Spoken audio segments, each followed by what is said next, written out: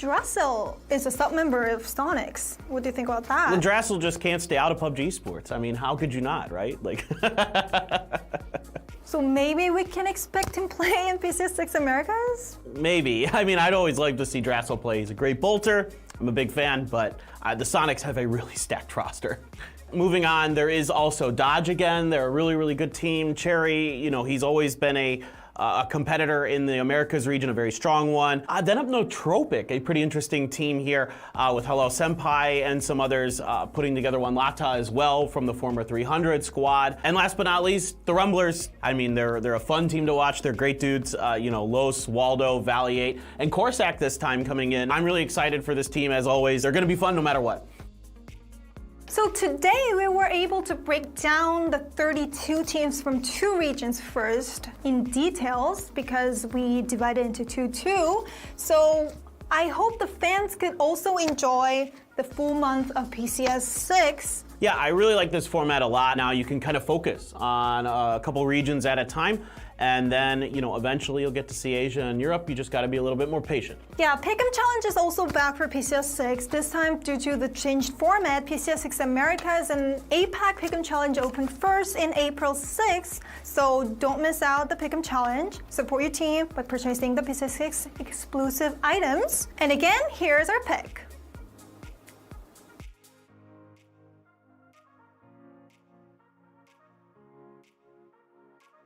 PCS6 APAC and Americas are kicking off in April 15th with 32 amazing teams performing. Yeah, absolutely. I'm really, really excited for, of course, our teams that we've seen all the time, but we've got a lot of new players, a lot of young talent up and coming, so you guys definitely want to check this out. So don't miss out the PCS6 APAC and Americas, and we'll be back with the information about PCS6, Europe, and Asia after the qualifier is over, so don't miss that episode 2.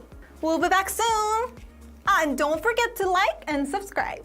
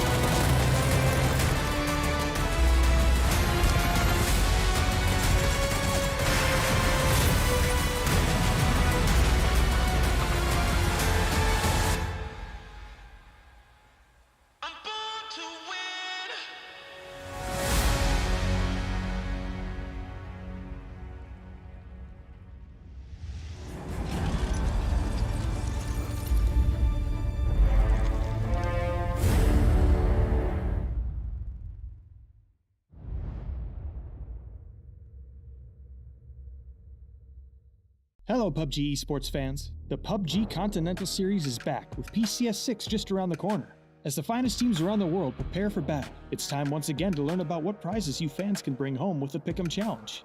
Want to find out how to earn valuable esports points and free voting coupons? Let's dive right into it.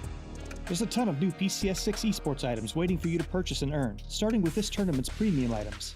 Until May 6th, you'll be able to pick up PCS6 themed items for your own games and support your favorite teams while doing so. Each purchase supports our PCS6 teams, with 30% of net sales going right back to them via the prize pool. Purchasing PCS6 items will also reward you with up to 14 voting coupons to use in Pick'em Challenge events. Buying gets you cool stuff while supporting the teams you love watching and giving you extra chances to earn even more. One change this time around. Voting periods for teams will be held separately, as regions face off during separate 2-week competitions. You can vote for Asia Pacific and Americas regions from April 6th until April 22nd, and Asian and European regions from April 25th until May 6th. Now, let's take a look at all the ways to pick 'em and win. The first event of the Pick'em Challenge is the Pick the Winner game. Use your voting coupons to predict the overall winners for each participating region. If your chosen team is declared the winner of their region, you get 100,000 EP to spend in the Esports shop. With 4 different regions, that's 400,000 EP up for grabs in the game, so plan your picks out and sit back while the EP rolls in. The second game is Team Face-Off. In Team Face-Off, you can earn EP without needing a coupon, simply by picking the winner between 2 rival teams. Like before, EP prizes will be weighted depending on how many votes a team has gotten, so playing it safe for a smaller prize or risking your vote for a higher payout are both valid options. Prizes range from 400 to 7,600 EP, so choose your team and cheer them on. There are also ways for you to earn a free voting coupon and bonus EP. First, tune into PCS6 live streams for a special code that pops up during the games. Redeeming the code fast enough will grant you another free voting coupon. You'll be able to grab 2 voting coupons from the first week of APAC Americas and Asia Europe streams, so don't forget to stay tuned as the tournament begins. For even more EP, make sure your Crafton account is connected to Twitch. You'll earn EP through drops by watching official tournament broadcasts. You can also play the Pick and Go game on official PUBG Twitch channels. Pick and Go puts you up against randomly selected players to each choose the 9 teams you think will perform best in the next match. Enter your picks and watch your score grow as the match goes on. If your points beat out the other teams, you'll earn some EP. A new Pick and Go game starts each match, so play often and win more. To check out the teams and cast your votes, pop into the PCS6 Esports tab by clicking the PCS logo in the menu. Here you'll find info on the tournament. You can also click on the button in the bottom left corner to learn more at the official PUBG Esports website. The Esports tab will be operational until May 25th. You picked them, now it's time to spend them. Browse through the Esports shop and plan out how to spend your soon-to-be oodles of EP. Once you've collected your points, come back and spend them on your favorite items. The shop will only be open until May 25th, and any leftover EP will be lost after the store closes, so make sure to use it all. The first global event of 2022 is almost here. Which squads will claim victory for their region? Find out when PUBG Continental Series 6 begins on April 15th. Pick your teams, cast your vote, and tune in for all the great PUBG esports action.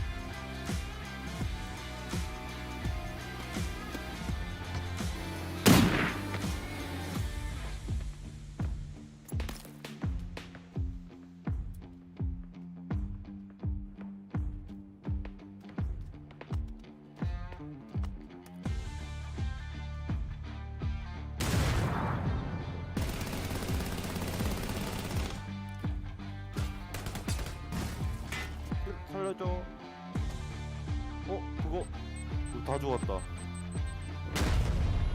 아 진짜 미치겠다.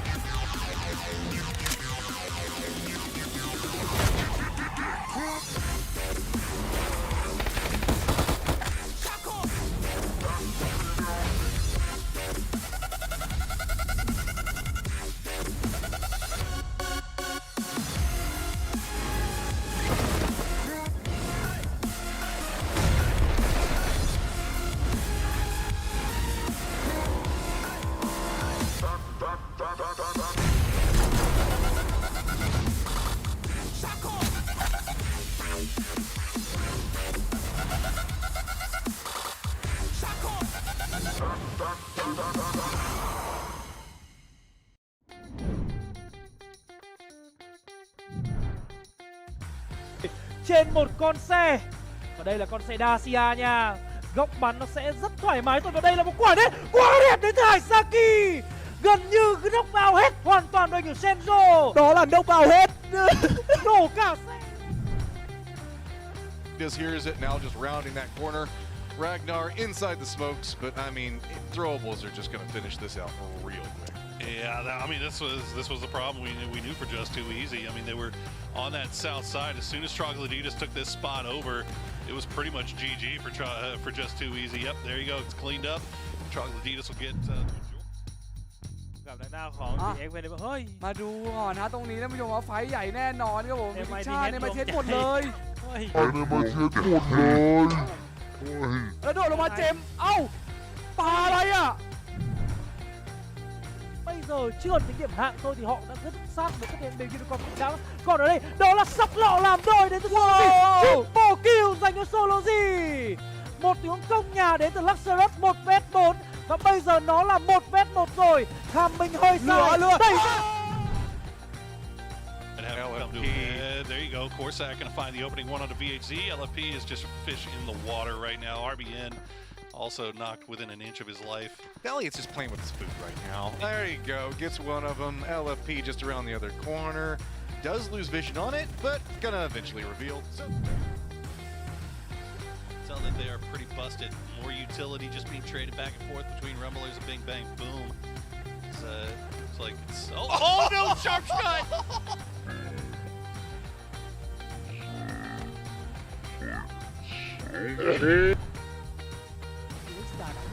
Đã nằm trước đó rồi. Glory chờ sẵn mình ta sấy về phía team Extron này nè. Người vừa rớt xe đó là Trick. Và bây giờ Glory không có thông tin nhưng sau tình huống nhám rồi anh ta đã biết được Neil ở đâu rồi. Neil đang bị rung súng vậy ta không thể nào sấy được về phía Glory. Double knockout cho Glory. Hoàn toàn có thể là triple và đây là một tình huống clear squad cho Glory. Out of the long compound. United decided Nootropic first. We need to eliminate them so we can give all of our focus to Yahoo to get in safely. Nootropic fall down very quickly, and now that information that's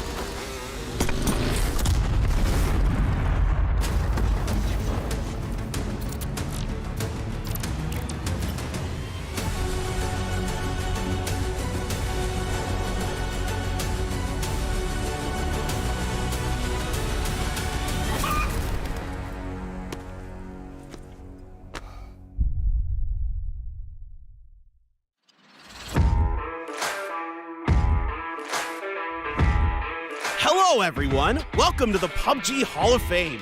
As a player dreaming to become the PGC champion, I'll give you a quick tour. Let's take a look around. As it contains the history of PUBG Esports, there is no better place to feel the atmosphere of PGC 2022, which will be held at the end of this year. Are you guys excited for the upcoming events? Over here, there's an empty space. That's for the PGC 2022 champions. But teams must prep for the upcoming PCS6, the first step in the road to PGC 2022. Let's take a closer look. APAC, Americas, Asia, and Europe. These are the 4 regions for PCS6 starting in April.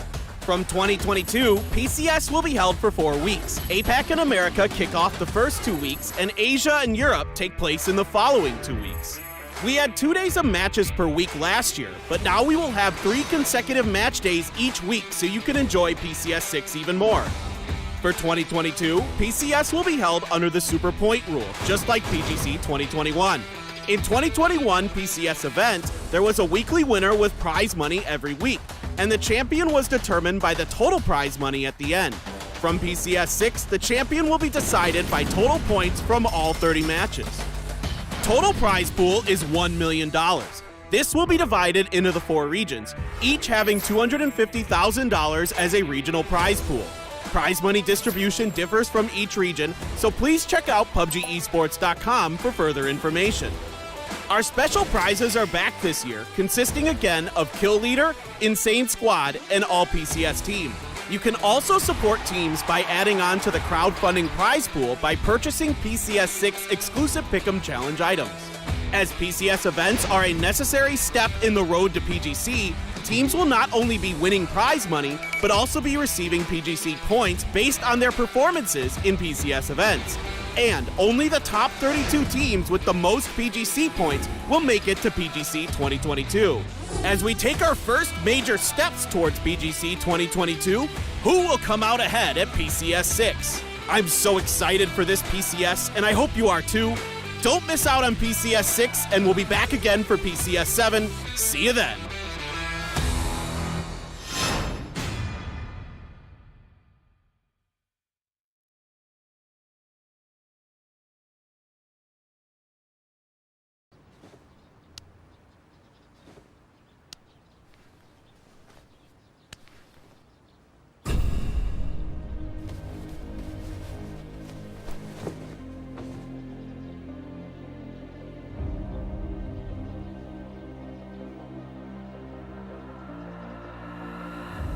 I know what you really want. Turn it up and give it down. Maybe we're in paradise. I'm feeling like a hero. Turn it up and do or die. Everything is on the line. I'm feeling like a hero. Turn it up and do or die. Maybe we're in paradise. I'm feeling like a hero.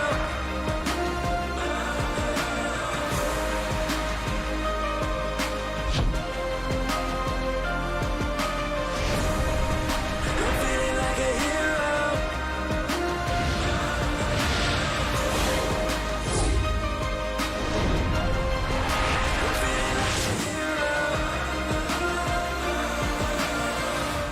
Born ready.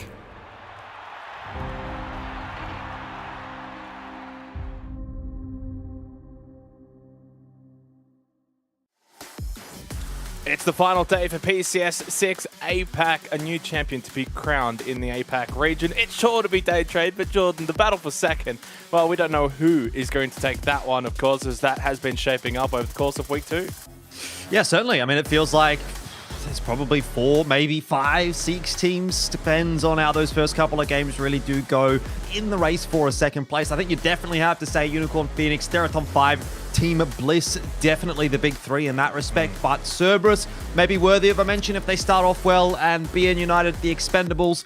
We saw what kind of gap can be closed by those two teams yesterday with their big games toward the end of things, but they're going to need a little bit more like that if they even want to be part of the discussion. Final day, of course, a little bit of catch-up as to what these teams and players are fighting for. For PCS6, that top spot, which is sure to be day trade, will be 200 PGC points, and then, of course, it all starts to scale down. Now, while PCS7 does have that direct invite for winning the event, Jordan, as you can see, the points do then still, the 200 points gets kind of put into the other points, and so you get 180 per second, for example, in PCS7. Total leaderboard as where things stand at the moment, and yeah, no one is going to be catching day trade tonight, but that battle for second place well and truly hot, you said, all the way basically down to Cerberus. If they can start well, it's only 25 points, they're still in it.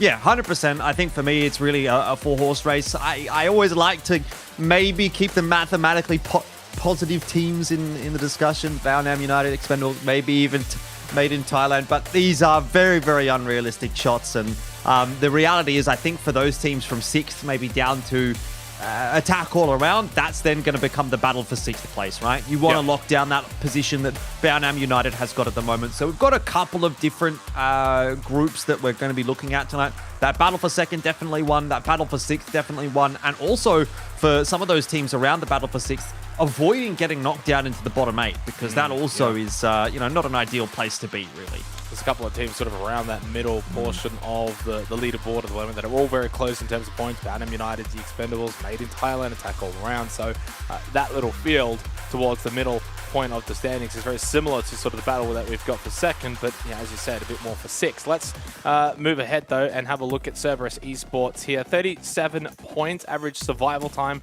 of 28.5 minutes, and an average kill margin of 6.3. That was over the courses of matches 21, 22, and 23 on Erangel to start yesterday. So a really, really good start to the day for them. The question is, of course, now will be on Miramar. Can they start as well here today in day 6?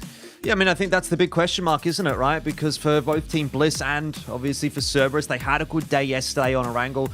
Both teams had a pretty good day yesterday in general, but I'm also looking toward those teams that maybe have struggled a little bit more on Miramar. On Erangel, I should say, that are now moving on to Miramar on a big Miramar day and saying, okay, this is our opportunity, right? We saw yesterday a 21 kill win from the Expendables on Miramar. Attack all around, obviously, also going to be quite happy to be playing on Miramar. Means they don't have to be contesting for Pachinki. So today, in theory, should be a little bit of a better day for those two teams. And interestingly enough, those two teams are kind of jostling for a very similar position on the standings as well. They're fighting for the top 6. BN United is probably another name that you can throw into the mix in that discussion as well. And here's what's interesting that we're talking about, right? Miramar for the Expendables, 45 points over the course of the 2 games yesterday is just absolutely nuts. An average of 15 kills as well over 2 games. Again, a large majority of those are coming from the 21 that they did manage to get in that win. But you know, even a 9-kill game coming in the second one, it's nothing to really scoff at. So Miramar certainly seems like a playground for the Expendables at the moment.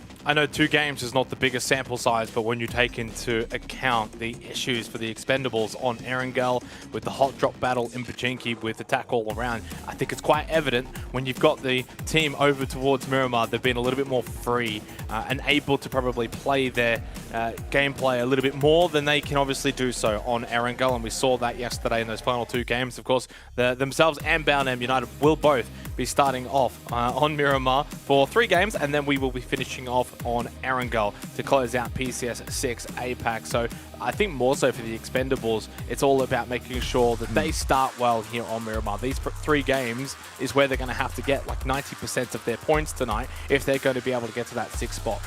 Look, as far as the top 8 or 9 is concerned, I think pretty much everyone but Daytrade has to be putting their best foot forward today.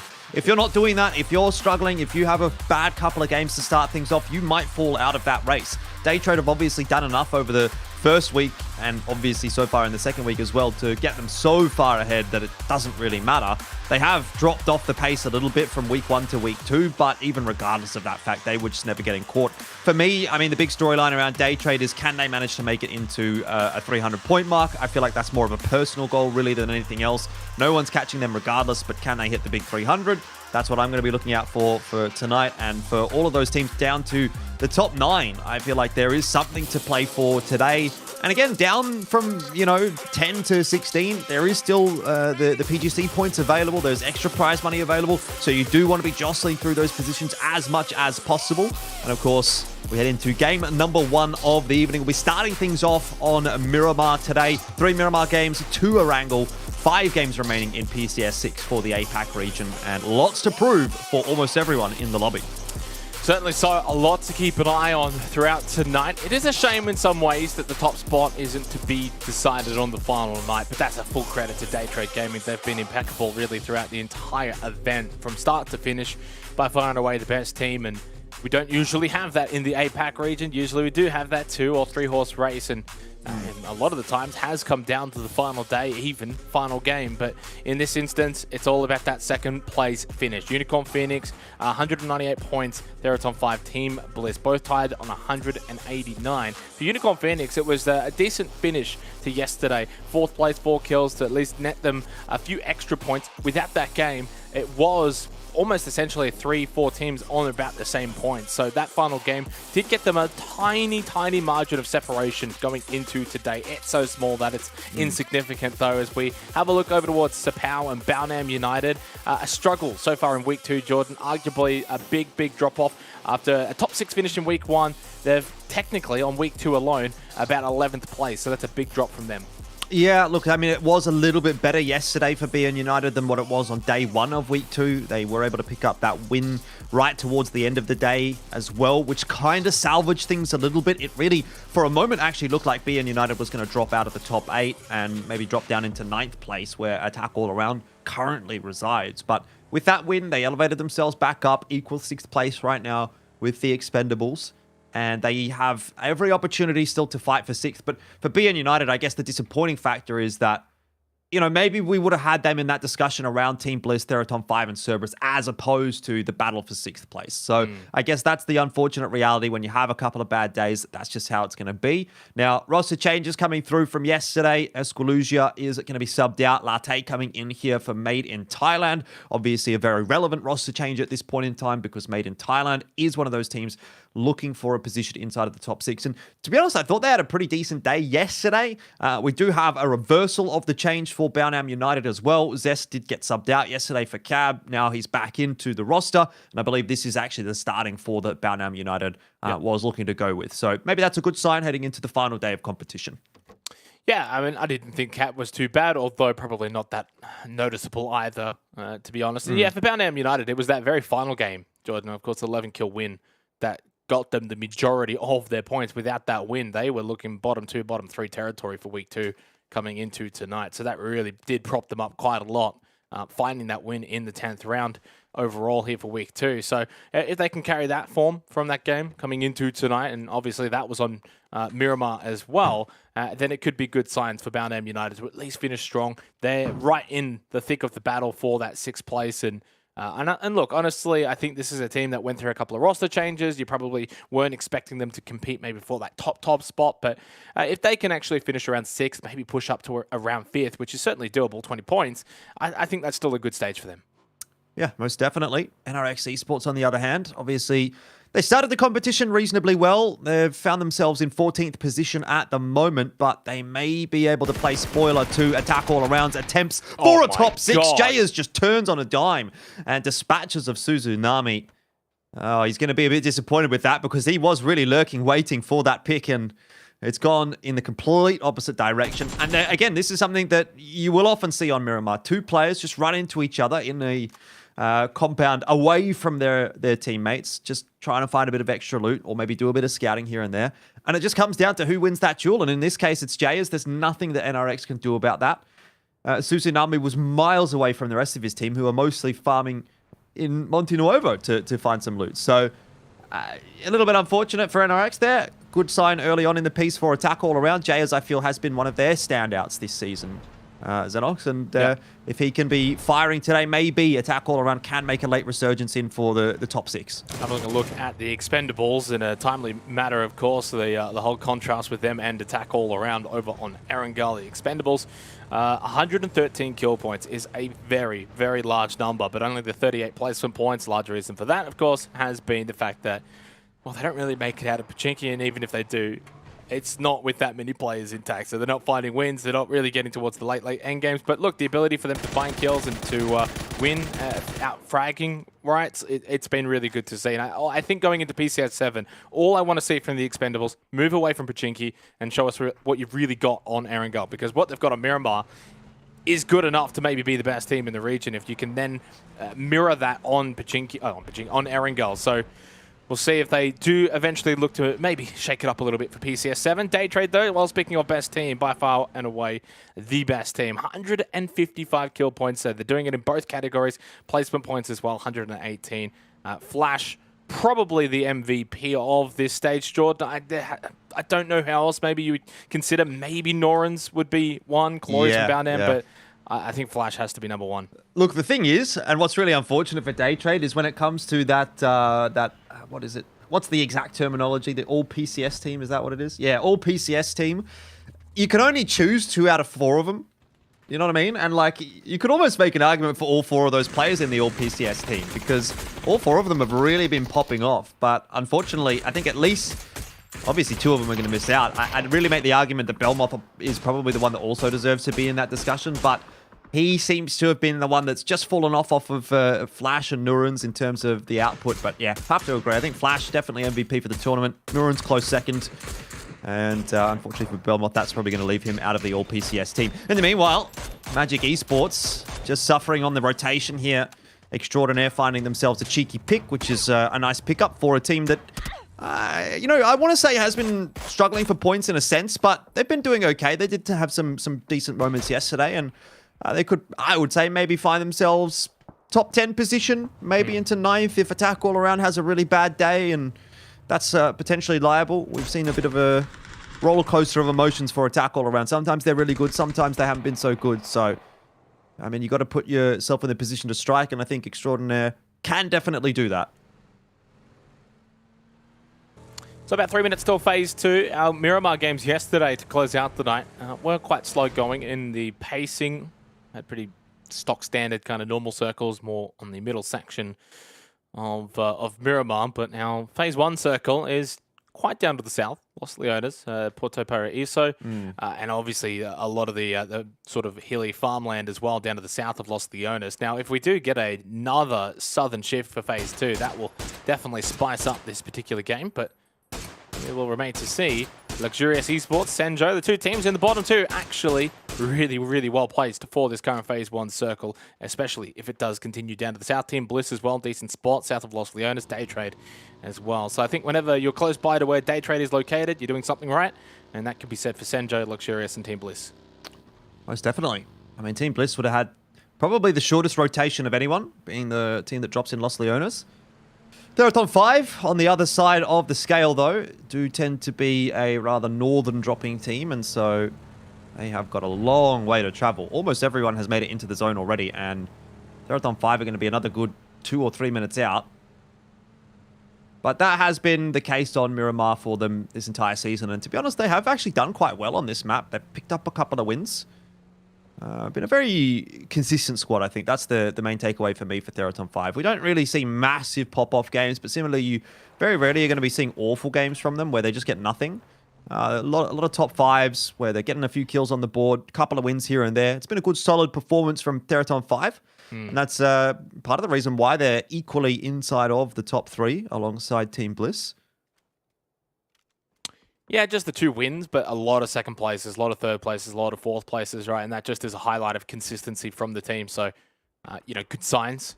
Generally, what you want to see if you're competing at the top end is that even if you're not winning, you are finishing around, you know, that second, third, fourth place quite often enough. It just sucks that when you've got someone like Day Trade winning so many of the games and racking up so many of the points, that's then not going to be good enough for that number 1 spot, but don't always have to finish first. And I think for the case of Theraton 5, you know, finishing second would be such a tremendous result for them. And they're, you know, right in there with a really good opportunity. So 33 seconds now till phase 2, which should then give us a little bit more of an idea as to how this one's going to play out. Virtually every single team now inside of this phase 1 circle, but it's so large, so much space. No one's really close by to each other. Unicorn Phoenix, the Expendables, somewhat close. There's a 3-1 split from Cerberus currently here closing out the phase 1 circle. That's about the most egregious thing I can see. Other than that, everyone else is virtually close by, huddled together. 2-2 split for Team Bliss. Not a large one, though, just south of Los Leones. As we go into phase 2, do we go south? Do we see something funky? No, it's rather basic. Although still on the south side of Los Leones for the most part, it just gets rid of the water. So not a bad circle for Luxurious. Team Bliss with the 2-2 split, smack bang in the middle. I think Monty and Bryn will group up with Insight and Mirage. Senjo, also decent spot for them. And obviously Day Trade now get on the move too. Yeah, this is going to definitely be a time to start grouping up in toward the center of that zone. Most teams are going to be thinking, all right, this is moving away from the water. This is moving away from Los Leones. So where Luxurious is, where Team Bliss is, maybe where Senjo is where it's going to probably end up. And I'm watching the map stream at the moment. PUBG Esports map, by the way, on Twitch if you're interested in checking that one out. And I'm seeing a lot of teams just try to get as central as possible inside of this zone. So makes a lot of sense. Made in Thailand, they're probably just going to have to deal with the scraps coming in a little bit too late to take a fantastic position inside of the zone. And that's going to be the same discussion for NRX, Theraton 5, Alter Ego, BN United. All of these teams are playing out on toward the edges. And it's going to be difficult to find a way to win from there without a hard shift hitting in your direction. And look, there's only 25 seconds left on this phase, and the circle's going to start to push in again. So really not a whole lot of time to think and move. And Theraton 5 only just now starting to come past Impala. So They've still got a long way to go. Team Extraordinaire. How is going to trade 1 for 1. And there's a couple more Theraton 5 players here than Extraordinaire. So, end of the day, that will be a 1 for 0. Theraton 5 should get the res. It costs them time, though. And we'll jump back over to the fight between NRX and Luxurious. It's only Smell and MBK that are actually close by to each other. And Smell's down to Lima. So, Luxurious Esports, who had a very, very good position based on this Phase 2 shift. Of course, they had that 2-2 split. And that means it's a bit more difficult to defend Smell. That fight between Extraordinaire and Theraton 5, not an ideal one over towards Impala, not even remotely close to the Phase 2 circle, and the blue is already moving, so those teams definitely not going to want to continue that fight. And yeah, MBK, 74L1 now up close. You got Sylphie as a hard anchor on the sort of right-hand side of this area, a bit further back. You can see him far off into the distance. And Maestro now bleeds out, so only Lima remains. So not bad here from Luxurious Esports, considering they are the team on the bottom of the standings. A nice little fight to win, still good positioning. You lose one, but if you can clean out Lima without losing any more players, it's a big, big win for them. As Sylphie actually gets rid of Monty, sneaking behind him. Another big kill for Luxurious. NRX are gone. That was Poochills, though. That spots out Lima. So for Luxurious Esports, well played to them. Yeah, I think that's a big loss for Team Bliss as well. Monty has probably been the player in my mind that has had the most impact from any of the Oceanic players. And so for a team right now that is jostling for third, to drop a player early on in the piece opens the door up a little bit for Theraton 5. Obviously, you can get it done with 3 players, and Team Bliss have done it with less. And to be honest, Team Bliss have actually been quite good in the clutch situations when they've been down numbers. They've been able to find ways to get into the top 3 or even find ways to clutch a win, obviously, in Insight's case. But it never makes your job a little easier. So Theraton 5 will be quite happy to be seeing that pop up in the kill feed. And what I'm happy about as well is to see BN United on the correct side of the kill feed there as well. With that said, it seems like Team Bliss and Theraton 5 maybe do have their fates intertwined as Rosita Jr. also drops. And if you were to make an argument of most impactful player from his team, it'd be either him or Ranger X. So a big loss for Theraton 5 as they're now also down to 3. Yeah, it's a big fight in general, though, for Unicorn Phoenix, right? It's basically second versus third on the live standings going to battle at the moment. And, well, Theraton 5 really not the ones that probably wanted to take that fight. Unicorn Phoenix just trying to get a free kill in the rotate, and they do that. So 2 kills for them. Theraton 5 now lose a player. Only the 1 kill through Extra Zit. That was earlier against Extraordinaire. I think got to How. Seat swap may be here, or at least just sticking out the window, trying to get rid of 1 non. Leon's bleeds out to Sapao. So Theraton 5, a little wounded. And one thing they've struggled with this entire game now is just basically getting inside of the circle, finding a position inside of the zone. Not a bad spray with the barrel from Ranger X. Got 1 tag, couldn't get any more onto 1 non. This is a bit of a longer spray. Lands 2 more, and then has to give up and let him drive off into the sunset. So 1 non gets away. Did take a beating, but for Magic Esport, they can now kind of push forward here, the duo of Petret and 1 non, as Day Trade. Not a bad little compound to hold here. Not exactly center of the circle, but I mean, really, there's not really much to worry about for Day Trade tonight. Yeah, look, 100%. If it goes out over toward the western side of the map, they might be in pole position still. So I don't think Day Trade is too concerned about this one. If you had to look at the circle right now and look toward the bullseye, it is Team Bliss. So maybe you can make the argument that they've got the strongest of positions for the moment, but they're down a player, so obviously a little bit less than ideal. Luxurious also have a pretty nice 2-1 split and probably do have their bets hedged a little, whether it goes out toward the west or maybe a bit more central. They'll probably still be pretty happy, but they're hoping for a bit more of a southern shift. Either way, they've actually got Team Bliss on the move at the moment. They've moved out of their buildings, at least Insight and Bryn have, and they just want to clear out the sort of northeastern side of their vicinity. Might have heard Magic rocking up or a few shots from that direction. Thought maybe they would have an angle on to get some shots off, but they do not. So they'll just return to the relative safety of the buildings. It's an interesting spot, though, isn't it? Very very Miramar, I should say, actually, where there's so much terrain around them. Inadvertently, it can actually be somewhat of a negative because it's hard to see much from that position. You're almost in a really large bowl, for example. So to even go and try and see what has happened with Magic Esport and the little kerfuffle that they had, you do have to run a large distance to even sort of find that sight line. But the positives of it is it's a lot harder for teams to really spot you as well from a distance. So I think for Team Bliss, they should be very happy with where they're located at the moment. 2-1 split. One across the road is Mirage by himself. So I do have to sort of wonder, what happened with Monty. We only really saw him sneaking up to Selfie. Did they want that compound? Did they send him over by himself? Or was Mirage like a little bit closer behind him and we just didn't quite see it? Not too sure. But losing Monty early, not ideal. One thing that did happen to Team Bliss yesterday was they lost Insight a lot actually very early on. But I think Insight's the kind of player that can still contribute so much from just that caller position anyway, even when dead and you've still got your fraggers up, Mirage and obviously Monty. Now it has to be the other way around. Insight's got to lead from the front, and then you got to rely on Bryn and Mirage to find the kills. As Cerberus get themselves a very nice circle here for Phase 4. They've got themselves a 2-2 split as well. Team Bliss not too far away. I think they'll just group up over towards Mirage's position, and Luxurious now move over to Sylphie as well. Yeah, all of a sudden the conversation starts to become about Cerberus and the Expendables, Archangel Predator on that side of the zone as well, and these sort of edge-based teams I was mentioning a little earlier probably won't get too much done unless they get a favorable pool. And in this case, that favorable pool has gone toward the southeastern side of the map. And so those teams already on that side are quite happy with how things have proceeded. Hisaki, he's already grabbed a couple for himself, and Himas chimes in with one there as well. Magic Esports gets eliminated pretty early on in the piece. The woes will continue for Theraton 5, hard up toward the north on top of the mountain. Going to have to make their way down. They're going to have to go past multiple teams, through teams, even between teams. And so this is not going to be a fun rotation at all. Perhaps one that is ill-fated and doomed to fail, but we'll see how they go.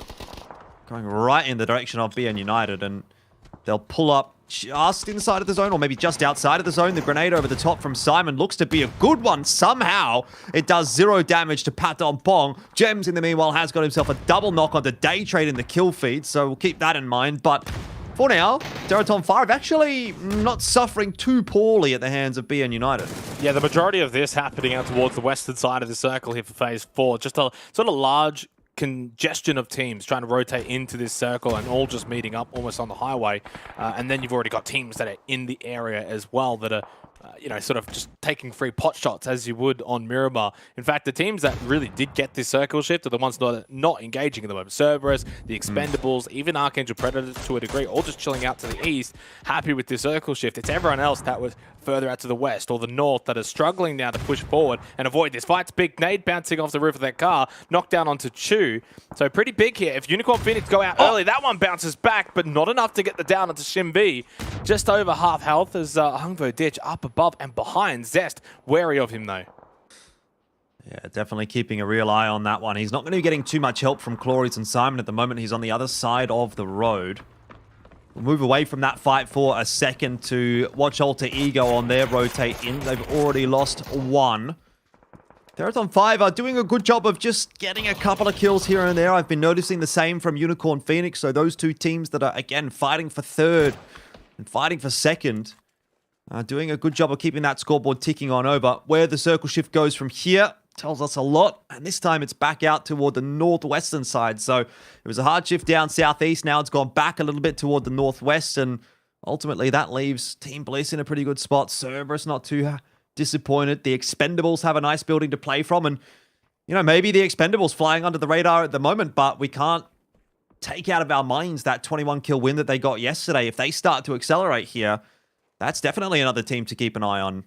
Such a powerful spot for Team Bliss. You can kind of see in the minimap there, Bryn's able to push out. It's almost like a valley, like this road pushing through it. And you've got Inside Mirage on one side, Bryn on the other side. And obviously there's no team's going to be pushing in above Bryn. It's only really like Boundham United or Theraton 5 out to the very northern side, and they're not really going to be looking to push over to Team Bliss. So they've got a pretty safe position here. I would be very much expecting them to be getting top 8, getting placement points. The question is, can they get kill points? I don't think they need to worry about that now. It's all about staying alive as 3 for the next 5 minutes or so, and then coming out towards the end as Cloris should be able to get one out of this, and does onto Patton Pong as here's the last one alive for Boundham United. Now, Exquisite, last one alive here as well, and it's Cloris that picks up the double, no surprise.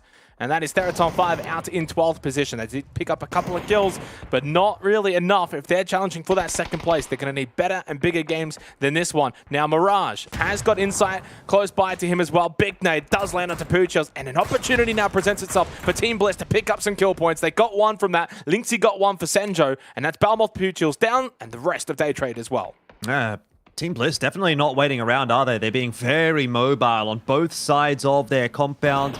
Still a 2-1 split with Bryn being a little bit isolated, but may well end up joining his teammates as they have a little bit of a look down toward the southern side to see if there's any points on offer. And they're certainly finding some. There's another one for Mirage. He gets that knock onto Kang. Not sure whether that'll be finished off inevitably, but man, Cerberus, 5 kills on the board for them as well. Looks like it's been stolen away by Luxurious. NBK gets the elimination onto Kang. And Bryn is out on his own, playing a very dangerous game against one of the most talented individuals in this lobby, the most in-form individuals in Clories, who has absolutely popped off for BN United in this competition. I would not be wanting to take that fight. Yeah, and that would be a situation where Bryn knows he's there, but doesn't know exactly where. He would have definitely seen Clories finding that double on Teraton 5 earlier, so it's one of those got to be very careful situations. He's hanging around somewhere. Don't really want to put yourself in a bad position. I think at this point now, you could probably look to group up with Mirage and Insight, play close off of each other, just simply for the fact that Clories could very much be a bit of a rat here and try and get Bryn in a 1 versus 1 or catch him off guard. And if that does happen, there's no way Bryn's going to be able to survive that if he does get caught out. Circle, well, lo and behold, now this kind of changes things. The Insight and Mirage go up to Bryn. Do they then wrap onto the north side of this? This is a very intriguing circle, just simply because of the terrain, the nature of it. A big kind of like mini mountain there that's not easy to scale.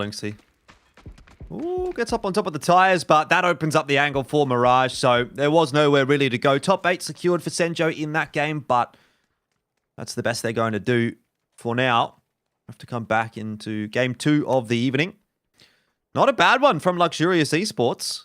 Bunch of kills already being picked up for them. Might be still looking to make their way off the bottom of the standings this evening. Try to catch Senjo. And if they can put together a couple more performances like this, then they'll be doing it pretty damn quickly. Cerberus also 8 kills on the board, so they have been getting some big points out of this game. And interestingly as well, that circle shift that went back up toward the north, quite favorable for Unicorn Phoenix. They're just a duo at the moment, but maybe they can try to find a way to eke out a top 3 position, get some more placements. Not really the name of the game at the moment, I think, for Team Bliss. They're certainly looking for some more kills. They're really not trying to keep themselves quiet, heads down, or anything like that. They are definitely showing a lot of presence. Yeah, they've played this well. Now Bryn makes his way over because they see the push from Luxurious Esports, so stronger in numbers. It's a 3 versus 3. Luxurious, just quietly, 8 kills. They're making a little charge to get out of that 16th position. So if Senjo don't find points tonight, they could find themselves in last place. Senjo did get a couple of points from this game. I think they had a couple of kills. They got 8th place, so there's a placement point there.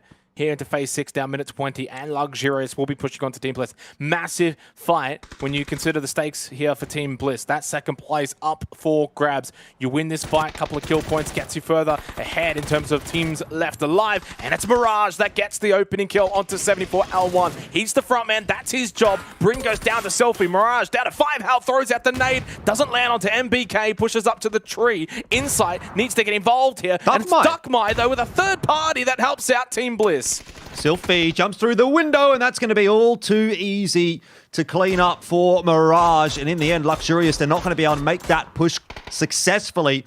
Clory's looking to steal away another point for himself. The Molotov surely can't toss that one far enough, but no smokes available, I guess, for Team Bliss, or Bryn just decided to try and make that cross. Either way, he'll go down. So Bliss does not get out of that one unscathed. Archangel Predator, they haven't been up to much so far this game, but now finding themselves locked in a battle against the Expendables. I believe it's a 3-on-4.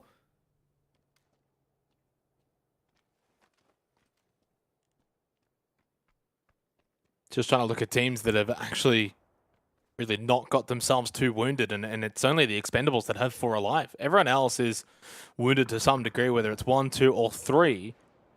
That circle, again, not really doing anyone any favors. I mean, yeah, Shin V and Chu, the duo for Unicorn Phoenix, still alive. Remember, and I think they won a game as a duo earlier on this tournament. Cerberus down to the south, 3 players, 2. Can't really sort of count them out. And really, when you look at those live standings, Jordan, 2, 3, 5, 6, and 7, so much of the top teams still alive here. 777 now did get the knockdown onto Mad Dog. Have they spotted CJ? The answer is yes, courtesy of Jun. And they get annihilated. More kills, more big kills for the Expendables here on Miramar, and they continue to rise up the standings. Now only 1 point behind Balnam United. sixth place is looking like it could be theirs by the conclusion of the first game tonight. Unicorn Phoenix, they're not worried about any of these fights at the moment. They're really just trying to keep their heads down. Could be a free kill onto Clories, and with that, some more placement points as well, as that would bring us into the top 4. He is hot-footing it around the zone at the moment. He's basically just sent it directly into the center of the circle. Inevitably, Chu and Shinvi do decide to line it up together, and they knock Clories out of contention. So the Expendables, 4 players alive, looking pretty good to potentially win this one. They've got control of the compound as well, and with that, a fair bit of cover. Cerberus have wrapped through the southern side of the map, and they're currently looking for Team Bliss, but if they do go up against them and start to drop players, all of a sudden it starts to open the door more and more for the Expendables. Duck by cooking that grenade, tosses it over the top. Perhaps just a little bit too deep to do too much to Mirage, and the Expendables start to go to work on Unicorn Phoenix, but I think this is going to be the big fight for the moment. Duck Juice has run himself over, but Insight's been found by Duckmire, and now it's on to Mirage. 1 on 3. 18 HP. Let's get himself that flash out. Oh, risky. Really, really risky, but goes for it. We've seen it work sometimes before and just get shot in the back. Can't do much about that at that point for Mirage. Well played for Bliss. They get top 4. They picked up some kill points, and it just keeps them in the conversation, especially when Cerberus, Unicorn Phoenix, both having good games here. You know, so it's Theraton 5 that have really missed out the most out of all of those teams because they went out way earlier. And they have dropped a little bit in terms of the points. But Unicorn Phoenix, big opportunity for them. 4 kills now, into the top 3. They've made something from this game when it didn't look like there was a whole lot to really get. Chu, spray, landed 1, couldn't get any more. Knows there's 1 close as well. It's 777, headshot, knocks him down. Can he get more? Duck Juice, he goes for the quick flash, then he'll peek over. There's 1 over the tree. It's Levi's who gets the down onto Chu. It's only Shinvi left now for Unicorn Phoenix. Up north by himself. Levi's should be able to spray him down. No, lets him stay alive for the time being. Well, this is where Cerberus really needs to start getting a bit active. This is their best opportunity to try to third party. They can't really afford to take a 4-on-3 against the Expendables, who are in fine form at the moment. If they can find a way to get a cheeky knock while Shinvi is still up, maybe there is still an avenue of attack for Cerberus. The Expendables able to get their 4th back on up and healed up as well. So a heart-stopping moment, but they have dealt with at least one of those Unicorn Phoenix members. So danger slowly passing, and the Expendables start to regain control once more.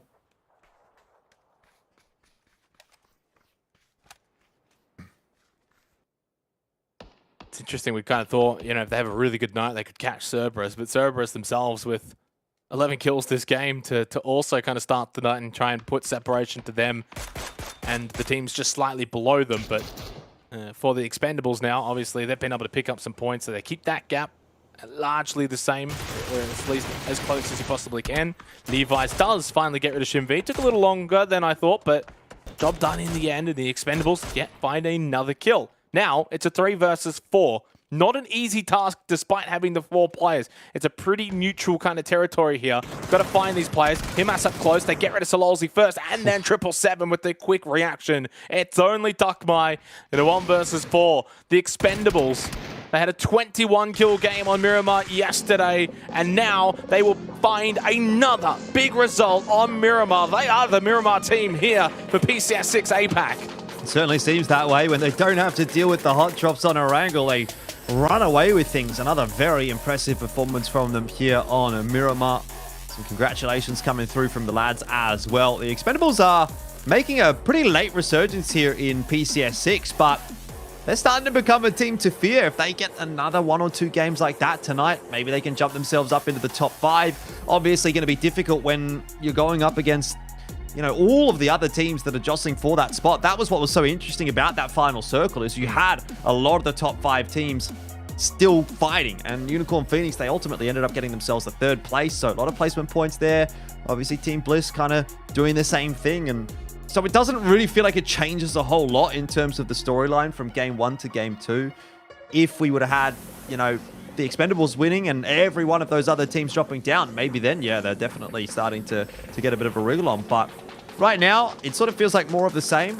I don't think it's changed too much starting the day off, which is good. It's a good sign, I think, because that means we've got a bunch more teams to sort of still talk about heading into the later games this evening. Yeah, for sure. I mean, if you look at just the week 2 leaderboard by itself, we've now played 11 games, so it's a decent little sample size, but the Expendables are on top technically for that week 2 leaderboard. 95 points, Day Trade in second on 93 points, Team Bliss on 92 points, Cerberus on 83 points. You can kind of see how much closer week 2 really has been compared to week 1, where Day Trade absolutely shot out of the blocks and, you know, set almost an unobtainable lead so early on in the tournament. But week 2 has been so much closer. So I think it just speaks volumes to the fact as to how good Day Trade's week 1 was, but also how other teams have been able to sort of respond and rebound a little bit here in week 2, the likes of the Expendables, even to a degree, you know, Team Bliss. Team Bliss had 105 points through 15 games last week, and they've almost matched that through 11 this week in week 2. So,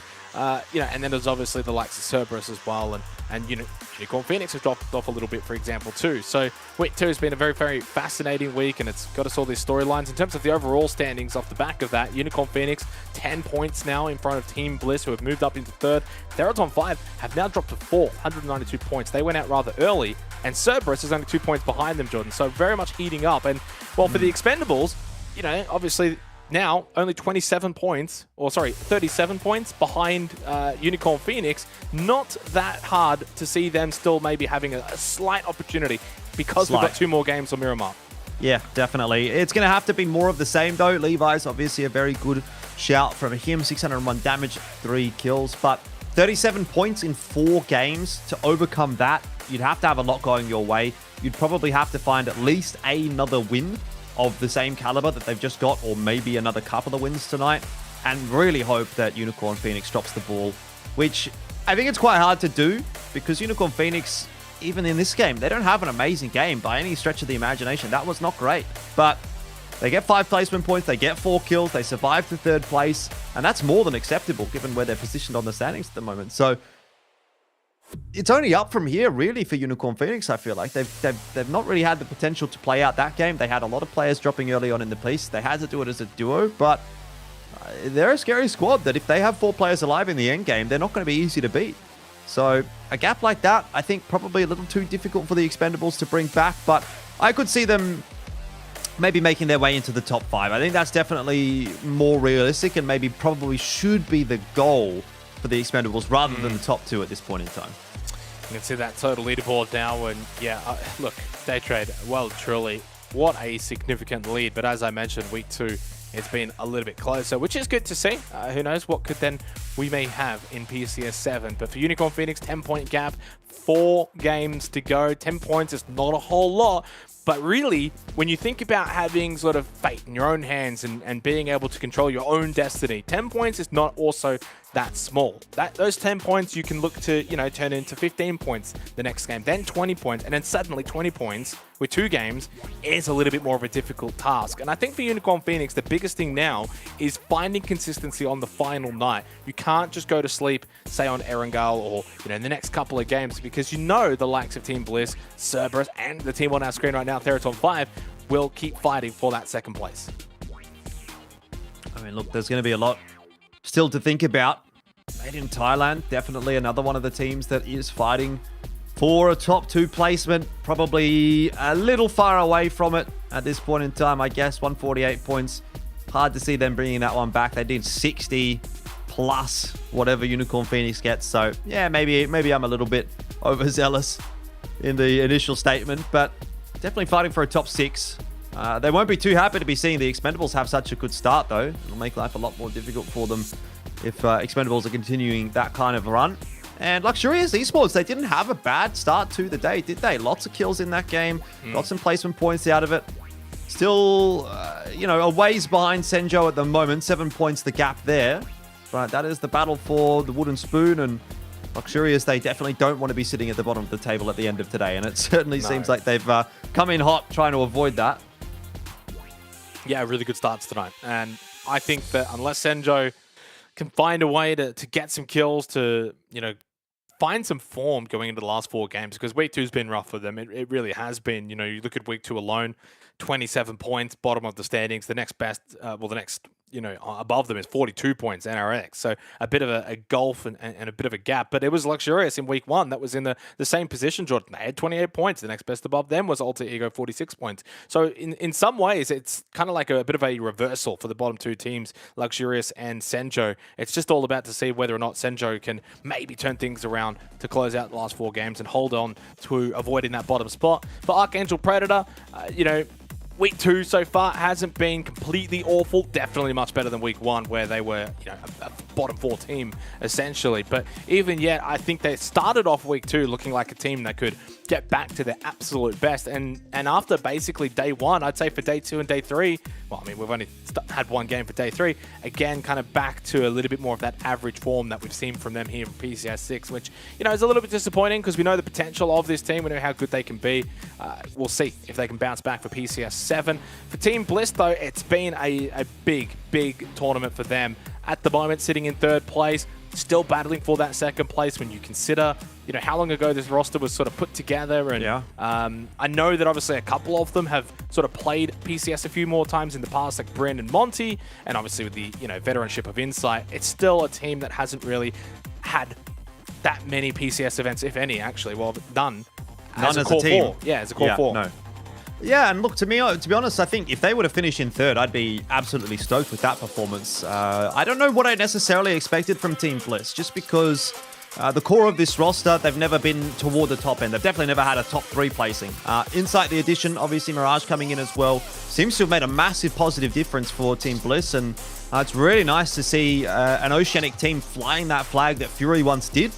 Because I honestly didn't think that anyone was going to be able to do it. I thought it would be another couple of seasons, couple of years, maybe before we would get a repeat of something like what Fury was able to do in this region. But Team Bliss, they've come out the gates really strong here in PCS6. So positive signs for the rest of 2022 and, hopefully toward PCS7, maybe PGC as well, and even Nations Cup. We want to be seeing some good performances from Team Australia. #NoBias. I think they're in for a pretty solid year this year, to be honest, with that Nations Cup team. But anyway, that's a discussion for a later date as we do head into match number 27. Yeah, it is the 2nd game for the final day of PCS6, and that means we've got 4 remaining, including this one. Starting to run out of time to see these teams lock in all of those points, and it is still very tight toward the top end. And our penultimate game of Miramar as well. Only 1 more game of Miramar for the rest of the tournament after this, and obviously all eyes will then be on the Expendables and attack all around once again over towards Pachinki. You do have to question though, and again, I don't probably expect it to change, but the Expendables are in a much different position now, Jordan. Is there any chance the final 2 games of Erangel, they go, you know what? We're a good shot at 5th place. Do we just back away from Pachinki for these last 2 games? Or do they think, you know what, let's just beat them, let's get 4 quick kills, make sure we keep 4 alive, and take that to the bank? I feel like I'm beating a dead horse by talking about it. I know, but it's more interesting now when there's something on the line. If they're just sitting around 8th and 9th and it doesn't really matter, then who cares? Whatever, let them do whatever they want. But there's a little bit more to it now. I mean, look, I agree with you again, but I just don't see it happening. If they haven't moved by now, surely they're not going to move. If anything, if they're performing well today, they probably look at that as maybe 4 free kills that they can get. Or maybe 8, I guess, because it's the 2 games. And yeah, attack all around haven't been doing so crash hot just yet, but that could be picked up fairly shortly. The top 5 from the last match. Haisaki towards the top end of things. Mirage did pretty well for Team Bliss. 851 damage there, by the way. So yeah, definitely top of the pile in terms of the damage. No real surprise to see a member from Luxurious Esports or from the Expendables in the top 5. And of course, you have to think about Clories. I think in the back of my mind, Clories is always a factor, even if he's just a solo. So many times we've seen BN United down to just 1 player and Clories is being able to find 2 or 3 or 4, maybe even 5 or 6 points as an individual because he is just farming. He's the Terminator of this lobby. No one seems to really be able to deal with him, but unfortunately the rest of BN United is just not reaching that same height. Yeah. No, I agree. Look, in some ways, though, you could also then look at it and say it's allowing Clories to sort of farm kills a little bit more, but you probably expect a bit more from some of his teammates in helping them achieve better results. The Expendables, who have been so incredible to watch on Miramar, especially last night and tonight, more so. 122 kill points now and starting to get some placement points as well, as Jacob finds an easy kill into Maestro.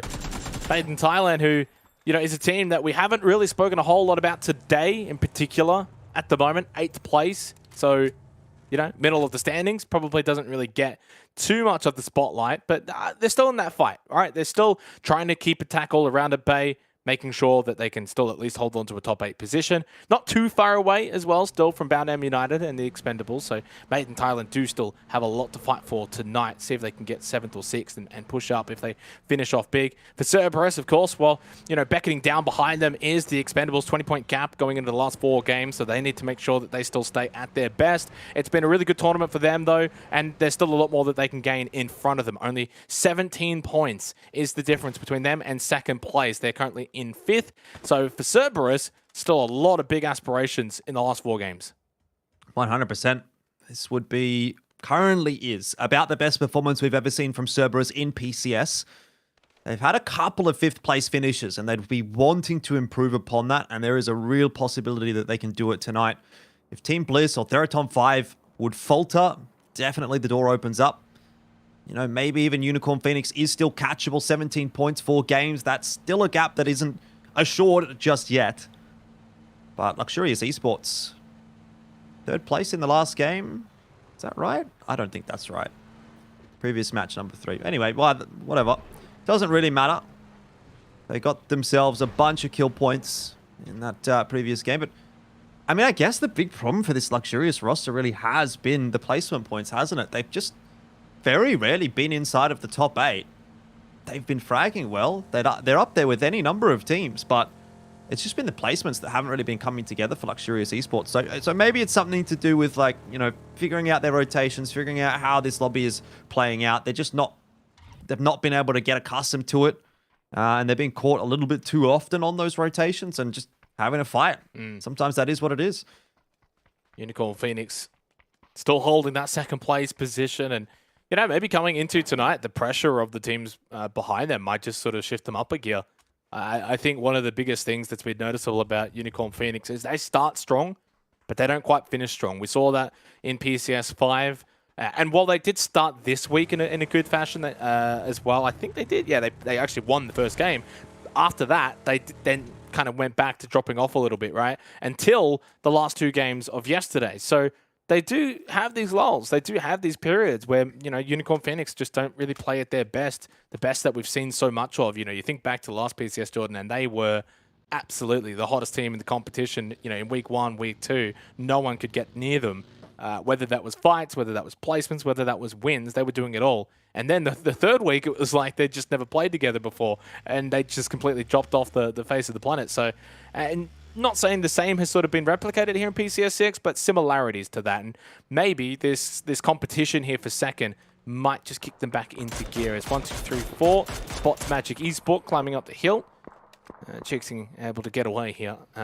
So yeah, we'll see. 4 games to go. Do Unicorn Phoenix find that firepower? We'll see. Many questions still yet to be answered. And a little bit of time to do it in, but obviously who can say at this point? Magic Esports, they've definitely had their moments, haven't they? And they've been on the cusp of doing something really good. Kid X, style points. He lands it. Love it. We were asking for it yesterday, weren't we? And we've got it. Thank you very much, Kid X. Shout out to Team Extraordinaire. Is he going back again? That was something extraordinary. That was extraordinary. I love that. I was going to say, turn around, go for another go. Why not? You got a bit of time, mate. Still 2 minutes 45 until phase 2. But yeah, I love that little graphic there. The winner chicken dinner, of course. 2 wins for the Expendables and Miramar, none on Erangel. If you're going to be the best team, you need to be able to do it on both maps. So moving forward into PCS7, they are going to have to sort out that hot drop scenario. Whether or not they want to remain stubborn, because I don't think Attack All Around is going to want to give that up. It's been theirs for so long now. But arguably, you can't win a PCS event being dominant on one map. You have to do it on both. No, you can't, yeah. I mean, I don't know if you necessarily have to be dominant on both per se, but you at least need to be able to guarantee yourself some semblance of consistency on the other map. Like you can be a Miramar specialist and, get 60% of your points or 65% of your points on that map.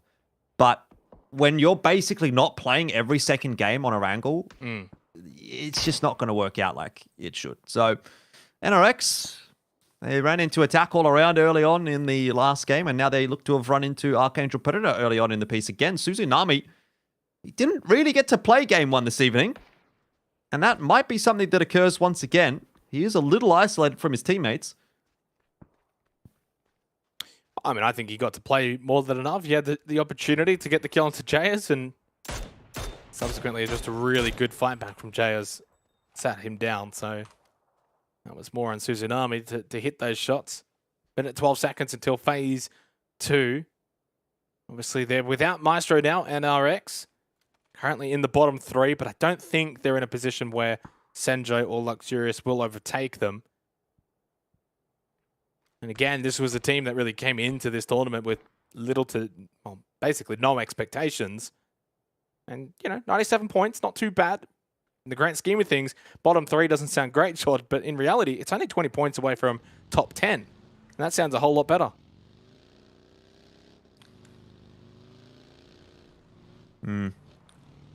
Those points can be elusive, though.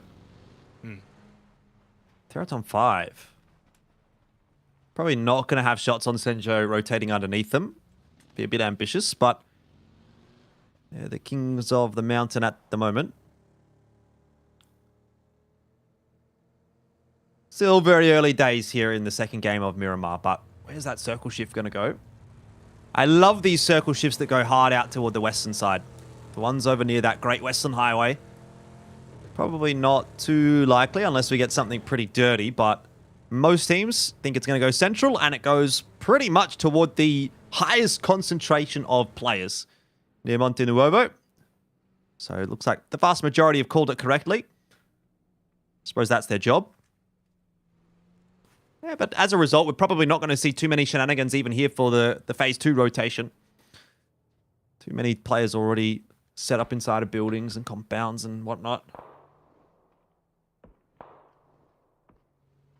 Yeah, I mean, there's just not really a lot of movement options for those teams already inside of the circle around Monte Nuevo. The teams that, I mean, there's like, I think 2 teams there at on 5, Senjo around Craters, so they're going to obviously have to push him, but you have El Pozo as an option. So those teams up north probably just push over towards El Pozo as their, you know, stopgap, if you will, because there's obviously nothing going to be available in the central position of the circle. You could sand it into Monte Nuevo. If you're all the way up north, though, it is a hefty rotation, so maybe there might be some teams down to the south that may look to just send it into Monty, but yeah, ultimately, right, there's probably not going to be too much movement as Insight gets knocked, who obviously yesterday had just kind of one of those nights where every second game was just knocked out on rotation and didn't really get to play the game all night, not through his own fault, and it looks as if the same might happen here. Doing as much as he possibly can, though, to sort of just spin around and deny being eliminated. And here comes his savior. Mirage throws out the smoke, get behind the tire. Glooms with the 4x, and I think if that had been a 6x, I think maybe would have got that down. Got that down eliminated into Insight, but not to be. That's one of the most frustrating things, isn't it? You get a very nice down and you just can't finish. And you know, slowly but surely your opportunity is slipping away, and it probably has now. Insight gets picked back on up. He'll get that med kit off and get back to relative safety. Keep his head down now for the rest of the game. Obviously, the more knocks you take, the faster you bleed out. So they have to be aware of that as well. It's not something we talk about too often, but it can definitely be a factor. Mad Dog pretty isolated from his teammates here, but Sylphie does whiff. And so Mad Dog survives for the moment. Grenade over the top, knows he's in trouble. He does have the low ground, which means he can't dictate when this fight ends up happening, but has got teammates here now starting to look in his direction. And Nan also not able to land shots onto Sylphie, but maybe crisis averted for Archangel Predator. Yeah, Luxurious have looked good, though, haven't they, in the last couple of games, trying to find kills, trying to be aggressive, and they look like they're actively trying to get off the bottom of the standings. Couldn't hit those shots there, but, you know, still, you're trying something, you're doing as much as you possibly can. That's all you can really ask for. 35 seconds until phase number 3, though. And yeah, there hasn't really been a whole lot of action so far through the first 13 minutes of this game, but I think going into phase 3, that's going to change. Latte, or latte, I thought when I first saw it, like the coffee, does find the kill onto one non, and actually the nade then follows up and gets Leon's. Nice little entry here for Made in Thailand for Latte. And even has a bit of a game sense on Petrek coming around the left-hand side of this compound. Petrek just priming this nade from underarm into overarm and able to just dodge Rogue Namsmi. And there's that next circle right on top of Monte Nuevo and a little bit to the western side of it too. Yeah, that really opens up a lot of space, doesn't it? A lot of open space down on the bottom left of the map, but we'll hold that thought for a moment. Teams are going to obviously start to rotate, but Made in Thailand are doing a number onto Magic Esports, and it hasn't really been Magic Esports' day. They've kind of had some days that have been good, some days that have been bad, and unfortunately for the final day of competition, it looks like it might be headed toward the latter rather than the former. I don't know that they've really improved upon their result today at all. 118 points seems to be about where they came in at. Even Tede is looking for something, and poor old Cheeksing. Oh, he's lucky that wasn't a grenade. It ended up being a flash instead. But this one from Tede? No, another flash? There we go. Look, I don't know about that one from Tede. He had a grenade. He had a grenade. Yeah, I was going to say he had one, and he's got the rest of his team like 2 seconds behind him. Just got so overzealous. He thought he could get it done himself, I guess, but he's really cooked it there. I think he's really cooked it there. He was holding on to a grenade the whole time. Unless the graphic was wrong, which could be possible, but anyway. Extra point for Magic Esports before they go down. Spoonful of medicine, I guess. Take whatever you can get, as Lima actually plays himself up there with that nade. Thunderwalt getting the kill on Tanam Zhao. Now Levi's here has been caught out by Senjo. Still gets that down. That's a big elimination onto the Expendables, who have been the form team. The absolute form team here on Miramar. And they lose one of their star players to Senjo, who need all of the points that they can get to try and offset Luxurious Esports.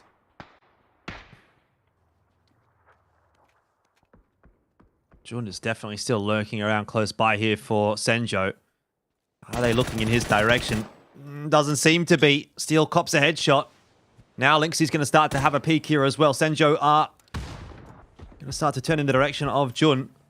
In the meanwhile, Team Bliss are doing a number to attack all around, who still are going to commit to this building. That's a lot of good damage out from Bryn. Tags up both of the players in the vehicle. But not prepared to push on it solo just yet. And that's going to give time for Janku to heal himself up. Bloom's doing the same thing. But it's a 2-on-4 here. This should be some free points for Team Bliss. They have to ensure they don't lose any players, though. Because they still need to be healthy for later on in the game. Senjo under the pump right now. The Expendables, I should say, rather, over the top. And right on top of them. It's just down to Steel. Solo player, and he's got multiple angles to be aware of. Looks like he's going to try and go for the res. The same thing is happening on the other side of the coin there for the Expendables, but they're getting pushed by the zone a little bit sooner than Steel. In fact, it ends just right next to Steel, so if he hears these footsteps, he might be able to spray through that smoke. Duck Juice. He's going to pop the flash inside of the smoke. This could still come down to the wire. Senjo could still walk away with it. Steel, though, wide swing. It's not going to work out for him. And Duck Juice just watches the smoke and waits for them to peek out. 14th place for Senjo in this game. Yeah, it's a little unfortunate, but I mean, the Expendables are the form team on Miramar, so that was always going to be a very, very difficult fight for Senjo. It's almost like once they got Levi's, the Expendables took that one personally and rushed over as quick as they could to get revenge on Senjo. And pick up some kill points here, so they'll get those ones. Now 5 kills in this game for the Expendables. They continue to just perform so amazingly here on Miramar. Puts them up to 175 points now, only 15 behind Cerberus. And it's honestly getting to the point where if they finish off strong with those 3 players, as we see Team Bliss deal with the final 2 players of attack all around, they could actually be a dark horse for that second place, Jordan. I mean, they'll have to do it on Erangel. That's the only thing that makes me think that they're not quite going to be able to battle for that second place, but their Miramar games have been so impeccable as Monty knows that he's getting pushed on. Luxurious, nice headshot from MBK. Well, it wasn't a headshot, but an instant Inside's down. Gotta do something. Now Mirage is down as well. Insight needs to get involved. I don't know, maybe he was checking for a bit of an anchor or an Overwatch player as he's pushing up here. 74 L1, just able to dodge that one, and they've lost Bryn. This is a big capitulation for Team Bliss. They need all of the points that they can get for second place, and they've just lost 3 players instantly to the team at the bottom of the standings. Yeah, Insight, he's just going to leave. He's not interested anymore. He knows this is probably a little bit too much on his own. maybe he could find a way to sneak a res onto Bryn, but I guess not. He's just off to the races. He's going to try and recreate the solo victory, because that's what it's going to have to come down to now for Team Bliss. Luxurious having a phenomenal day so far. And they have just run through Team Bliss. I was going to say the same thing is happening to Theraton 5. I saw 2 of their players on the ground as well, but it looks like they are stabilizing. They're going to be able to get the reses. In the meanwhile, Archangel Predator are suffering once again. And then, unfortunately, that grenade is going to land right next to him. So it just has not been Archangel Predator's tournament. They have not gotten it going at all. And it's not going to happen today either for them. They may end up in the bottom 4, Xenox, which is unbelievable for a team that finished in the top 2 last season. They went to PGC. They didn't make any roster changes, and they're going to finish in the bottom 4, potentially. Yeah, rough tournament, but it's all about how you respond, isn't it? The PCS7, Mad Dog 1 HP, and now taken down courtesy of Shinvi. So 12th place for Archangel Predator, and yeah, this PCS6 tournament has just been further compounded for them. Almost down to phase 5 now. Monte Nuevo has been the major point of interest so far for this entire game, and will remain to be so for a little bit longer. But Daytrade probably with the absolute prime real estate position inside of the city, on the edge of the city. Especially if this does continue to go up in a more northern direction onto the Expendables. Could have a massive showdown there as well. The Expendables out of the field in a really, really good position for this kind of game. Only the 3 players, but again, playing Miramar perfectly. Unicorn Phoenix. Zone at their back. They're going to have to move fairly shortly. Not going to be a fun rotate in.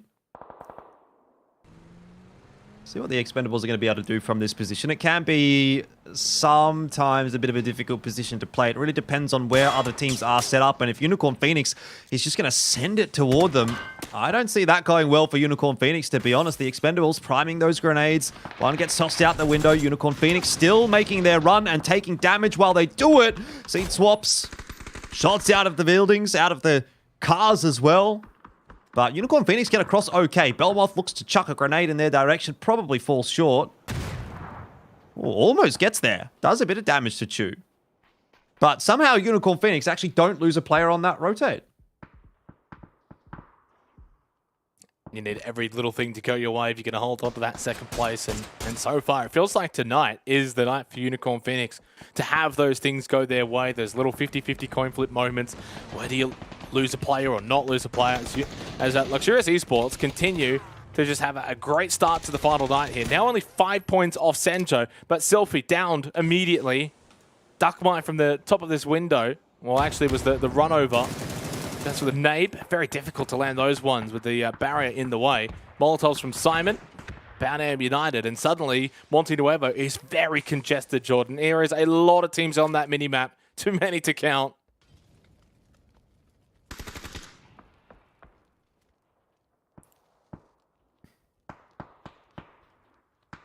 Just going to be another point on the board for Luxurious Esport, isn't it? Don't see Sololzi getting picked up right now. 777 going to have a crack. Ooh, that looks pretty good. Jun tossed one as well. Both of them would have done the trick, I reckon. In the end, that's the end of Shinvi. So 1 player down for Unicorn Phoenix. Everyone else in the lobby quite happy to see that. They really want to be seeing Unicorn Phoenix not get any points. Yeah. I mean, you even start to question there. Do they not throw themselves at Unicorn Phoenix, Jordan, but in some ways, okay, you're aware, they're there. And if we get them out of this game and we go on and have a pretty good finish, we're going to be really, really with a good chance of that second place. So that's something that they're going to have to start thinking about, whereby maybe at the start of this week, it was not even remotely close to their thought process. Now, 1, 2, 3, 4 has pushed up rather close. You can see on the big map, and that's a massive nade from that kind of distance. He's got another one. What is this tournament with nades? 777's gone. John is down so much for the Expendables, trying to maybe push on to Unicorn Phoenix. They've got bigger things to worry about. They've still got 1 more player up and can go for the revive. But that is a big couple of nades from Alter Egos. 1, 2, 3, 4. Yeah, Anang Tipi, he's going to push his way forward, try to capitalize on it, down to 4 HP. Lucky to be alive. Duck Juice not landing the shots eventually with the flick. gets the better of him, but the Expendables are now down to just the one player. So in the space of a minute, maybe less, it's gone from the Expendables potentially pushing up the standings quite significantly to now just having to try to keep their heads down and pray for some placement points. Very similar to what Team Bliss is doing at the moment. Cerberus down to 2 players as well. It's not going well for them. A lot of teams that are very, very heavily wounded in this game. Still alive in the lobby, though. Well, look at the live standings, though. The entire top 8 is still in this game. Now, you've got 2 solos for the Expendables and for Team Bliss, but yeah, nevertheless, they're all still alive. So it's only Extraordinaire and Luxurious Esports rounding out the top 10 that are not inside of that top 8 on the overall leaderboard. So it's a big game now for basically all of our top teams that are still fighting, whether that's for, you know, that 6th place position or, you know, top 6, 7, 8 spots with Made in Thailand, Baonam, and the Expendables, or of course the big battle for that 2nd place as Team Bliss finally lose their solo. So they're on 201 points, 10 points behind Unicorn Phoenix, but now no more points gained from this game. Still potential for the Expendables to grab something out of this one. Not sure how easy it's going to be for Duck Juice to keep himself alive here, but he's got a vehicle to work with at least. He did run out of smoke, so pretty much had to do it in the vehicle, and it doesn't last very long, unfortunately, for him. Hungbo Ditch will put him down. Unicorn Phoenix starting to look more and more solid. 3 players alive. Not too many teams in the lobby can spruik about that kind of a luxury. But BN United have found an angle on them. Zest just wants to make sure he clears out his right side, and then he can start to put some damage in onto Unicorn Phoenix. But Unicorn Phoenix doesn't have to move at the moment. As long as they've got smokes to play with, they'll be quite happy to play that bowl.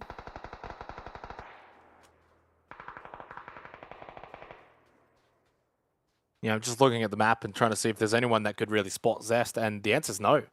They've got this entire eastern side really locked down. You can see in the minimap. Really, the closest would be Poo Chills, but yeah, from that position, I don't think he's really going to be seeing Zest. So there's a really big opportunity. If this does go slightly to the east, that Baonam can actually play off of this. And, well, no, it doesn't. In fact, we are going for a center city finish. I mean, it's not really the absolute center point of Monty Weber, but it may as well be, Jordan. The way that the buildings and the road's going to shape up here, this makes things so much more difficult now for Unicorn Phoenix. How do they even get into this city?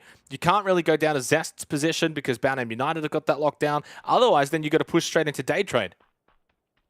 Well, this is going to be Team Bliss's worst nightmare. Theraton 5 have got a circle feed. Unicorn Phoenix still alive. Cerberus still alive. And BN United not quite hot on their heels, but putting together a better game than what we've seen from them for the most part.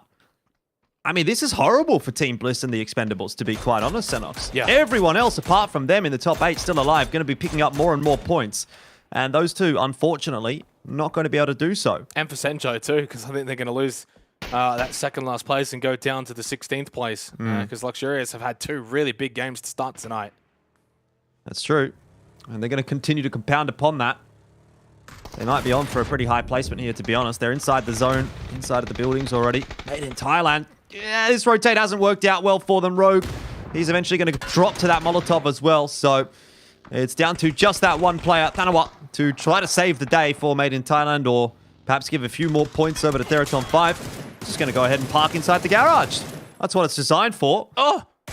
Somehow he's alive. How has he survived that? I got no idea. Nice little jump into the buggy. That helped a lot of it, but that's a crazy shot. Now Sapao putting damage into Unicorn Phoenix. That Blue with a nice headshot back onto Sapao, but 2 had already been knocked. Glories. 1 HP. At least a couple of kills here this game, Jordan, for Unicorn Phoenix. 5 to be exact, and top 7. So points gained, especially with Team Bliss going out.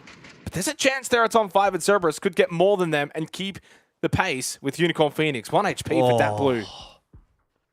Imagine. Is this grenade going to get him? Yes! What a toss from Zest. So that is the end of Unicorn Phoenix. Their reign of terror is over here in game number 2, but they have improved upon their standing just a little bit, and that's enough to build the lead out to 12. Yeah, it was 10 coming in. Yeah, not that big though. +2 on Team Bliss. Only +2. But if you put +2 on every game, that's going to be enough. They have that luxury of having the advantage, whereas Team Bliss, their time is starting to run out. Only 3 games left after this one now. Oh, wow. Circle Shift goes right over the top of Teraton 5, and it might not be the discussion anymore about Team Bliss and Unicorn Phoenix. It might end up being Teraton 5 and Unicorn Phoenix, because from here, you'd have to say Teraton 5 should be winning it. It doesn't always play out that way sometimes, especially with these city finishes. Not always. Very easy for, solos and duos to creep up close by outside of buildings, and yeah, it's a little bit more difficult then for the team that does get a bit of that hard feed towards the end to scout out outside of their building, for example. So you're kind of stuck inside of the building. As Day Trade will just send it. I don't know where they're going to be sending it. Probably not too far. Simon with a good spray, landing a multitude of headshots. And with a bit of help from Zest, they combine. They wipe out Day Trade. And the top team from APAC is out. It's not really going to have big ramifications, though. But now, a massive opportunity for Teraton 5 and Cerberus. Both of those two looking to keep in touch for that second place. Balnam United could also make a late run here if they finish off strong. 8 kills now. And Zest getting close to the Expendables. Oh, he's got to be so careful. You can't walk around that corner. Duckmite, he's just going to eliminate you. Oh, no! Oh, no! He's missed. He's missed 2 shots.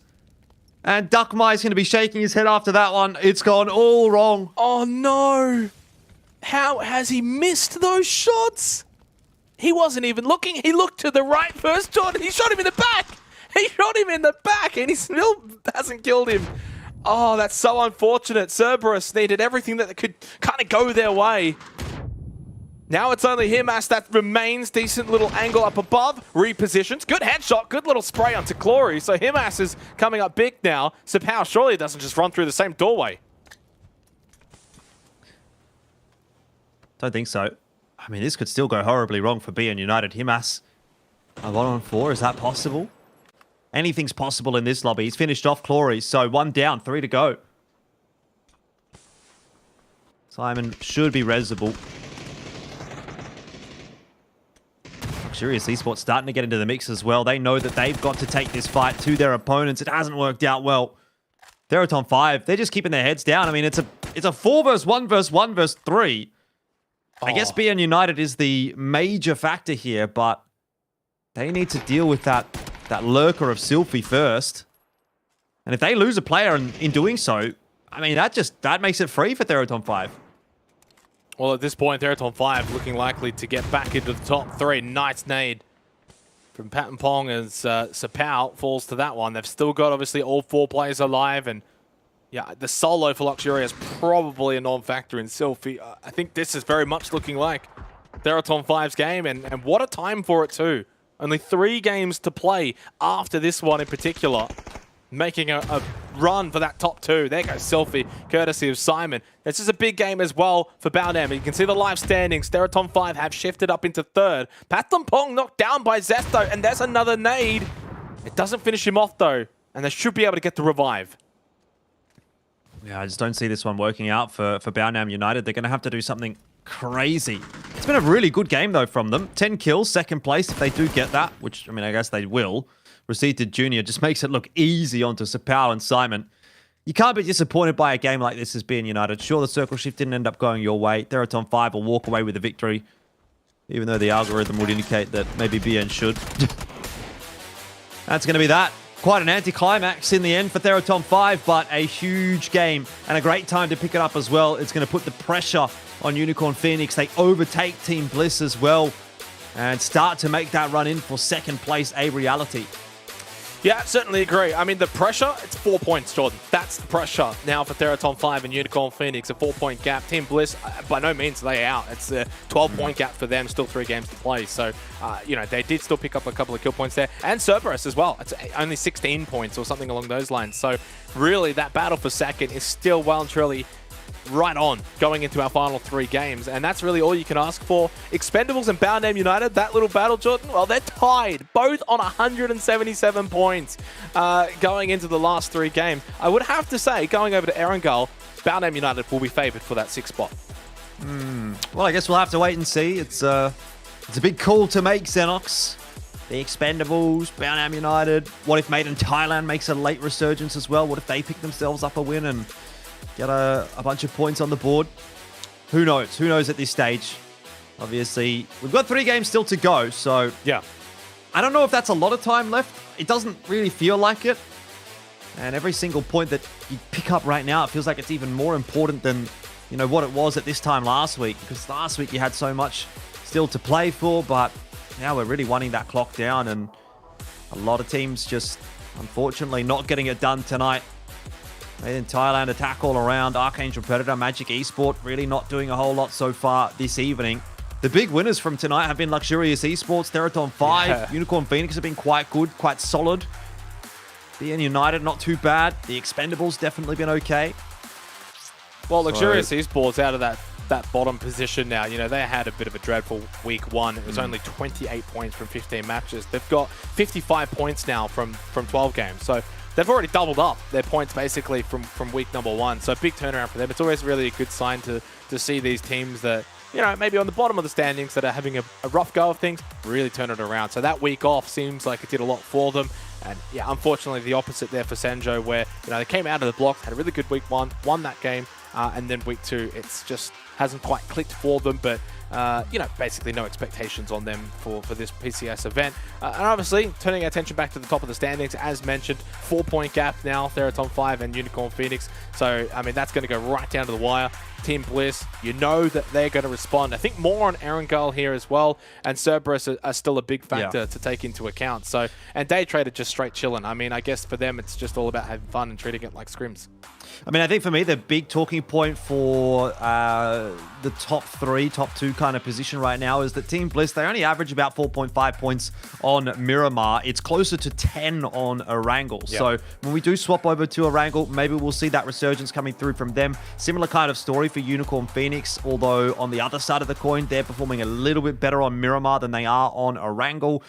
You know, about a 1-point average difference between them there. And obviously, you know, similar kind of story as well for Theraton 5. They're a little bit better on Miramar than they are on Erangel. It's good news for them that they've got 3 games on this map to play with tonight. But they do also need, I feel like, to maybe get a little bit of a lead out in front of Team Bliss, because you can expect Team Bliss to come back a little stronger on the second map in today's play. Reseda Jr. does pick up the player of the match for that last one. 364 damage, 3 kills, not a shabby performance. Picked up a couple of the big ones right at the end there onto the BN United players. So well done from him. And definitely making a potential run-in for the all-PCS team, Reseda Jr., I think. If he has another couple of good games here, or if Theraton 5 is able to massively outperform Team Bliss, he might get my vote over Monty. Ooh, yeah, I mean, I agree. I can't really argue with that one. If they end up in a position where they're above Team Bliss, I think Reseda Jr. probably takes that position away from Monty for me as well. 17 points from that game. Bounham United with 16. Of course, that's basically going to be, what, you know, 1 more game on Miramar, then we head to Erangel. Like you mentioned, you can see the little schedule down there. A couple of teams are going to probably feel a little bit more comfortable on Erangel in terms of getting points. So for Theraton 5, Jordan, it basically means the next game might be their last game to really try and get big points so that they can then go to Erangel, get some average points, and still try and get that second spot. Breathe a little bit easier. I don't know what the cutoff point would be for me. I'd maybe say like 20 points. If you're 20 points ahead with 2 games yet left to play, I think that's pretty difficult to overcome. But anything less than that, you know, 15 points definitely still feels like a gap that can be closed in 2 maps. So they're not quite there yet. They've got a bit more work to do. Short little break for us. When we do come back, it's our final game of Miramar for PCS6 APAC.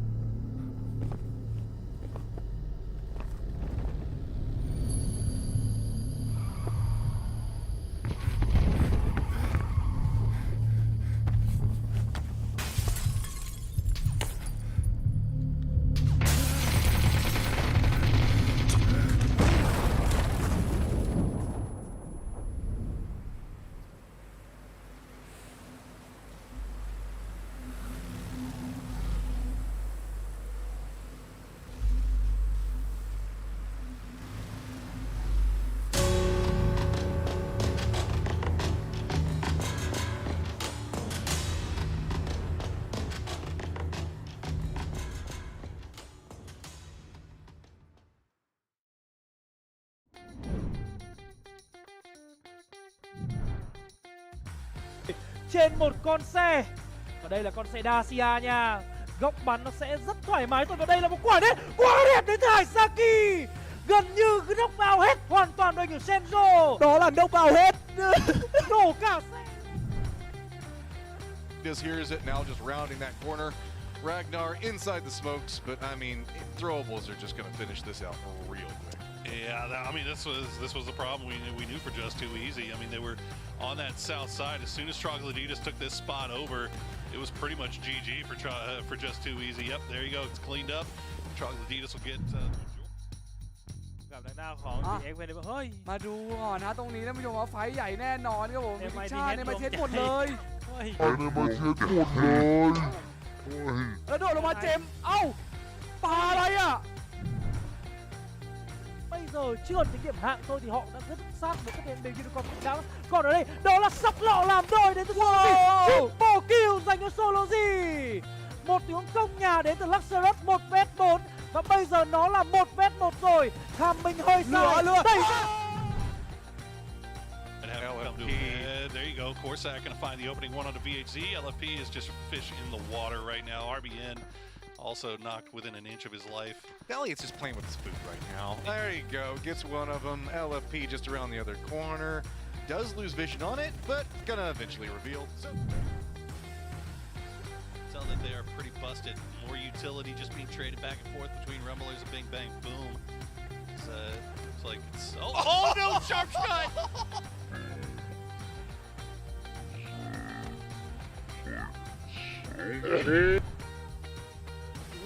Đã lùi thì đã nằm trước đó rồi. Glory chờ sẵn mình ta sấy về phía team Extron này nè. Người vừa rớt xe đó là Trick.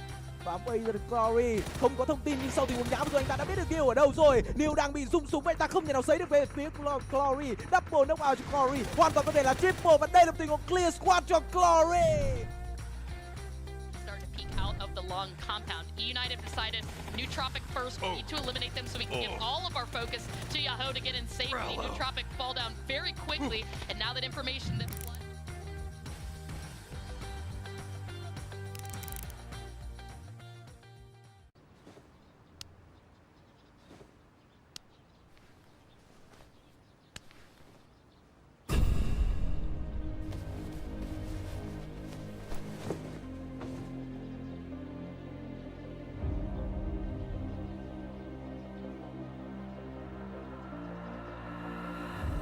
I know what you really want. Turn it up and do it die. Maybe we're in paradise. I'm feeling like a hero. Turn it up and do it die. Everything is on the line. I'm feeling like a hero. Turn it up and do it die. Maybe we're in paradise. I'm feeling like a hero.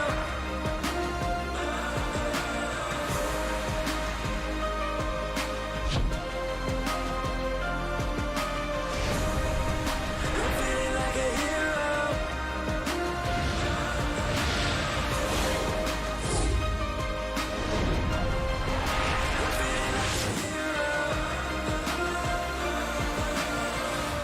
Born ready.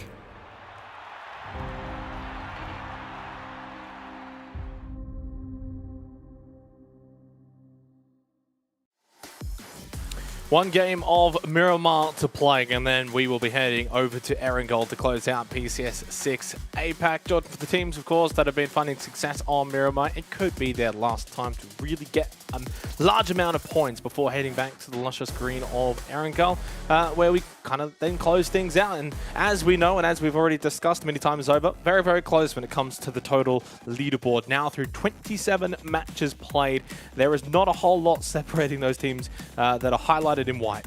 Yeah, you're right, you're right. And I guess the main thing to touch on today is probably which teams are looking to be in form today and which teams are starting to slow down a little bit. The one major team that seems to have at least put together 2 good games so far already has been Cerberus. 2 kills, second place 11 kills, 4th place 3 kills. You know, the second game not amazing, but still a top 5 placing, and obviously on top of that first game, it seems like they're sort of starting to close the gap a little bit on the likes of Team Bliss and Theraton 5 and whatnot. But obviously Theraton 5 do set themselves up nicely with that last game being a win. And they get themselves above Team Bliss. So still a lot more to say, still a lot more to think about with 3 games left to go. Team Extraordinaire, where are they sitting at the moment? In 11th place. I don't know that there's a whole lot that they're really going to be able to do today in terms of getting into top placings, but there is a significant amount that they can actually do to increase their prize money and their PGC points heading into PCS7 as well, which is definitely going to be a factor. They're only 8 points behind 10th. Currently, they're sitting in 13th. 8 points, you get yourself up into 10th. That's definitely doable. Made in Thailand is only 12 points ahead of them as well. So it's, at least in terms of this week, I mean, it's not as if there's a massive gap that they need to sort of overcome, is it? And I think when you look at it in that capacity, it doesn't sound like you're doing much if you're going to go from 13th to 10th or something like that. But in reality, the extra points that you're getting in terms of the PGC points and obviously the prize money as well, it's just a nice little added bonus. So you've got to be thinking about these things if you're still in the bottom 8, because it still matters. Yep, certainly does. Extraordinaire, Archangel Predator, Magic Esports, those couple of teams, and you can probably throw Alter Ego into that mix as well, all trying to get into that top 10, and all can still do so with 3 games to play, this being one of them. Our final game of Miramar for PCS6 APAC as we get underway. It's Luxurious Esports, the first out of the plane. No real surprise with that because they've been on fire today, Jordan. I don't know what the standings would be just off today alone through the first 2 games, but they'd be right up there. In terms of week 2, though, out of the bottom 4, 55 points in total. It's been a great turnaround for this team. Definitely has. I think for me, there is some similar storylines for a couple of teams as well. But last game on Miramar, and this is going to be the big one for Theraton 5, for the Expendables, those teams that have really been reaping the benefits of this map. Maybe even Cerberus as well. They've been having decent times on Miramar too. What is this? What is going on here? Nothing really, I'd say. Petra and Patron Pong landing a little closer than we might be used to seeing, but I think Patron Pong has just turned away. So that's fine. That's all good. Top 5 kills on Miramar from the 14 matches that we have been seeing. No surprises that it is a member of the Expendables right at the top there. This has been their go-to map. Duck Juice probably getting a lot of those from the 21 kill win that they did have yesterday. Norans, Clories, Jun, and Flash. So a couple of day trade members, couple of the Expendables members, and just the one BN United player. Again, Clories always just finding his way into these top 5 graphics because as an individual, he has been so impressive. Oh, this is going to be Kid X. With the style points. He even did the loop beforehand by the looks of it. Fantastic. Oh, double loop-de-loop. He's cracked, Xenox. Oh, he's cracked. And then the backflip as well. Why not? I mean, look, I'd give it a 10 out of 10. Like one of those judges at the competition will put up the 10. And, yeah. Thank you very much for that one, Kid X. Finally fulfilling Jordan's fantasy of seeing one of the players actually utilizing the trick, little trick ramps.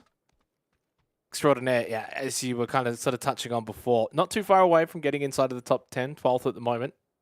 9 points or so from 10th. So, yeah, very achievable for them to see whether or not that's going to happen in the last couple of games. We did get our circle for phase 1, back over towards El Pozo, Monte Nuevo kind of territory. San Martin as well out towards the eastern side of the phase 1 circle. So pretty normal stock standard kind of circle that's a little bit out towards the western side. Even has craters up north as we look at our kill margins for top 5 from the last game. Nothing really too much of a standout. Duck Juice leading the way with 4 kills tied with Zest from Balnam United. But this is the thing about the Expendables, Jordan. You see them in all of these graphics on the Miramar games, but we don't see them on the Erangel games. That's really, I wonder why. Well, that's the difference, right? Between sort of the top teams and, well, the others that, can't quite do it on both maps. And the others that get hot dropped. Yeah, the others that, well, are they the hot droppers or are they getting hot dropped? At this point, I don't know anymore. I would actually argue that the Expendables are the hot droppers because Attack All Around is the team that's been here in PCS for longer. The Expendables rejoining us, but Attack All Around has been here. This is their 3rd season in a row. They've been dropping in Pachinki every single season. So, in a sense, the Expendables are the new kids on the block. So, I'd argue they're the ones that are hot dropping. But either way, it's a bit of a moot point if both teams just want that location. Probably should have sorted it out before PCS started, and I don't know that that's ever going to be sorted out, to be quite honest with you. Einon is going to get that run over and on to Anang TP. So the woes do continue for Alter Ego. It's been a tough competition for them. But obviously some better signs for Magic Esports if they're going to actually win this fight. Alter Ego down to 2 HP. It might start to turn the tides a little bit for Magic Esports, who have been having a troublesome day so far today.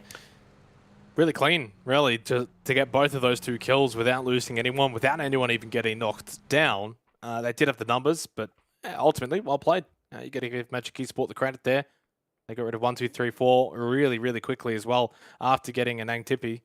Theraton 5, well, back into the top 3, where they've been for the most part. I mean, if you look at sort of, if there was a time in top 3, they would be well out ahead of Team Bliss. But Bliss, of course, they got into that top 3 momentarily, at least coming into tonight. But Theraton 5 have been able to snatch it back.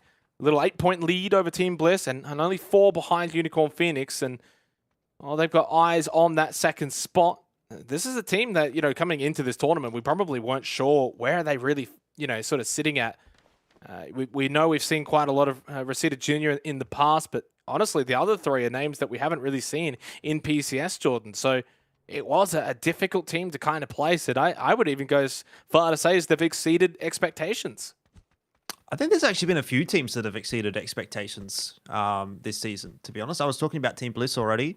I didn't really have as high hopes for Day Trade as I have seen. I didn't think Day Trade was going to be a team to potentially get 300 points in a competition based on their previous performances. I mean, the Expendables probably above expectations as well. So no shortage of teams to sort of discuss in that capacity. And I guess then on the flip side of the conversation, below expectations, Attack all around, Archangel Predator. Archangel Predator, definitely. Both top 2 in that one. Yeah, I mean, in what order? I'd actually say Archangel Predator in terms of quote-unquote most disappointing in terms of expectations. I had higher expectations for Archangel Predator than I did for Attack all around, and they are lower on the scoreboard, so I guess that's just how it works in my head. Yeah, 12th place for Archangel Predator after finishing 2nd last season. Has not been their season. Attack all around. At least they have that little caveat where they've been getting hot dropped on a angle, and that's a factor, but 9th probably still not as good for them as what they would have been hoping for. That's just the way the cookie crumbles sometimes, right? If teams are going to overperform, some teams are going to perform better than our expectations. That inherently means that some teams are also going to perform lower than expectations as well. So quite unfortunate that it's gone that way for a couple, but that's just how it is. NRX have got them only 3 points off cracking 100, so very close. 3 games, 3 points, should be manageable. I think it'd be awesome to see every team get to 100 points. It's certainly doable. Although I don't know, is Senjo going to be able to get 21 points in the last 3 games? It won't be an easy feat for them. Kidex gets taken down far too easily, courtesy of Hungvo Ditch getting on his bike. And that's going to be an early elimination going the way of Unicorn Phoenix, puts them to 214 points, and they now make it a 5-point lead over Theraton 5. Every point matters, Jordan. Every single point matters. They all add up. 100%, especially this late in the game, and when the scoreboard is so close in so many places. This is not a conversation we could have been having last season, is it? Winner chicken dinner format would have been saying, well, how many wins have X team got? I know that's been popping up on the graphic a little bit. I'd love to actually discuss that a little more. A little bit of a thought exercise and see. Day Trade would still be first. There's no question about that. They've had the most wins, but I think Team Bliss has 3. Marathon 5 has 4. I just saw it for a second there, but we'll hold that thought for a moment because How has just been booked by Cheeksing. It looks like nothing more is going to really come of this one. So 7 for Day Trade there in first. Unicorn Phoenix would definitely still stay in second. Theraton 5 and Team Bliss would be equal positions there as well. And I guess Cerberus would be the biggest loser out of all of it because they dropped below the Expendables, BN United, and Made in Thailand. They'd be dropped down to 8th place. Wow. And the biggest winner would be Senjo. They would definitely not be in 16th with that win they've got on the board. So it just does go to show the difference that the format has made. Yeah, but I mean, yeah, I guess a big one there's, I think, Senjo, but then also when you look at the top 4, top 5, it doesn't really change too much, does it, right? So, yeah, that was always a very interesting sort of conversation to have. Minute left, by the way, till Phase 2. Not really too much to write home about here for Phase 1 in terms of positioning or anything of the sorts here. Insight on the move. Really not too much to worry too much about, though. But I think when you have a look at Insight off the back of yesterday, always had some troubles with those rotations and getting knocked out of vehicles. It's kind of like a fingers crossed and a close your eyes moment when you see him driving a vehicle, because he just hasn't had the luck of things go his way the last 2 days. Luxurious have lost MBK, so down to 3. They've definitely found a little purple patch over the last couple of games. Enough to get them out of that bottom spot, but still only 4 points above Senjo, who just need to find a way to get some points here in this game, and then the final 2 on Erangel. Moments away from Phase 2. I'm kind of hoping we get something a little bit different. We haven't had like a Craters Lacob finish. A lot of El Pozo, Montinuevo have both been prevalent, and once again, we get the El Pozo Montinuevo circle. Being completely honest here, Jordan, and I could be completely wrong here, it feels like we've had a lot of the same circles this PCS event compared to 1, 2, 3, 4, 5, where I think we get a lot of different circles that play out. To me, it just seems like we've been going back to the same places. I don't recall a military island finish on any of the days that we've been casting so far. So, it might be a little bit of confirmation bias. You think you've come up with an idea, and then you sort of start to find that pattern a little more so because you're looking out for it. But I would tend to agree with you. I think that for the most part, we've seen like one circle's gone out to the east, and then the next game, the circle's gone out to the east again and ended in a very similar sort of position. I've felt that over a couple of nights. Now, it is a slightly different circle. It's a little bit more northern. It's not going to be in Montinuevo. We can tell that much already, but it is on the same side of the map, and it's roughly the same kind of position. So, obviously, this is just how it happens sometimes, but has been interesting to note. Would love to see a military island finish, actually, though. And we do move over to Erangel. Not something that we've been able to cast so far. Might have happened on the other nights. Oof, Gem's lucky that grenade has not finished him off. And once again, it's the Expendables and attack all around going head-to-head. This time not in Pachinki, but fighting over a position nonetheless. Yeah, red helmet here as well for Chaya, so needs to be a little bit careful, but maybe a prelude to what we're going to see on Erangel for attack all around and the Expendables. So renewing pleasantries a game early. Could this be the battle for Pachinki one more time, but this time not actually in Pachinki? Duck Jews with a nice little angle on the right-hand side, but nothing really peeking from attack all around. All of them just sitting inside of the barn. I mean, this is very defensive, and it's going to mean the Expendables can really corral this position. Attack all around are really stuck inside, aren't they? But the Expendables won't want to be making a mistake at the moment. They are still teetering on the precipice of maybe making it into the top 5.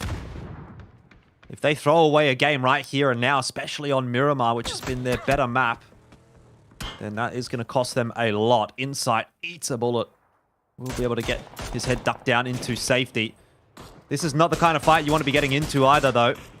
But maybe a bit of revenge for Team Bliss as Monty and Bryn combined to take out 74L1. It was Luxurious that caused so many problems for Team Bliss last game. And now Team Bliss are reaping the benefits of the points being given over to them.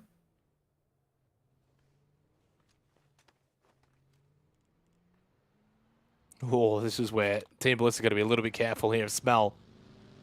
Fortunately, Insight Monty Mirage should be able to get by safely as he's actually healing up inside of the blue. This is a very intriguing rotate. Don't tend to see Team Bliss this deep into the blue, this late into a circle either. Sylphie has a few shots for the duo of Luxurious Esports, and Jun has been knocked down. We may just see this fight kick off here. Do we see attack all around get aggressive off of this down? They throw nades, they throw flashes, no real opportunity to get that revive. And Gloom's actually watching one over towards the left-hand side and spots one on the right-hand side too. Wins that one. Jun finished off. Now to 4 versus 3. Not for too long. 777. He's going to get knocked down. Attack all around. 3 on 2 for them. Levi's and Duck Juice. The last two alive for the Expendables, and it seems in this case, at least, Attack All Around will be having the last laugh. Ooh, Levi's lucky to be able to make that cross without taking any shots. He does get the grenade off, but it doesn't really amount to a whole lot. Seems the play has slowed down just a little bit. Unicorn Phoenix rocks up on the hill above, and Jays is just going to send his regards just to ensure they don't pull up there and start to third party this fight.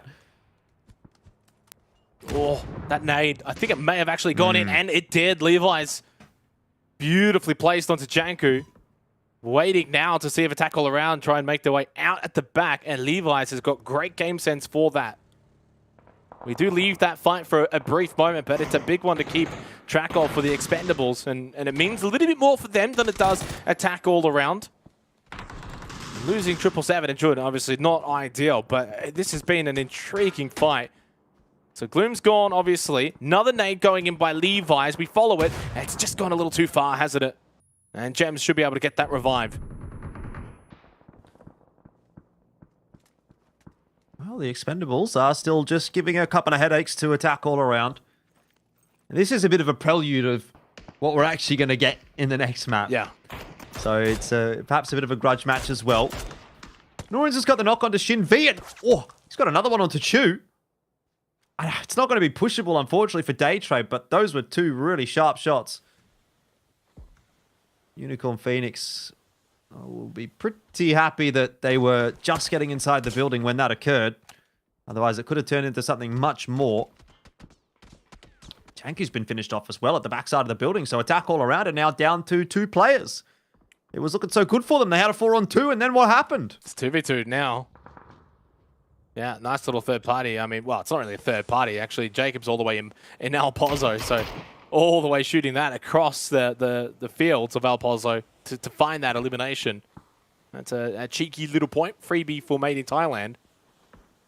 And now we've got a situation where half the lobby is inside of Al Pozo based on this phase 3 circle, and I think going into phase 4, I don't know if it's really going to change too much. Should come away from the northern side there at Tom 5. We'll have to probably push on down. Gems loses out, and yeah, the Expendables have brought this one right back, and they have finished off AAA. Circle does come down away from the north. Levi's is down, most likely will stay down inside of the blue. I think Duck Juice, can he go for that revive? I mean, it's questionable. Phase 4, it's doing a bit of damage now.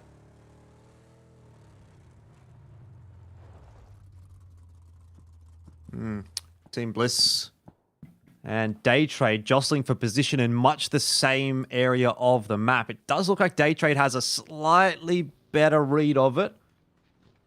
Okay, so it might end up being... He picked him up, Jordan, and he's taken him out of the blue, so they'll have 2 players, the Expendables.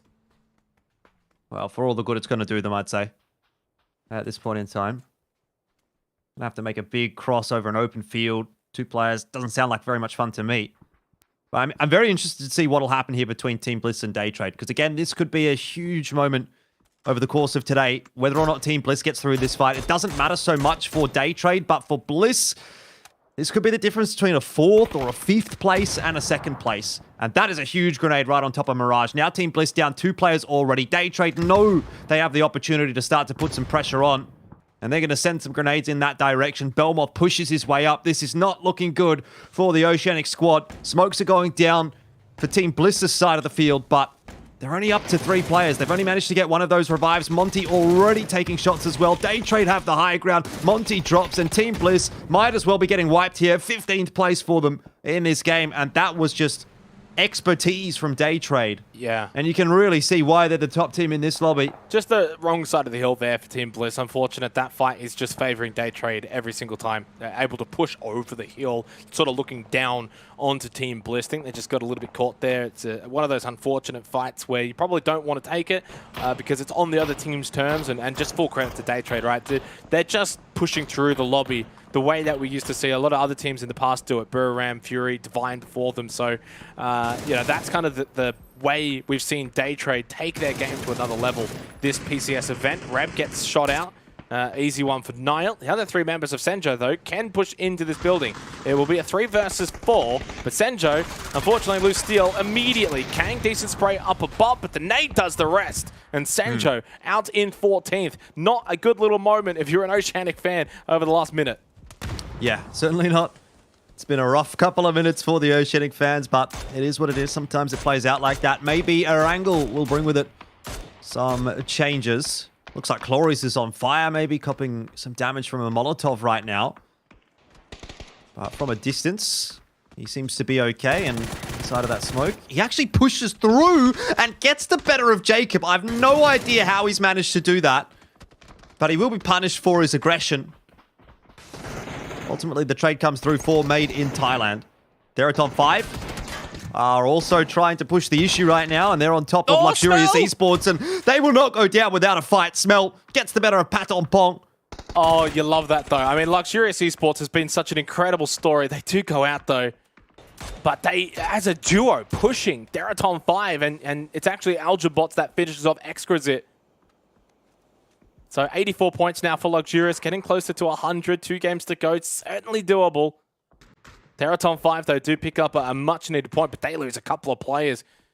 But not a whole lot back, as Duckmite for Cerberus has Magic Esport hounding down on his position. Nice little angle that he's found inside of the office. Throws out the Molotov and should be able to buy enough time. Cerberus need to take these kind of fights. They need the kill points. If they're staying in touch with Unicorn Phoenix, you've got to take these kind of fights against Magic Esport.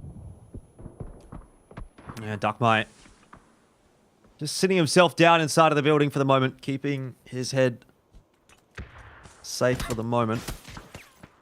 But as soon as he starts to move, he cops shots, and that's going to be the nature of the beast in a situation like this. Leons is getting aggressive today. Also on top of Nan. Long range with the shotgun. Gets the knock. Archangel Predator being pushed. There's fights happening on all facets of the map right now, Xenox. Yeah. It's kind of hard to keep up with what's going on because it's just from one side to the next. Flash does land, but Mad Dog can't hit all the shots that he needs to get the knock.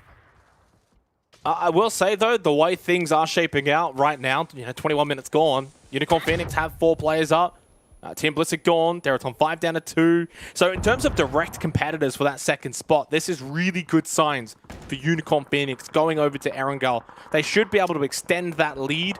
I mean, it's only +3 to Theraton 5 at the moment, and unless something goes horribly wrong, though, they should be able to have a decent spot going into Erangel, especially against the likes of Team Blizz and potentially Cerberus. Cerberus, of course, still trying to sort of ward off Magic Esport. 12 teams alive, 35 players, as we inch closer to the 22nd minute mark and over towards then phase 6 shortly. But it's going to be an Al Pozzo finish as Boundham United are gone.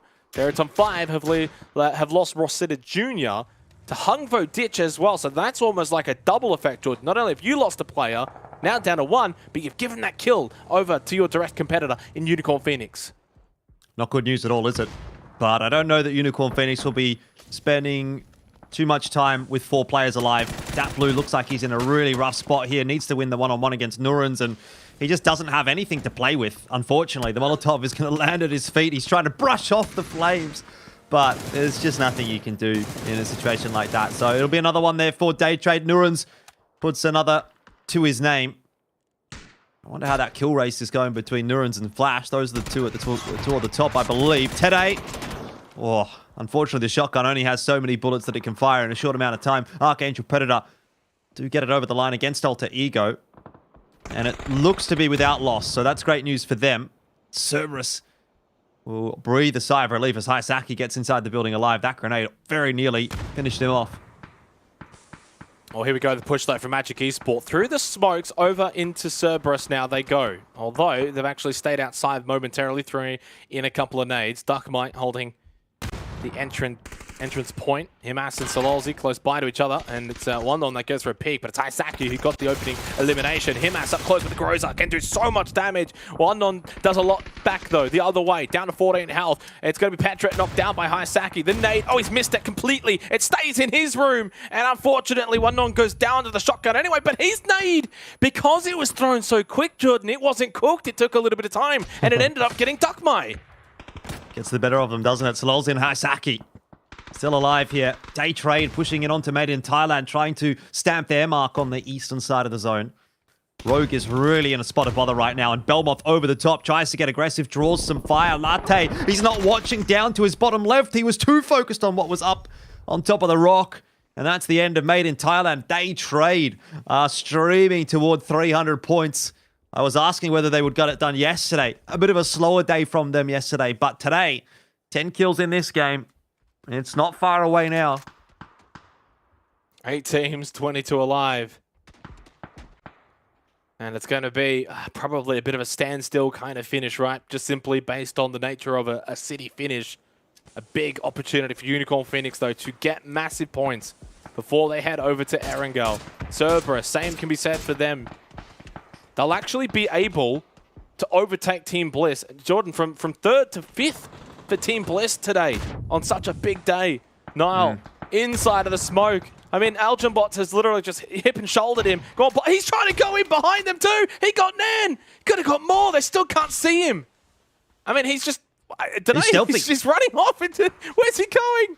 He's going to be hearing these footsteps going around him as well. Oh, he's got another one. CJ's down 2. He's flushed him. Oh, it's going all wrong for Archangel Predator. Can't get the last gun out in time. And he'll be put down by Algenbots. But Niall, that was fun before he does drop. It's really bad news for Archangel Predator. They lose 2 players. Yeah, that's so unfortunate. For basically nothing as well, right? Like, don't really gain a whole lot from it. 25 minutes gone, heading into phase 7 now. Day Trade, Cerberus. We've still got Levi's available for the Expendables too. 180 points for them now. NRX, 99 points. They're going to crack triple digits. They'll get there. And they'll get the circle somewhat here as well. Ranger X still alive for Theraton Fight. UMP and Archangel Predator up north. Now need to push into the next circle here for phase 7. Who wins from here, Xenox? I think it's too hard to call at the moment. It certainly is. Look, I actually wouldn't count out Cerberus. I think there's a big opportunity for them out towards the east. They just have to deal with Day Trade. And that's easier said than done. It's definitely. Especially the Day Trade we're seeing in this game. They've got 10 kills, and Humas, very luckily, going to be able to dodge those bullets, unbeknownst to him that the shots were coming through.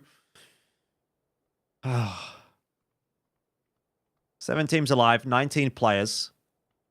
5 or 6 minutes left in this game. So that's a lot of players to go down in a very short amount of time. That's what you're going to see when you get circle finishes in a city. Hungbo Ditch opens the account onto Lima. Looking for the flush there as well with the Molotov. I'm not sure that he will be able to get it. Looks like the Molotov, though, has landed. That could be another point in the back pocket for Unicorn Phoenix, but it could also mean the end of Chu. Suzunami sticks his head out the window and says, that's revenge, punishment for your transgressions. Lima will be picked up. NRX, what about them? Can they win from here? They've got 4 players alive.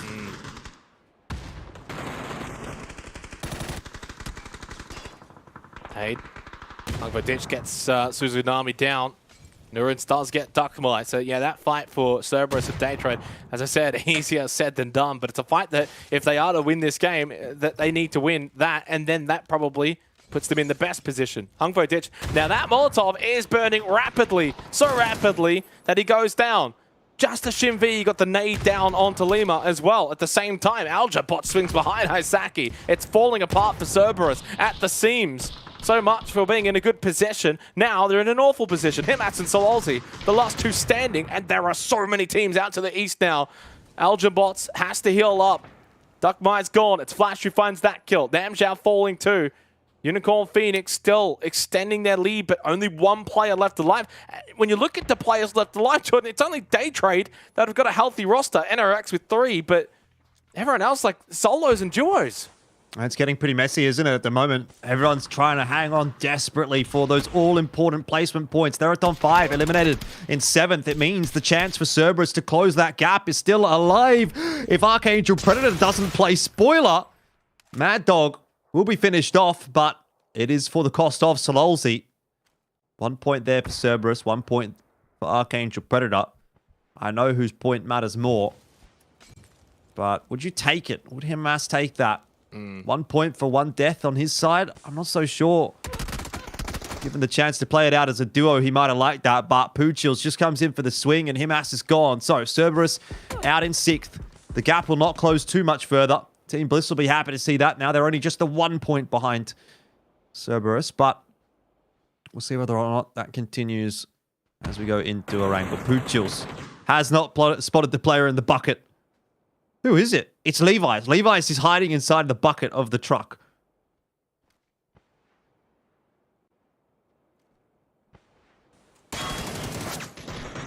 And it's Flash that will find him. Nice, easy one for Day Trade, 14 kills, and probably just a reminder as that why they're in that top spot, why they are blowing away the competition, why they're about to crack 300 points already with still 2 games to play. One of, if not the most dominant performance that we've seen from a team in PCS APAC history, from a singular team perspective. That's an easy kill for Lima from above. Gets rid of Shimpy. So 3rd place for Unicorn Phoenix, and Day Trade will find the win. Another winner chicken dinner for our champions of PCS6 APAC. I mean, they've been the champions probably for a couple of days now, Jordan. Probably since Maybe the end of week 1, let's be honest. They have shown us again why they're so strong this event. Yeah, very, very, very solid performance from them. I mean, yesterday they didn't really get the ball rolling quite so much, but nice return to form today. Dominating victory, 16 kills. They've topped 300 points, and I don't believe that's ever been done in APAC history. I'm just taking a quick look back. PCS1, obviously we only played the 20 games, so not super relevant. It would be the same story for PCS2, where we only played 24. PCS3 was also 24. Buriram got 200 points in those 24, though, so that's not too bad. That's about on the money with what's been occurred here for Day Trade. Maybe a little bit below that mark, and then I think it was PCS4 where we moved into the winner-winner chicken dinner format for PCS4 and 5. But I almost want to say this is the most dominant performance from a team in PCS in APAC. I don't know if you would agree, but I feel like this has just been... I mean, they've run away with things pretty much from the first half. Yeah. You know, like they played half the tournament and they almost win. So I don't know that any other team has been able to do that. Even in the heyday of Q Confirm and Buriram, for example, they were dominant, to be sure. But were they this dominant?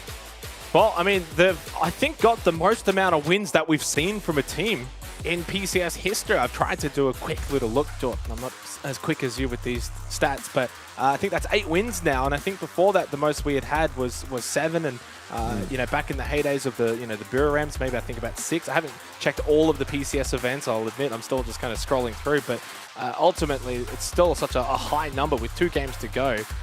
You know, cracking the 300 points as well, like you said, is not something that's really been done before either. So breaking records, breaking history, just arguably the most dominant team I think we've seen. When we talk about the Burirams and the Furies of the past, it was always those 2 battling each other. And in some ways that then takes away a little bit of that dominance because there is 2 teams going toe-to-toe. Yep. This is just a singular team that is having their way with the lobby. Big result here. And maybe just as things were starting to cool off a little bit for Day Trade too, because they did a lot of their work really in week 1. Week 2 hasn't quite been as dominant for them, and then they just go and do that, and they're still switched on, even when they got basically nothing to play for. Yeah, I'm having a bit of a look back as well, and I think for PCS 1, 2, and 3, we always really only had a gap of like maybe 10 to 20 points right at the top end, and yeah, you can say, oh, less games maybe makes it a bit closer, yeah. but it was still a little bit of a closer field. Flash takes out the player of the match for this one for Day Trade. 795 damage, 7 kills. Yep, that looks like the player of the match to me.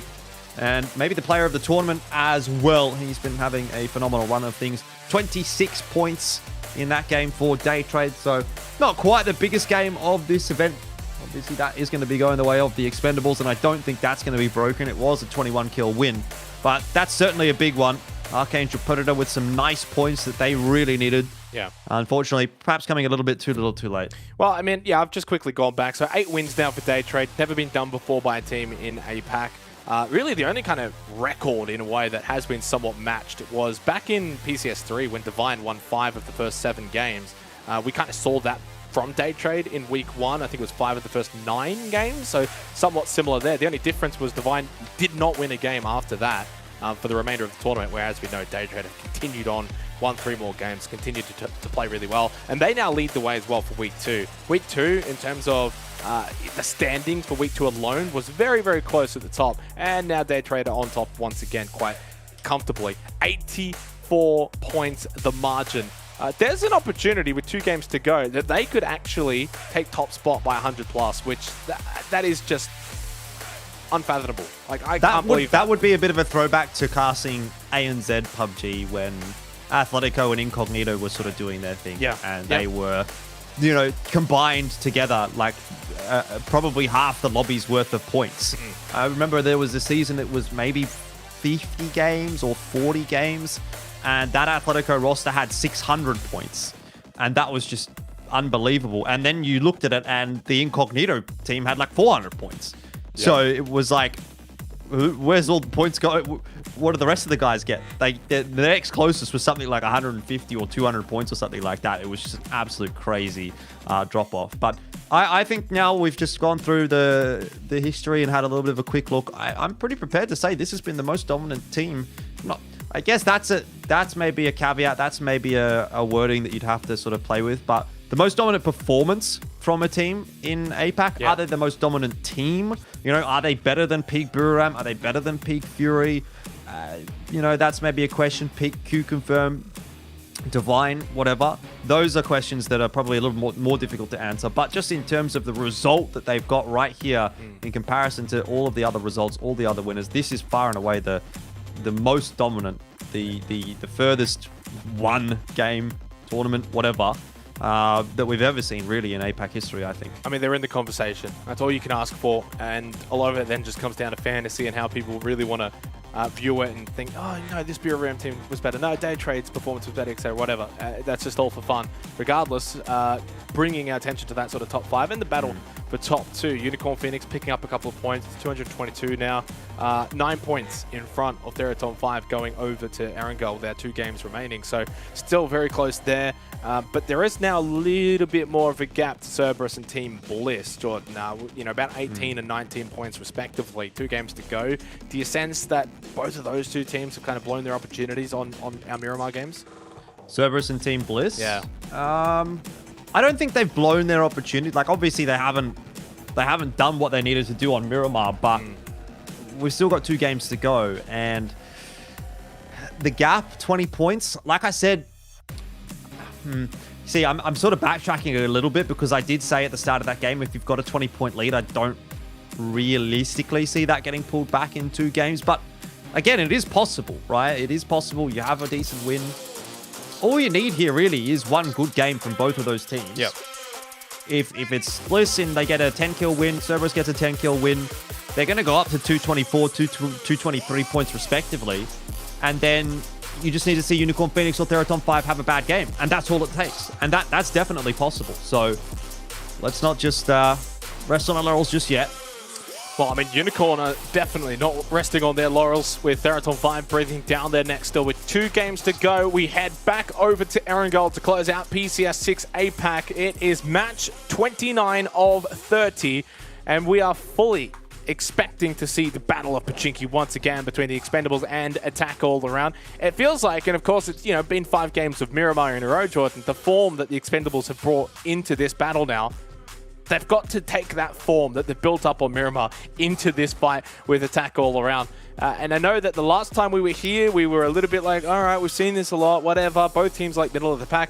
Well, now the Expendables, I mean, they're only 21 points behind Team Bliss. That 5th spot is on the line. You wipe, if you wipe Attack all around, you get those 4 points, then it becomes like only 17 points.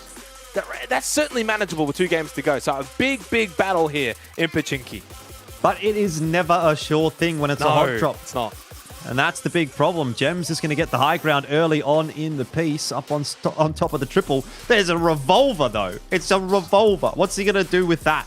He's getting pushed by a couple of players already as well. And I think an AK versus a revolver doesn't really seem like a fair fight, in my opinion. Gems seems to agree, and he is off to the races. He is not interested in sticking around at all on that roof. In the meanwhile, a couple of shots start to ring out. 777 has got that AK, and he is going to try to lock down the roofs. So the battle ensues, one that we have seen all too many times here in PCS6, and It's never felt more important than it does now. You know, I think for the most part, the Expendables and Attack All Around, they've not really been part of the conversation. It's only partly due to the heroics from yesterday that the Expendables are even in the position that they're in now. And now it feels like, well, if they actually do win these fights twice against Attack All Around, those 8 points, like you've said, it goes a long way to closing the gap. The most important thing, though, is it's not even just getting those 4 points. It's keeping 4 players alive and being able to maintain good positioning towards the latter portions of the game. We saw the placement points for the Expendables. It's on the lower end. It really is. You know, oh, and Jaya sits down, John. You know, again, it's just been this kind of way for the entirety of the event, back and forth. One time it's Attack All Around. The other time we've got, obviously, then the Expendables doing well. And I probably envision one of these two teams win this one, obviously, and then whoever loses it wins the next one. Obviously. Yeah, no, that has tended to be the way it's gone. Yesterday we had Attack All Around win a fight, and then the next game it went the way of the Expendables, and then the game after that it went the way of Attack All Around.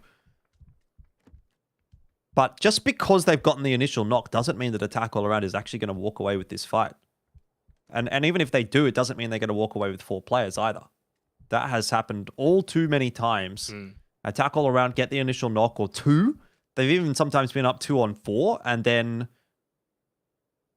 you know, another 2 kills come through from the Expendables, and Attack All Around walk away with a duo and think, well, was it really worth it?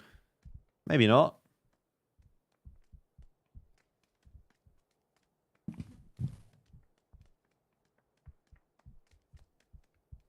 Well, that's one, but as we know with the Pachinki battle, it doesn't end with one.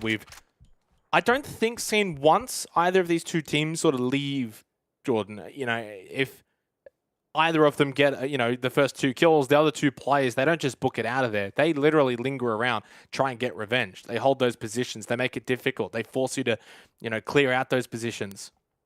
And we've also seen at times, you know, one team gets the opening kill and makes it a 4 versus 3, but then the 3 bring it back, right? So and the Expendables keeping this really, really quiet. It's in some ways disappointing because what we've seen from the Expendables on Miramar, like, I get it. Hot drops can be fun. Does get a little bit tiresome when we've seen it for the entire event. And just in case there's anyone out there, you know, that has only tuned in for today, this has been a completely normal setting for Attack All Around and the Expendables to be fighting over Pachinki this entire event, every single Erangel game. And it's been rather 50-50, right? So generally, if one team's dominating and it's very one-sided, you start to go, okay, well, you guys probably need to leave. But I think both teams have claims. Obviously, Attack All Around, probably more so through history and being the team in Pachinki for so long. But the Expendables have done well to really compete for it in a lot of other games and has won many battles here so far this event. So I think that they have the right to keep fighting for it. It's nice as well that it gives us 5 minutes of something to watch at the start of the game. That's true. Otherwise, you just have Archangel Predator driving around beeping their horns. And Leon's maybe looking for a spray on the last player to drive past. Surely he's been spotted now, though. Mad Dog's going to take a different angle, so Magic Esports might have missed their opportunity there. Oh, One-On's going to try and go for the seat swap. It did kind of work out in a sense. It's just a massive exchange. A huge battle over near Lipovka. And I don't know that either team's going to really walk away out of this one unscathed. Archangel Predator, I don't know if either of their knocks have actually been finished. But Magic Esports down to 2. Not great news for them at all. Levi's, he's just holding the corner. Oh, it gets one. Still 2 more bullets available. He's got 1 more shot. Oh, he just wasted it. But the UMP? What's going on? What happened to Glooms? Glooms got knocked by Duck Juice. Duck Juice just saved Levi's. And then Janko's knocked on the stairs. There should only be 1 left. It's Gems. Well, this is what I'm talking about. It doesn't matter. If you get that opening pick, it really does not matter. The Expendables, they're always going to take 1 or 2 of you with them. And so it's gone horribly wrong for Attack All Around. They tried. They were the ones that ran out of patience first, and it's cost them a lot. Janku's not going to be resable for Gems. In fact, Gems probably doesn't survive here either. Gets a nice headshot on the 777, and does have a grenade to follow it up with, but 777's out of there pretty quick smart. I can't believe it. Yeah, I can believe it. I can believe it. This is We've seen this too many times now, haven't we? And in the end, now for the Expendables, It's probably almost worth. it's I would agree. But there's one. Is there someone still that hasn't bled out yet? Because it says they've only got the 2 kills. Jay is sitting up okay, the top. yep. Yeah, but he's gone. Ski. There's no chance. Yeah, no, he's gone. So it'll be 4 kills for 1, and that's always worth in my book. Under the super point rule, that is always worthy of going for that kind of trade. Elgin Bots, well, for Archangel Predator, it's just been that kind of week for them. It's been that kind of tournament for them, hasn't it? Elgin Bots loses out to Chixking. They got 2 kills from that, but 2's not really going to be a whole lot for them. Still in the bottom half of the standing. And so Gems is the last one alive, and he will rat out this position. He'll see if he can take one with him.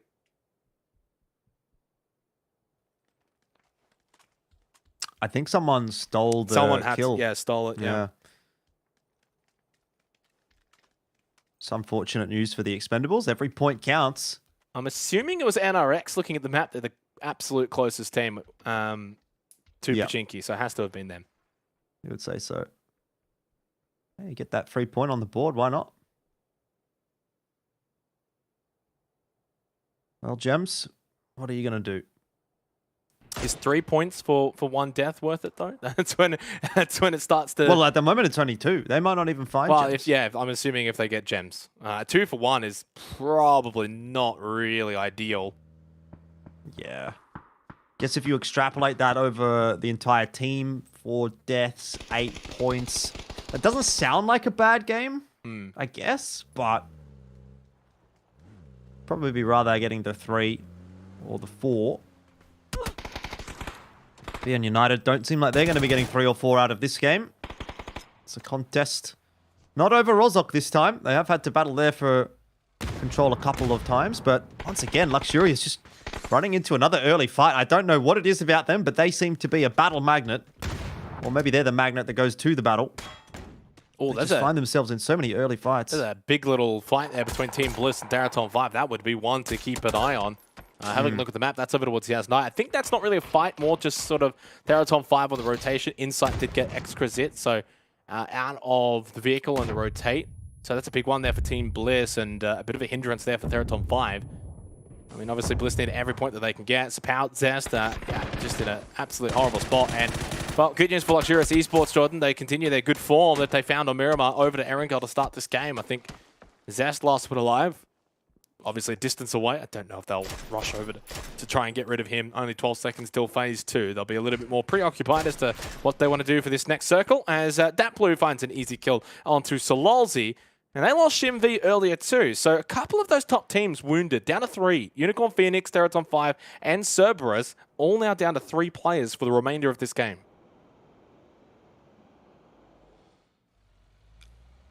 Big opportunity for a team like Team Bliss. Did say they were going to come back stronger on Erangel than what they provided for us on Miramar. So far, so good. In the thick of things at the moment, though, they've rotated early. 777 and the rest of the Expendables have not done so. Nor has Gems. And all too familiar feeling for both of them. You know, coming out of Pachinki late. It doesn't. So, the thing is, like, even if you win that fight, you've got 3 players alive. You're rotating in so late. How easy is it going to be from the Expendables to put together a good game from here? Looks like Theraton 5 are just going to be gifted a couple of frags. Leons goes down early on in the piece. That's another point for the Theraton 5 roster. And Chixing may not last too long. He's being pushed at the moment. Whew, it's like a movie. Nice for Ranger X. Well, nice for Theraton 5, especially after losing Exquisite in the rotation. You find 2 quick kills, at least to sort of bounce back in terms of the points tally. Day trade, though. I'll take the little bold position. 306 points and a staggering amount of points has been obtained. Not a bad little position either. Just south of the Yasnaya field to Sanjo. Trying to send it over to the Yellows.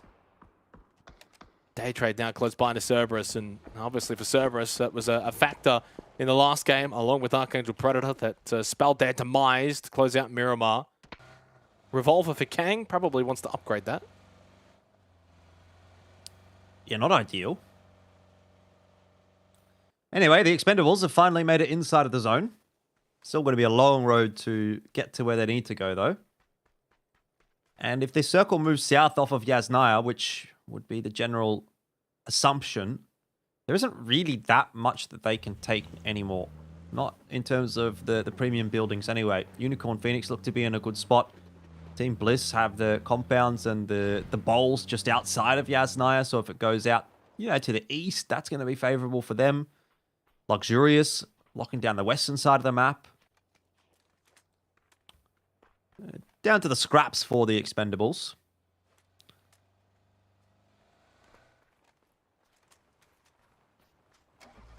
Maybe they just won't quite have enough steam, Xenox. I'm feeling like 6th place might be where the Expendables ends up after the next game.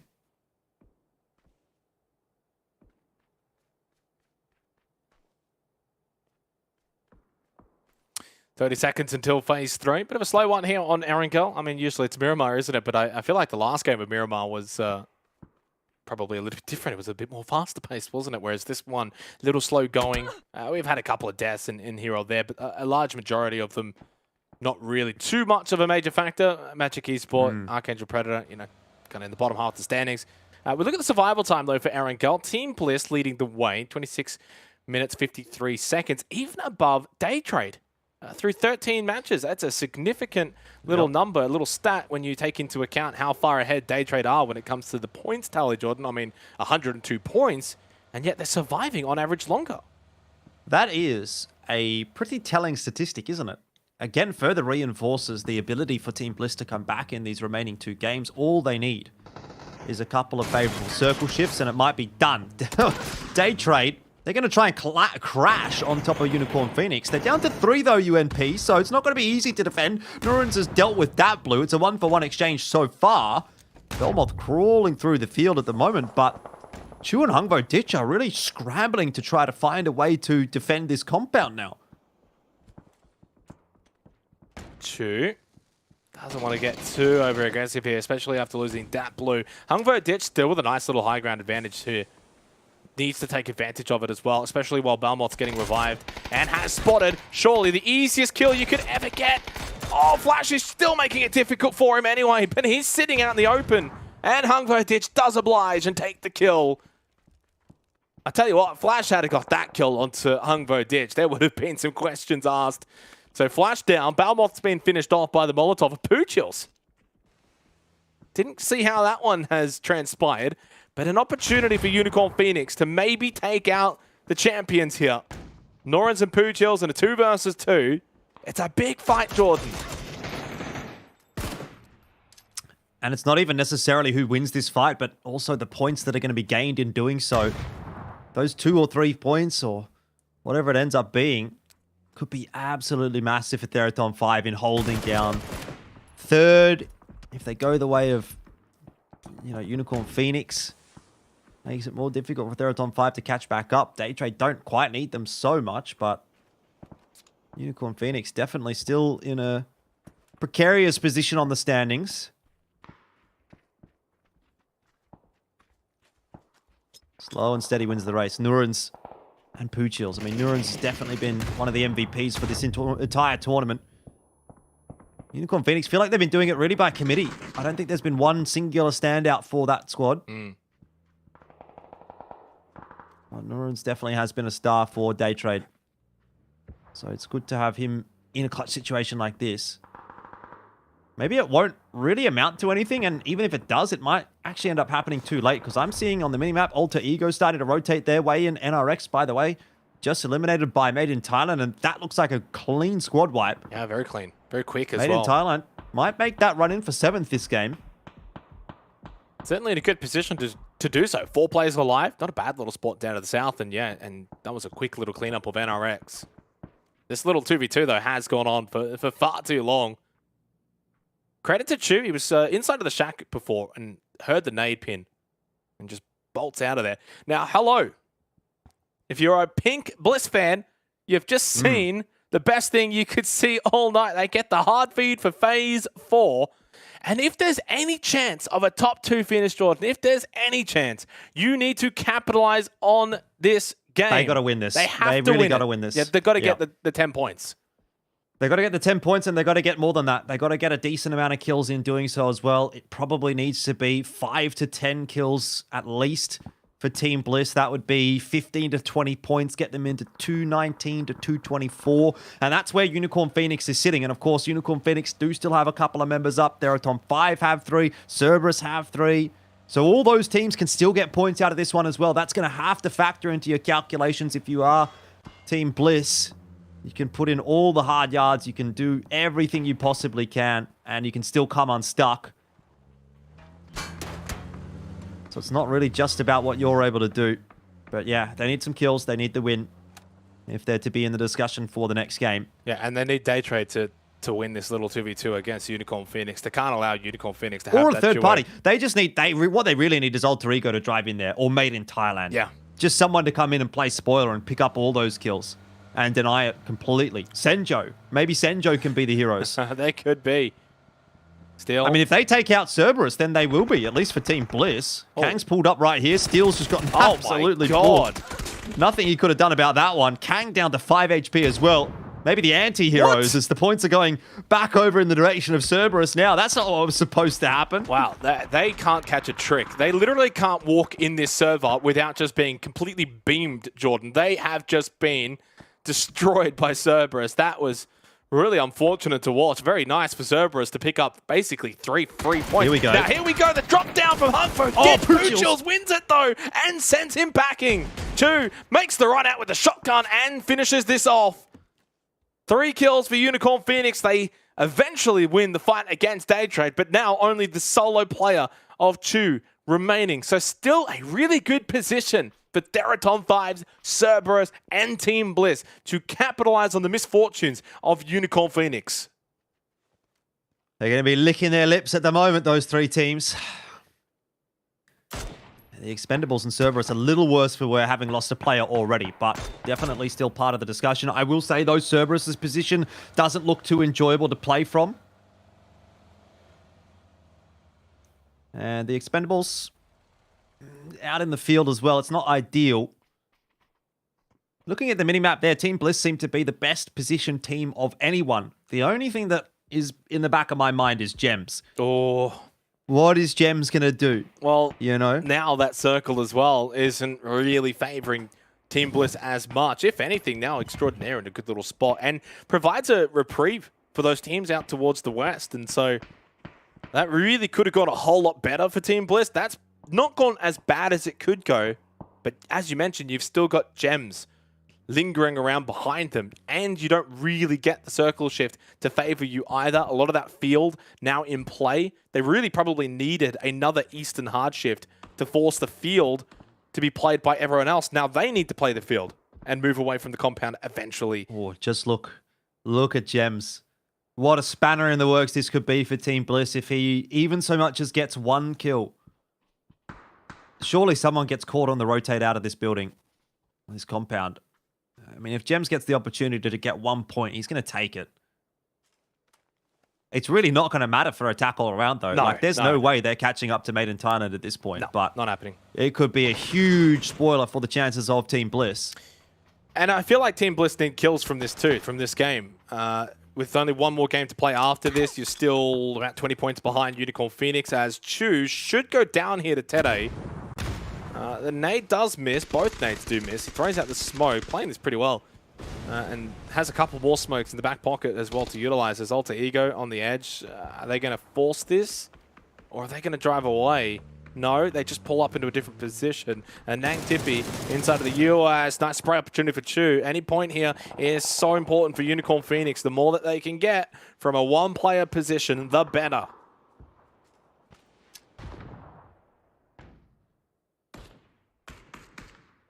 Luxurious Esports pushing their way in through those smokes as well. Trying to breach the buildings that Extraordinaire are locking down.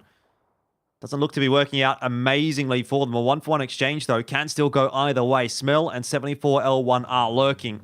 Nile might be getting picked up right now. Isaki will be hoping to receive much the same treatment as his teammate rotates across to help him out. Up toward the northern side of the map, you do still have Deraton 5 lurking. And they're trying to put a bit of a number in onto the Expendables, who, they've all gotten in the same vehicle. Oh. Where are they going, Xenox? Where are they going? And can they get there safely? Yeah, I don't know. Is there like They're sending it at the building. Oh, they're going to go straight into Extraordinary. How should be able to get a couple hits? Get one onto Levi's, as Duckjuice at least got him on the entry point here. Duckjuice and 777 still up. So they go for the revive, and they do. Okay, so they'll have 777 maybe watching for Niall here, and Trick pushing over and has done his job successfully. Oh, so graciously. With a bit of help from Haisaki of Cerberus, Team Extraordinaire do go out in 8th position. So now placement points on offer here, Jordan. For Theraton 5, for Cerberus, for Team Bliss. There goes Bryn. Gems does catch them from behind. Latte then gets the kill, but it's too late. He's done the damage. Bliss down to 3, like all the others. 3, 4, 5, and 6, all down to 3 players. It's Made in Thailand and Alter Ego. The only 2 teams with 4 players now left alive. Yeah, but a massive jostle for positioning over this one compound that is inside of the zone. 777 and the rest of the Expendables are there. Cerberus is there as well. Theraton 5 definitely looking in that direction, but Made in Thailand, they're wrapping through the entirety of the map. They're looking for Team Bliss, and they could well be the undoing of the Oceanic squad. A grenade gets tossed on through. Insight dodges it. Mirage gets a knock onto Latte, finishes it as well. That's 1 more point for Team Bliss. And now the grenades come back in response. Danawa. Look at the minimap. Will go down. Look above them. Look at them. It didn't kill him. Look at above them, though. It's Theraton 5, a very, very close here to Team Bliss. Now, Monty's played the hard anchor, staying at the compound, and he's using that sort of higher ground advantage to try and keep Theraton 5 at bay, while also putting Made in Thailand under pressure. So that's worked out perfectly. Well played there to Team Bliss. But yeah, Theraton 5 directly above them. Ranger X, Pathampong, Reseda Jr. is a little bit further away. So that's something to keep an eye on in the latter portion of this game. Levi's getting the down onto Duckmite. Haisaki on the other side of 777. Cerberus now pushing in to the Expendables. A big, big fight here for Cerberus. Only 12 points behind second place Unicorn Phoenix. So they need to make sure that they do not go out to the Expendables.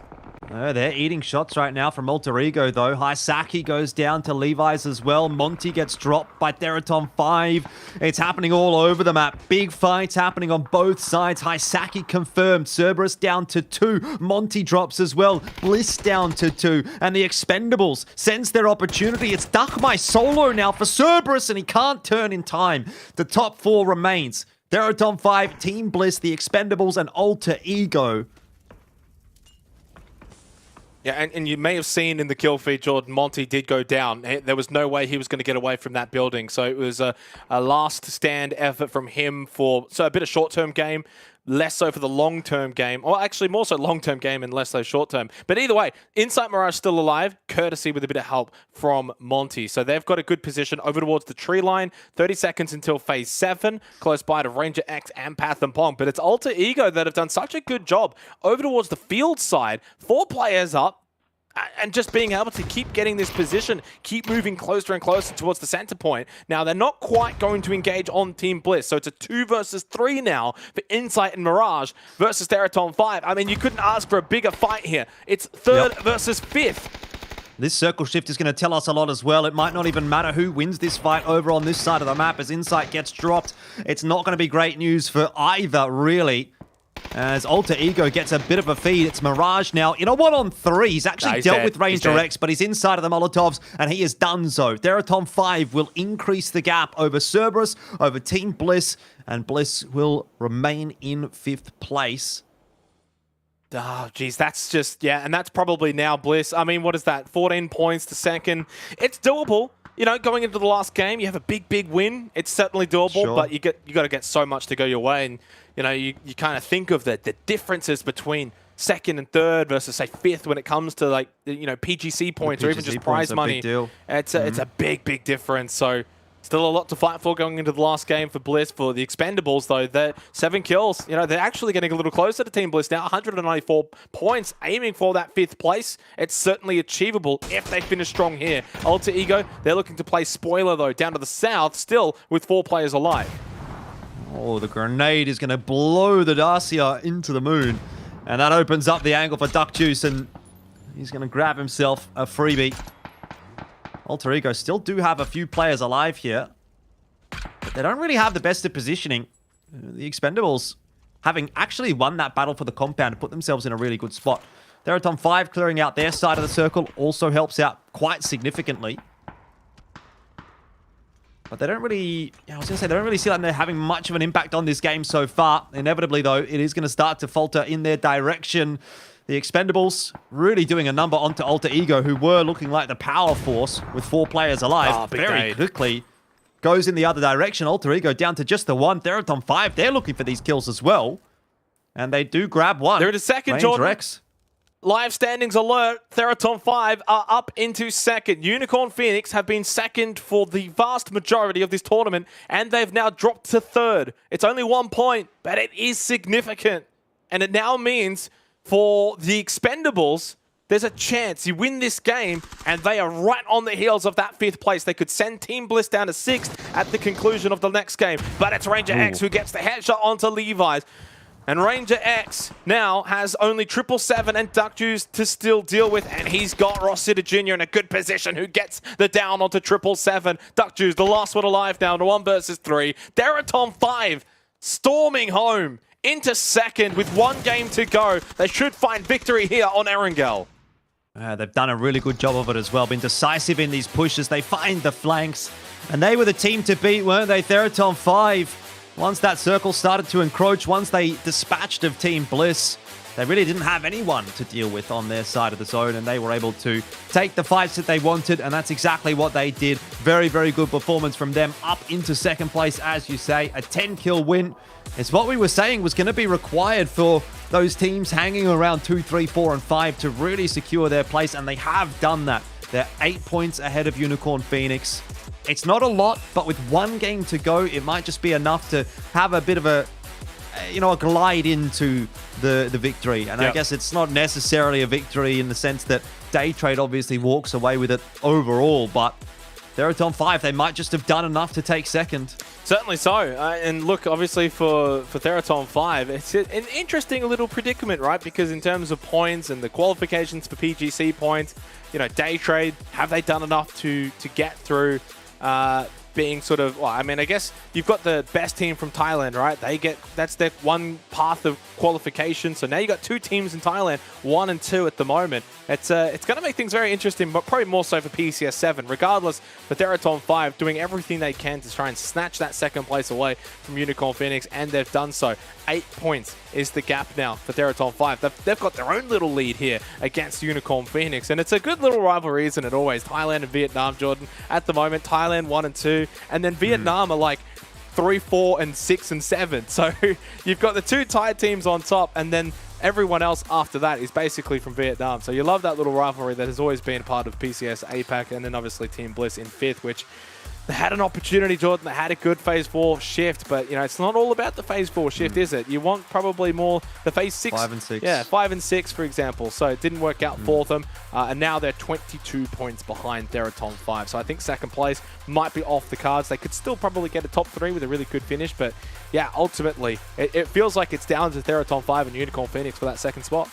Definitely going to be jostling for it, and that's going to be a big storyline that will follow in the next game. That is, though, how things have always played out in PCS in APAC, isn't it, right? The Thai teams and the Vietnamese teams generally tend to be at the top of the bunch, and then there's almost always one Oceanic team that's kind of playing a bit of a spoiler for the 2. And then, from the rest of the regions, it's a little bit more difficult. Archangel Predator have been up there every now and then for the Philippines, but he certainly seemed to have dropped off a little in recent times. Ranger X, player of the match here for Theraton 5, and alongside Rosita Jr., I think him and Rosita Jr. have been the 2 that have really impressed me from this Theraton 5 roster in this competition thus far. And obviously, if he continues to bring that kind of form in, well, the tournament's pretty much over, but he might get himself a shout in for the all PCS team. Well, yeah, he actually has the most kills for Theraton 5. More than even Rosita Jr., more than, say, Monty from Team Bliss. So I think Ranger X has probably gone under the radar. I think that's definitely fair to say. In terms of damage dealt numbers, not quite up there as much, but definitely finding kills for his team. Which is really all you can really ask for. Sometimes the way you get your kills, you can't really question it too much. But yeah, I think between Ranger X and Rosita Jr., if Theraton 5 do finish second, I think one of them has to be really in that all PCS squad, Jordan. So you look, 1 game to go. And even if they do finish third, maybe that still remains the same as well. So 2 wins for Theraton 5. That's really what you can ask for, really, on the final day. When you're battling for that second place, you've got to give everything you've got, and they've done that. 100%. You know, when your back's against the wall, you need to deliver. Theraton 5 are the team today that have been able to do that. A couple of the other ones maybe haven't been able to come in with as much gusto, and that's why we're seeing Theraton 5 taking second place, Unicorn Phoenix falling out of it. They started the competition well, but they haven't really been able to hold that up here in the second week quite as much as they were in week 1. And unfortunately, they didn't get as much done as Day Trade in week 1, so they weren't able to just scoot through for free. Certainly so. Okay, we're going to go to a break. When we do come back, it's the final game for PCS6 APAC. Don't miss it. That battle for second is so close.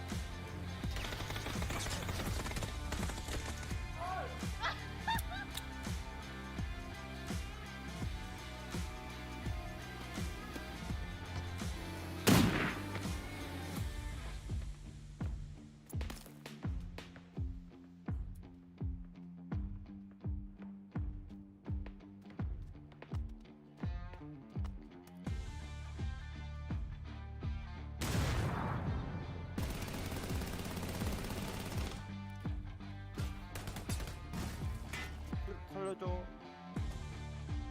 그거 다 죽었다. 진짜 미치겠다.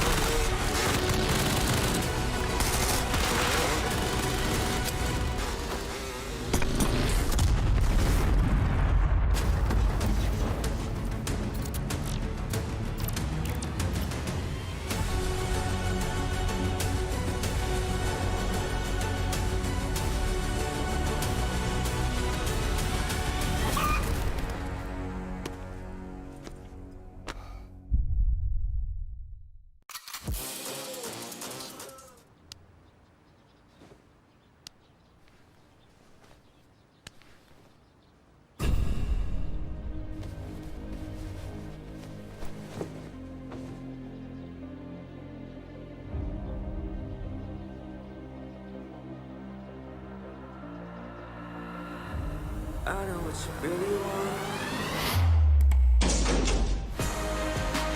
Turn it up and do it die. Maybe we're in paradise. I'm feeling like a hero. Turn it up and do it die. Everything is on the line. I'm feeling like a hero. Turn it up and do it die. Maybe we're in paradise. I'm feeling like a hero.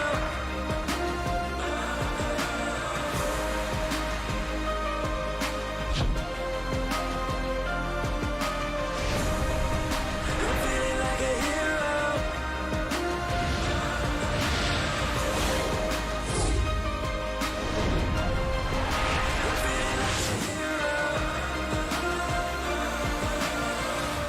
Born ready.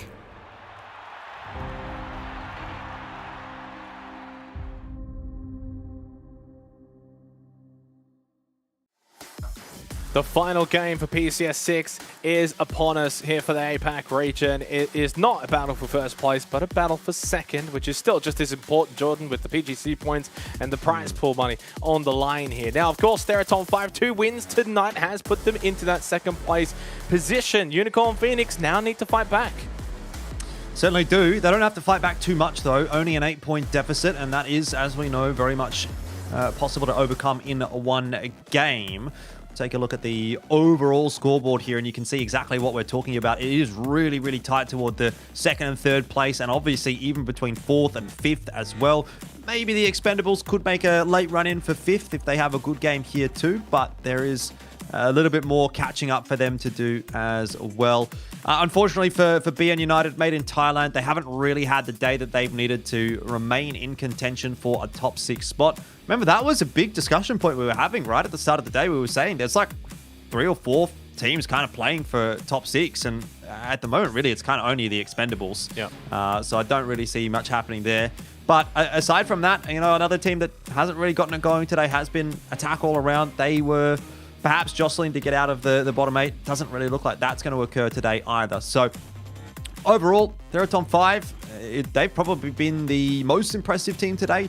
They got those 2 wins, and as you can see, Day Trade, they're already celebrating. They know they've won. We all know they've won. Hopefully they're going to get us something to cheer about when... Did they crown themselves, Jordan? I think they might have. I mean, look, to be fair, you know, you can't really blame them at this point, No. but hopefully they're going to give us something to get excited about in this final game of the day, because very often, you know, the winner has already been decided at this point, but hopefully they can have a good final game just to send it off nicely. Consider this a victory lap for Day Trade. Yep, true. It's one last go around for Day Trade. They get to go around, though, as the champions of PCS6 APAC. And, you know, the beauty of it is it may seem anticlimactic going into the last game where, you know, it's all kind of wrapped up, but in some ways, the best team, Jordan, dominated from the start to the end, and they deserve to go into these last couple of games with no pressure, to have some fun, to be the champion. I don't think there's anything wrong with that. You're going to have plenty of PCS events this year where you're going to go down to the final day, and may even happen in the Americas region. It may happen, of course, we've still got Asia and Europe to play over the next 2 weeks. So, like, let this be, you know, Day Trade's kind of event. They've deserved it. They've earned it. We've had plenty of events in the past where it came down to the final day on the point system. So Day Trade were just far too good for everyone else, and they deserve to be the champions a little earlier than the final couple of games. But of course, though, our focus will be on second place, Theraton 5, Unicorn Phoenix, and the, well, outliers of Cerberus and Team Bliss. They'll have to have massive games and hope other things go their way as we head back to Pachinki one final time. Yep, and once again, it's still going to be an important fight for the Expendables, more likely than APAC all around. But if they can get the 4 points out of this one, go up to 202, then the gap between them and Team Bliss is only going to be 9 points, and that's definitely catchable. Bloom's already having done a lot of damage there to Jun, though, is not going to make it start well for the Expendables. That'll be a pretty easy flush, I would have thought, but in fact, actually, it's a double knock from Gloom. So this might well be where the chase ends for the Expendables. And if that occurs, then, well, Team Bliss will, at worst, lock in a 5th place. Glooms is just going absolutely nuts at the moment. Oh.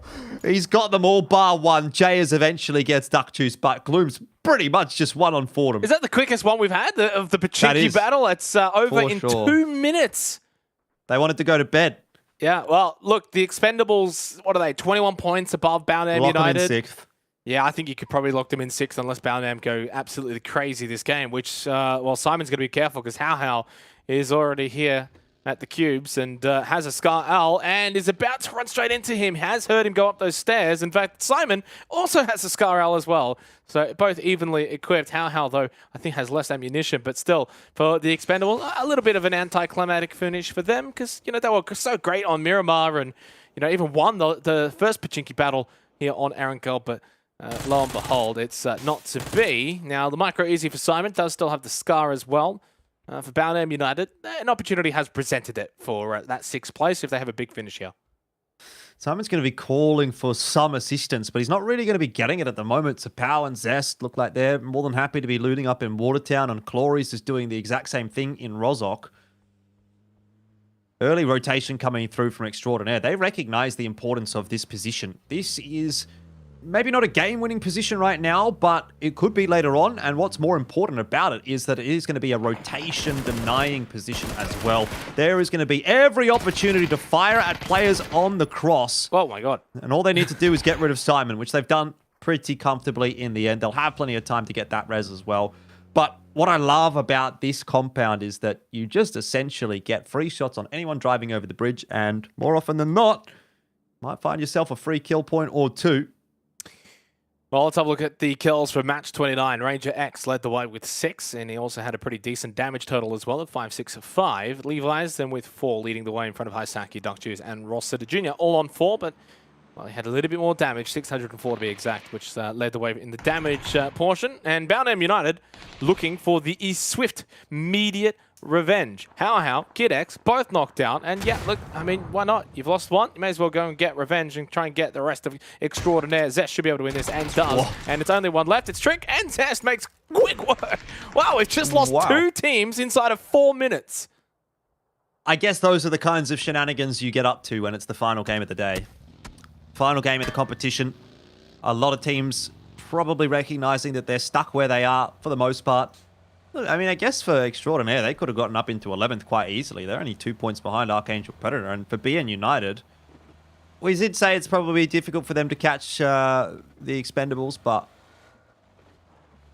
end of the day, some shenanigans afoot. Well, if they win the game from here, I think that's probably enough. Oh, that's true. That's true.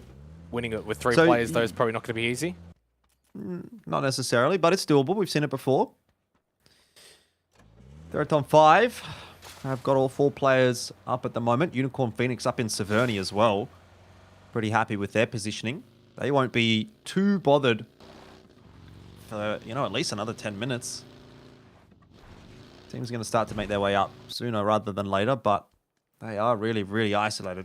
19 points to Theraton 5 in second. It's one of those games, right, where if Theraton 5, and there's a lot of ifs in all of these equations, if Theraton 5, if Unicorn Phoenix both don't really perform, and they have a big game, yeah, second place still mathematically very much achievable. Path and Pong and NRX, well, Theraton 5, all the points that they get make life so much more difficult for everyone else, and they pick up 2 freebies, Jordan. That's 235 points now, and that makes things so much more difficult. But yeah, hang on indeed, because Pong has been knocked. Can he get finished off, though? I'm not so sure. I think he's safe here. The Darcia blocking the way, and then his own teammate too, although Zet's got an angle as well. Now, you picked up 2 kills, but if you go out here, that could be so much worse. It's that same old chestnut we were discussing last game between the Expendables and Attack all around. How much value do you place on the life of one of your teammates? Is 2 points enough? Was 3 points enough? Looks like they might just get the reses here, but BN United a team seeking vengeance, perhaps, as they have gotten that knock onto Extrazit. Nice shot from Sapau. Cloris is just sending it. I think BN United have just decided, you know what? The only way we're going to catch the Expendables right now is by getting a lot of points this game. So we are just going to run at teams. And they've gotten 1 out of it. Theraton 5 will have to make do with 3. I think 3 is fine. Honestly, considering the position they're in, this is actually totally fine for them because they've already got a little point gap. If they were, say, a Cerberus or a Team Bliss that needed to have like a massive, massive game, I would probably be wary of this. But they've got 2 kills. Yes, they lost the extra hit, but 3 players alive. They can send it over into George Paul. They can just hang out for a bit.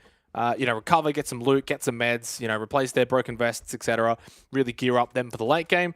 And the fact that you're already in second, you've still got that point margin. I think this is a really, really good result for Theraton Fight because that could have gone so much worse, Jordan. They could have been down to 1 or 2 players, maybe even wiped out if Balnam United were, a little bit quicker and a little bit closer in really pushing onto them.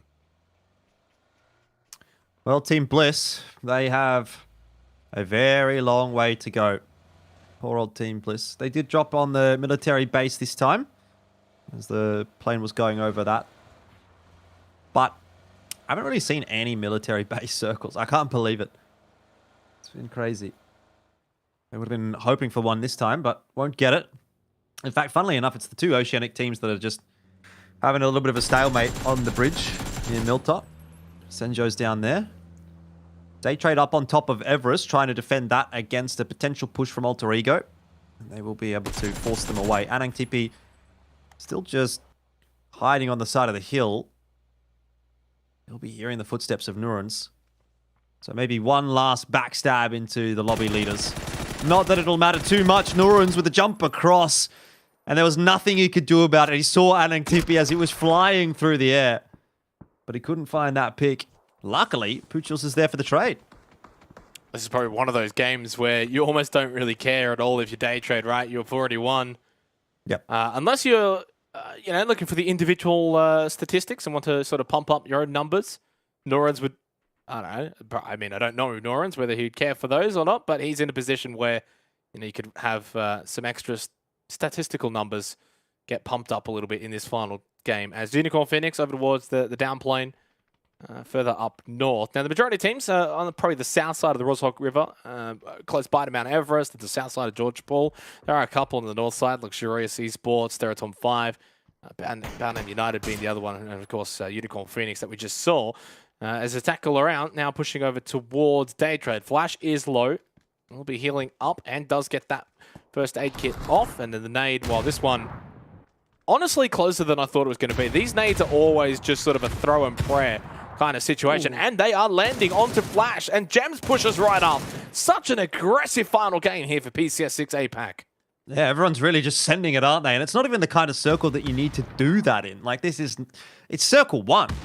Like, and if it was a weird circle 1 where we had 50% of it be water, I could maybe understand. But this is nothing really out of the ordinary. And yet we've already seen 2 teams die. We've seen a bunch of players dropping as well. A lot of teams down to 3. NRX is even down to 2. It's just absolute madness. Ooh, now that's a that, circle. However, is a nice circle shift for the viewers. That's going to be one that sends it right up onto the northern part of the island. And not the kind of finish we see a lot. No. North George Paul Fields are a fun game for viewers, maybe not so much for the teams, but considering how many of the teams were still sort of down towards the more southern side, a lot of rotations will have to come out. And we're already down to 50 players alive, 10.5 minutes into the game, so a fast-paced game, naturally, should be even sped up even more with that kind of Phase 2 circle shift.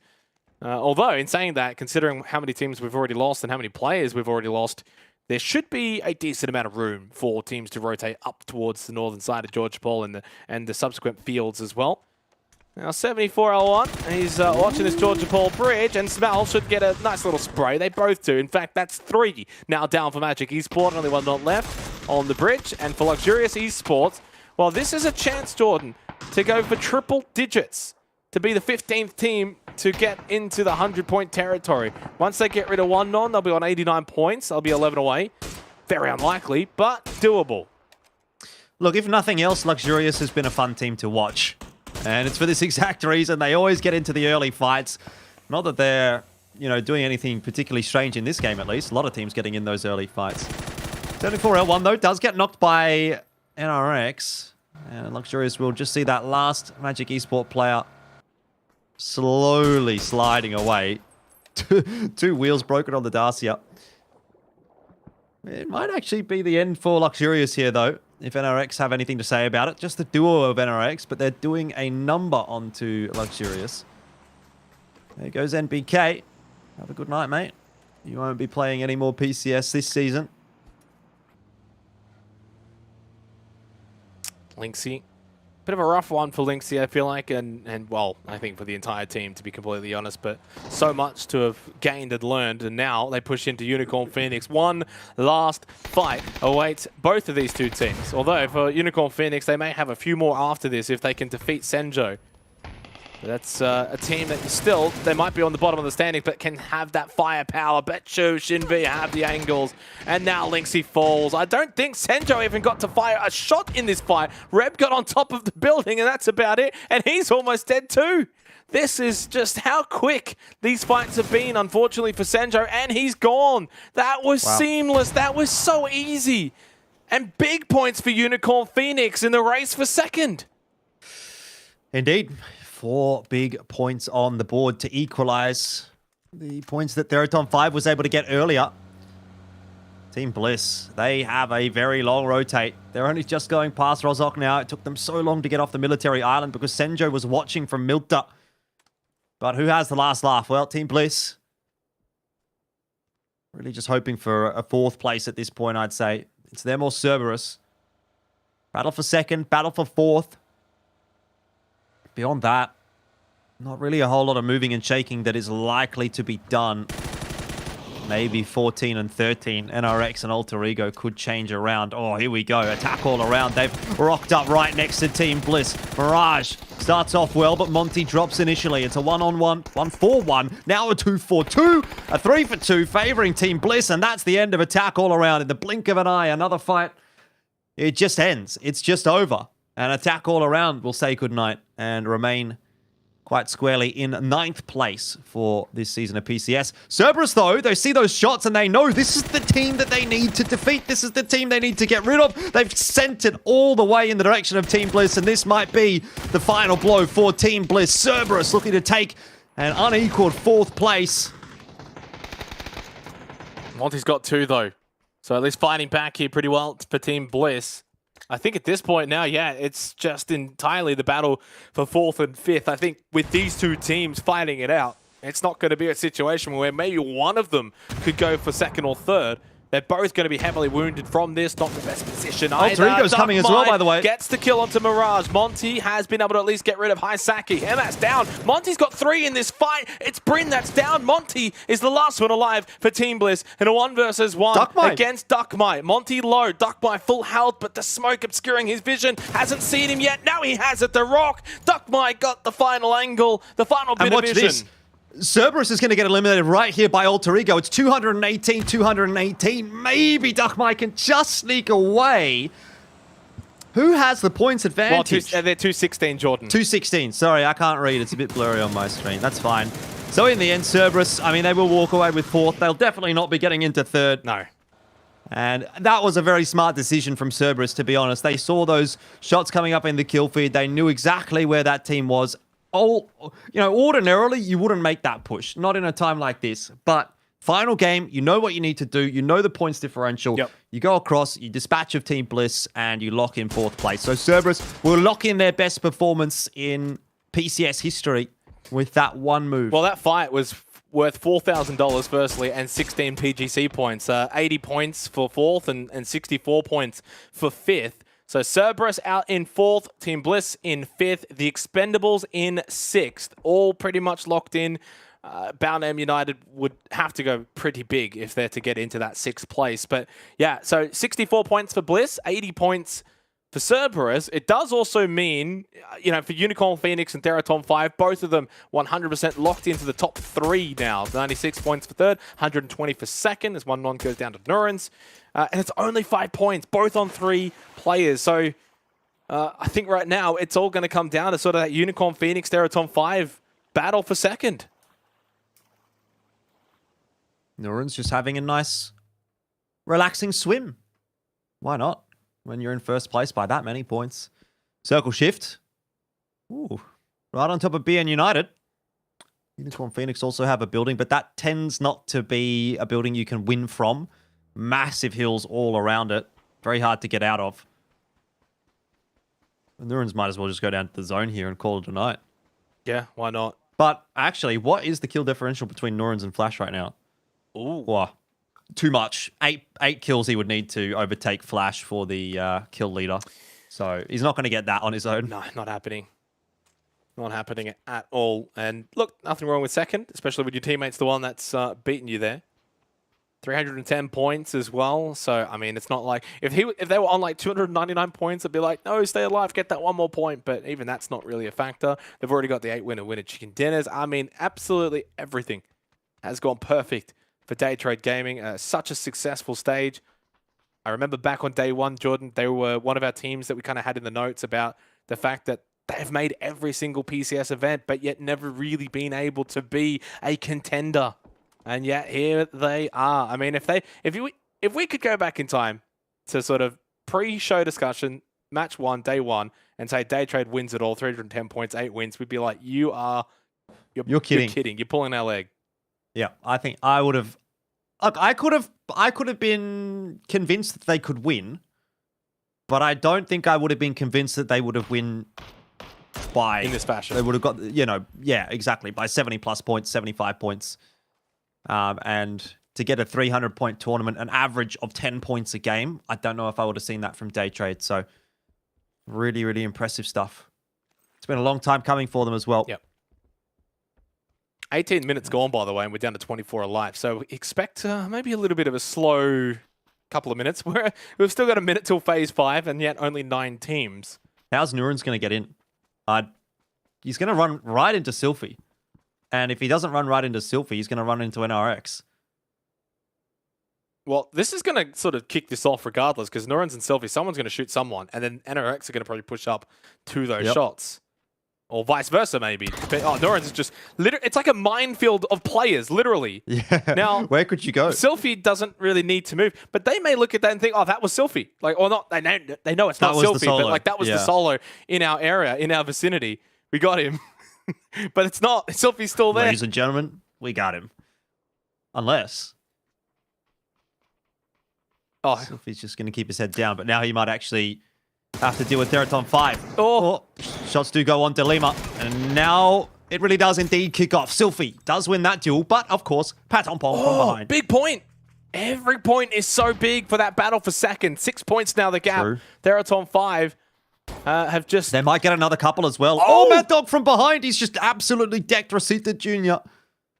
Archangel Predator, can they play spoiler for one more team? Hungbo Ditch just kind of on the move. You can see on the map there as Boundham United get another feed here. They're going down to the zone. Nam Zhao is going to be able to get that first aid kit off, and he's going to get Pathenpong. Surely, no, he's not. What is he doing? What is going on? What? Why did he not shoot him? He's going to pop another med. He's going to pop another med. Hungbo Ditch, he spotted them out as well. If he knows this is Theraton 5, it's going to be absolutely massive. Nam Zhao gets spotted. He actually ends up giving a point over to Theraton 5 in the end. But Unicorn Phoenix, they know exactly where their biggest opponent now resides, and they are starting to see them falter. Ranger X, he drops. Surely now, if you're Unicorn Phoenix, you're making that call and saying, we have to get in on this fight. Maybe it doesn't matter. All right, we got our... Theraton 5 is out. We got our and points. Unicorn Phoenix, they only need 6 more. 6 or 7. I don't know what the tiebreaker is going to be for them. True. Off the top of my head, I'll have a look. Have a look for me. But yeah, 7 points would be enough to obviously avoid any tiebreaker discussion. And the beautiful thing for Unicorn Phoenix, still 3 players alive.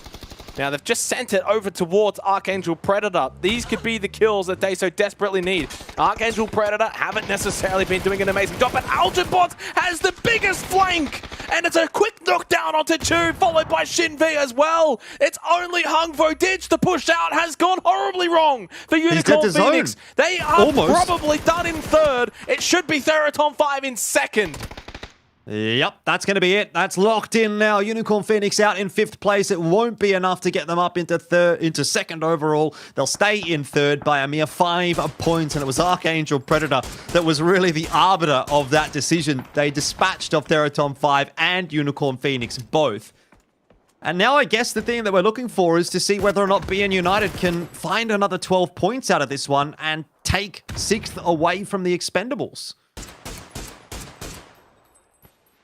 Yeah, well, that's pretty much it. Now we come down to this probably Balnam United little mini game, and maybe even made in Thailand. But I don't know if Made in Thailand can get over Balnam because Balnam's still in this game.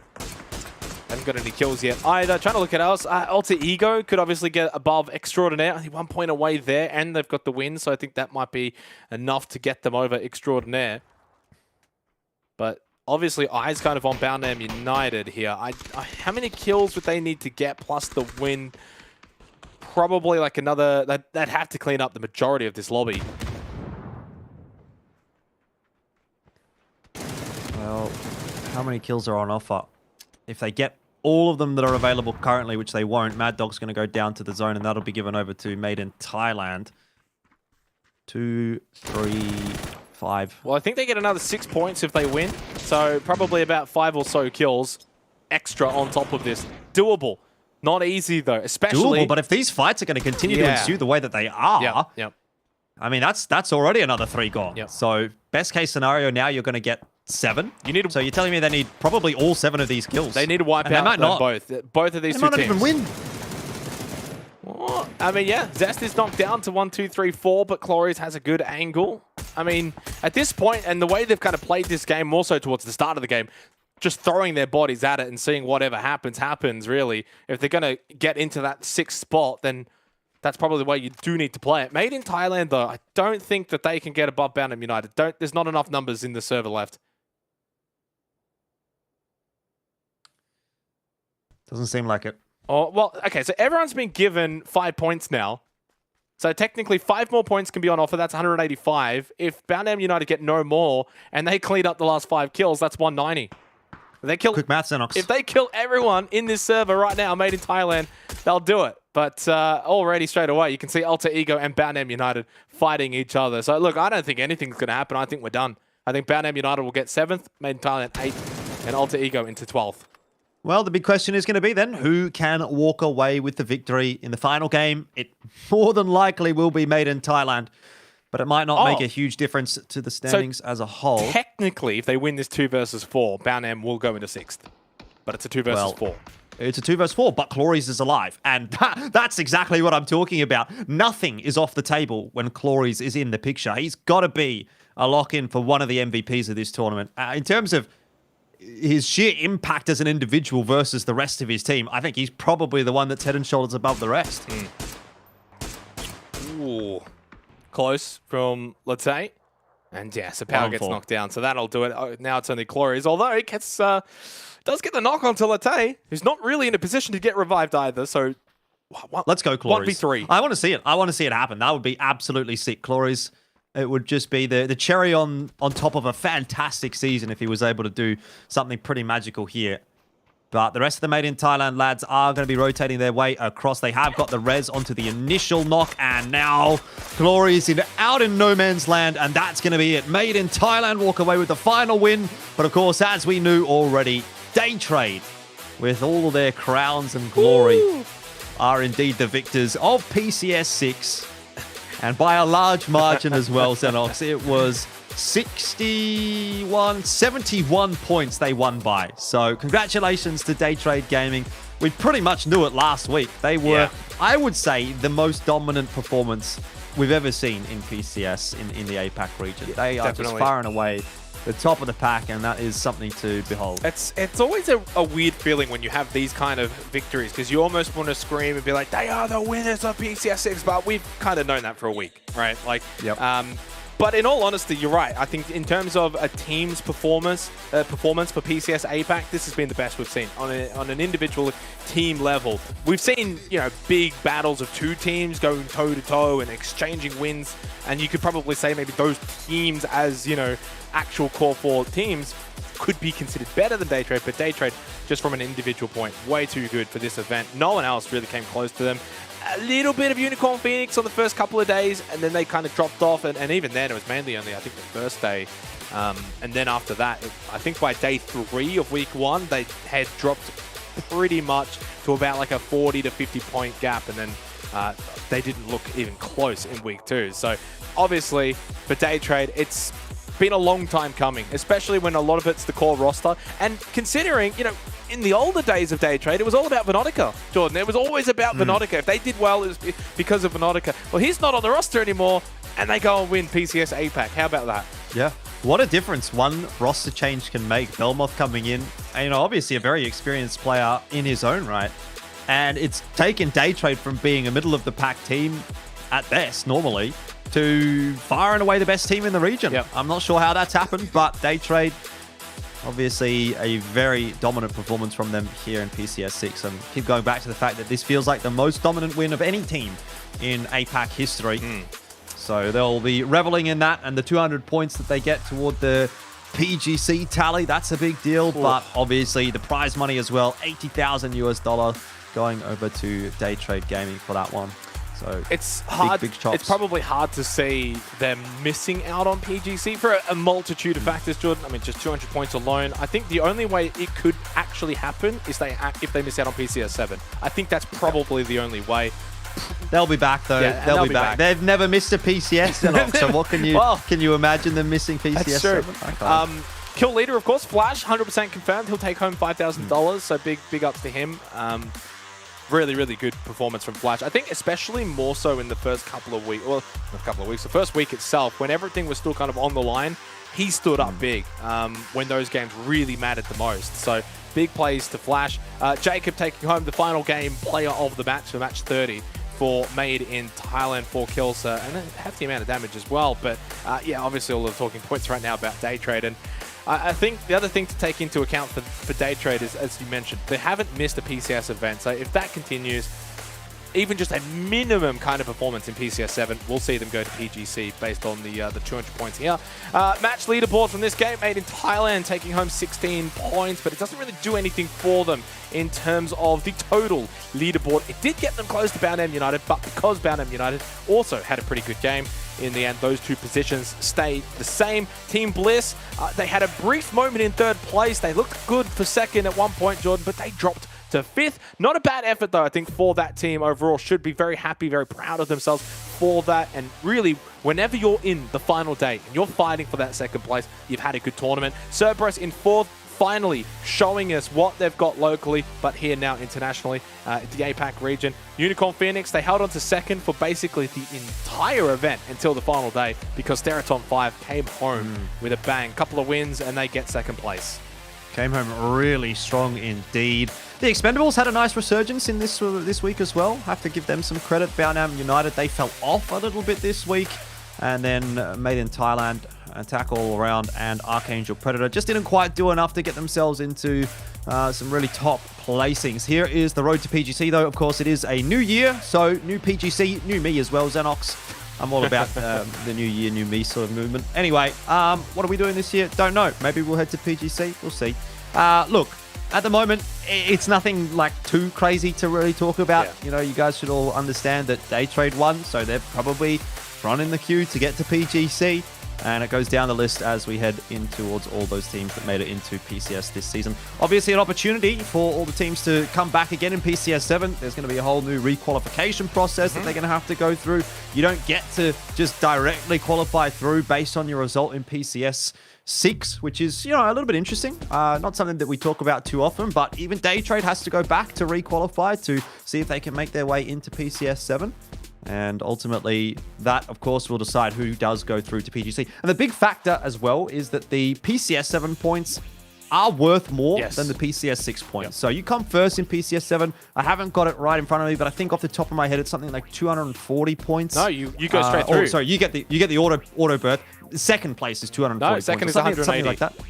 Oh, okay, close enough. Anyway, it doesn't really matter. Basically, second place, 120 in PCS6, 180 in PCS7. That's my point. Yep. Basically, you get more for finishing higher in PCS7 than you do in PCS6. So that means it's more valuable to have a higher place in PCS7 than it is in here in PCS6. But obviously, the points you get now actually do help quite a lot. Yeah, certainly. And obviously, a quick reminder, 6 slots for APAC going to PGC. So we've got the PCS7 winner, which we don't know who that's going to be yet. The best Thailand team and the best Vietnamese team, which technically as things stand right now would be Day Trade and Unicorn Phoenix for those respective points. And this is where it gets a bit funky because, like, from the points perspective, Day Trade have 200, But those 200 are actually null and void right now because they're considered the best high team. So technically, Theraton 5 would be going through based on points, for example. So it does get a little bit funky. And then, yeah, so obviously best high team, best Vietnamese team, and the top 3 teams then after that.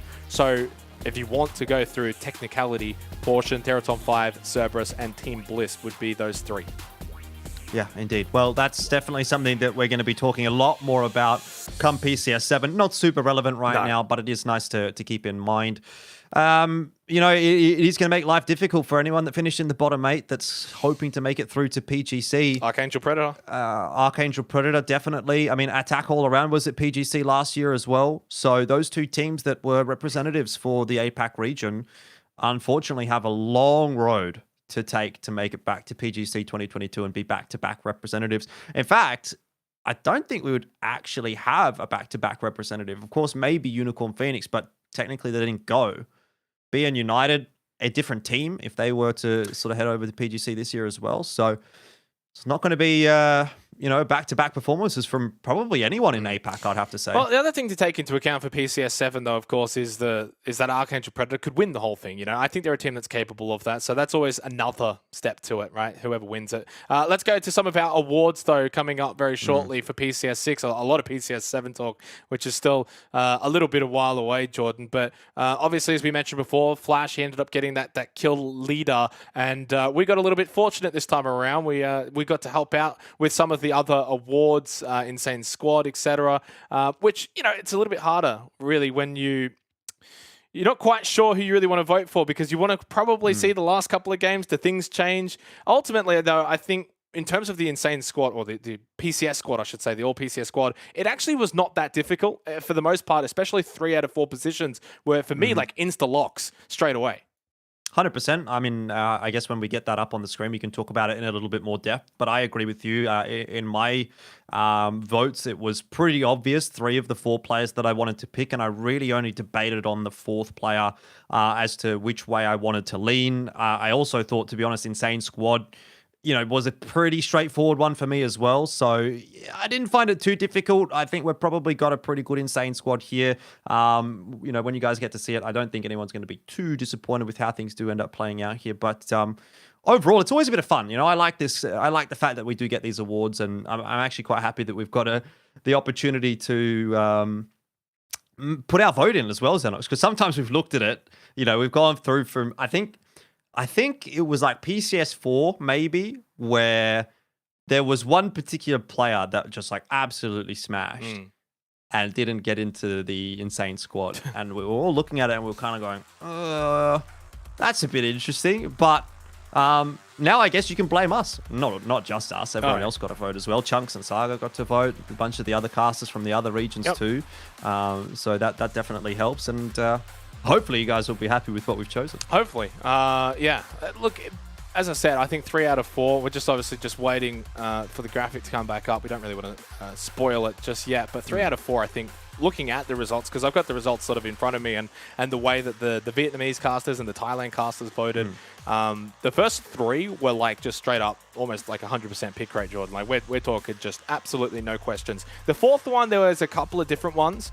So it does come down to sort of how you want to view things and what factors actually you consider to be impactful, whether it's just kills or you know you take into account knocks and damage and just general play and general game sense and those sort of things. Maybe things that don't have stats, Jordan. That's the other part. I mean, do you even take into account like the team's performance as a whole? Right? That's another factor, because inherently that is influenced by what that player is able to do, and it may not be a statistic that you can just go ahead and say like, oh yeah, Daytrade did really well, therefore they need to have 2 players in the Insane Squad. But maybe if it's between, you know, a couple of the players on the Expendables and Theraton 5 and Unicorn Phoenix and Team Bliss and those kinds of teams, the fact that X or Y team performed better than the other might play a factor into your decision-making process. So, yeah, obviously, a lot to really think about there. It would be interesting if there was a world maybe where you know, the community got to vote as well and kind of create their dream team, if that makes sense, right? We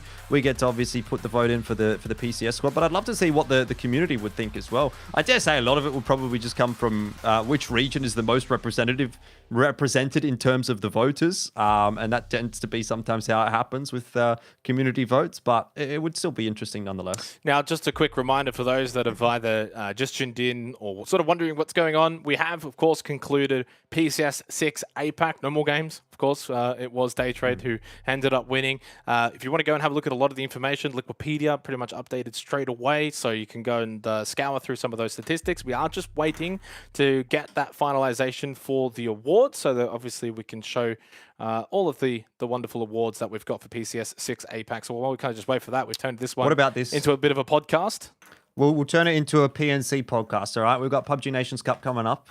Okay, so what's the Xenox Dream Team for Nations Cup? We've got who can we weigh in on? We can obviously weigh in on Australia. We can weigh in on Vietnam, Thailand, and Indonesia.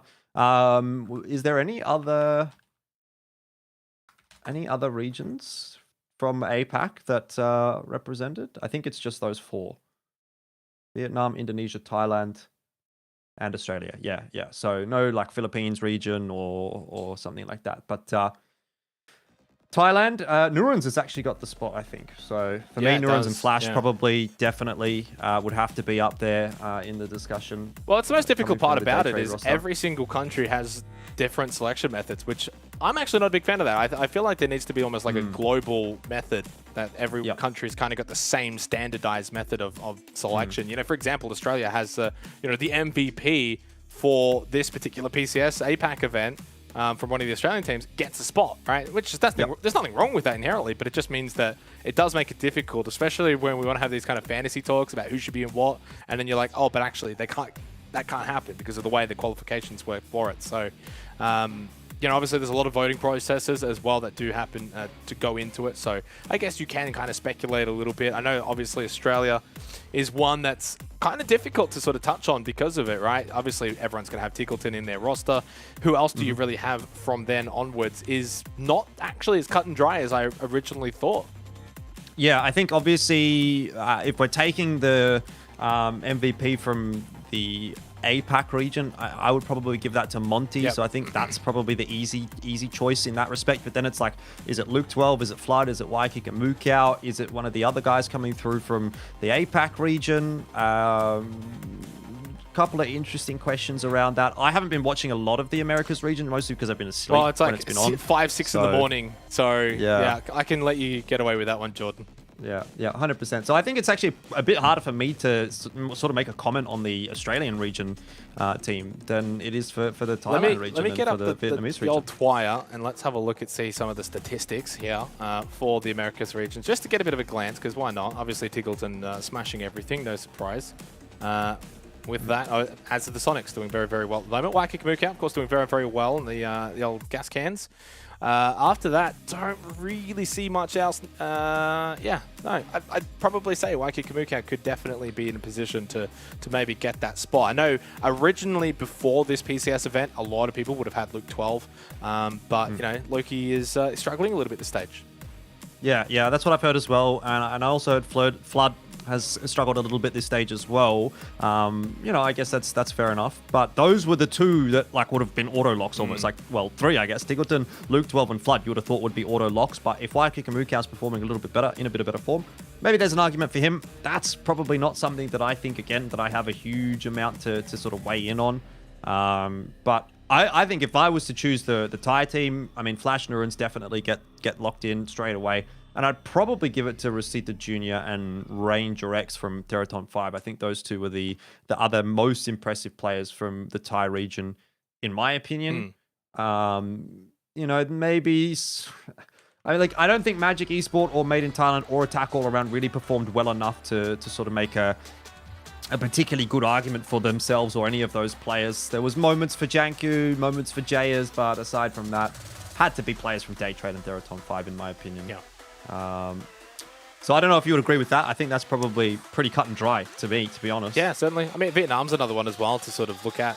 especially considering how good Vietnam really was here for PCS6 APAC. I think there's a lot of names you could look at. So I think from Cerberus, I think Duckmai was really good. Hisaki had some good moments. Obviously being United, Glory's surely, right? Like absolutely has to be in. Glorious is my first pick, I'd say. I don't know, again, the actual process for Vietnam and what that sort of entails. But if Glory's not there, something's gone wrong. And then you got, you know, the Unicorn Phoenix lads. Who do you go from there? Shin V, Chu, Dat Blue, Angbo Ditch. It's a toss-up. There's so many. I'm not even looking colors. at stats, but I feel like Shin V for me kind of hit the eye test. I don't know if that's going to be represented on the stats, so I might go Clories, Shin V. Sololzi had a couple of really good moments for Cerberus as well. You know, you could maybe throw in someone from the Expendables, but I feel like probably has to be a couple of players from Unicorn Phoenix. So yeah.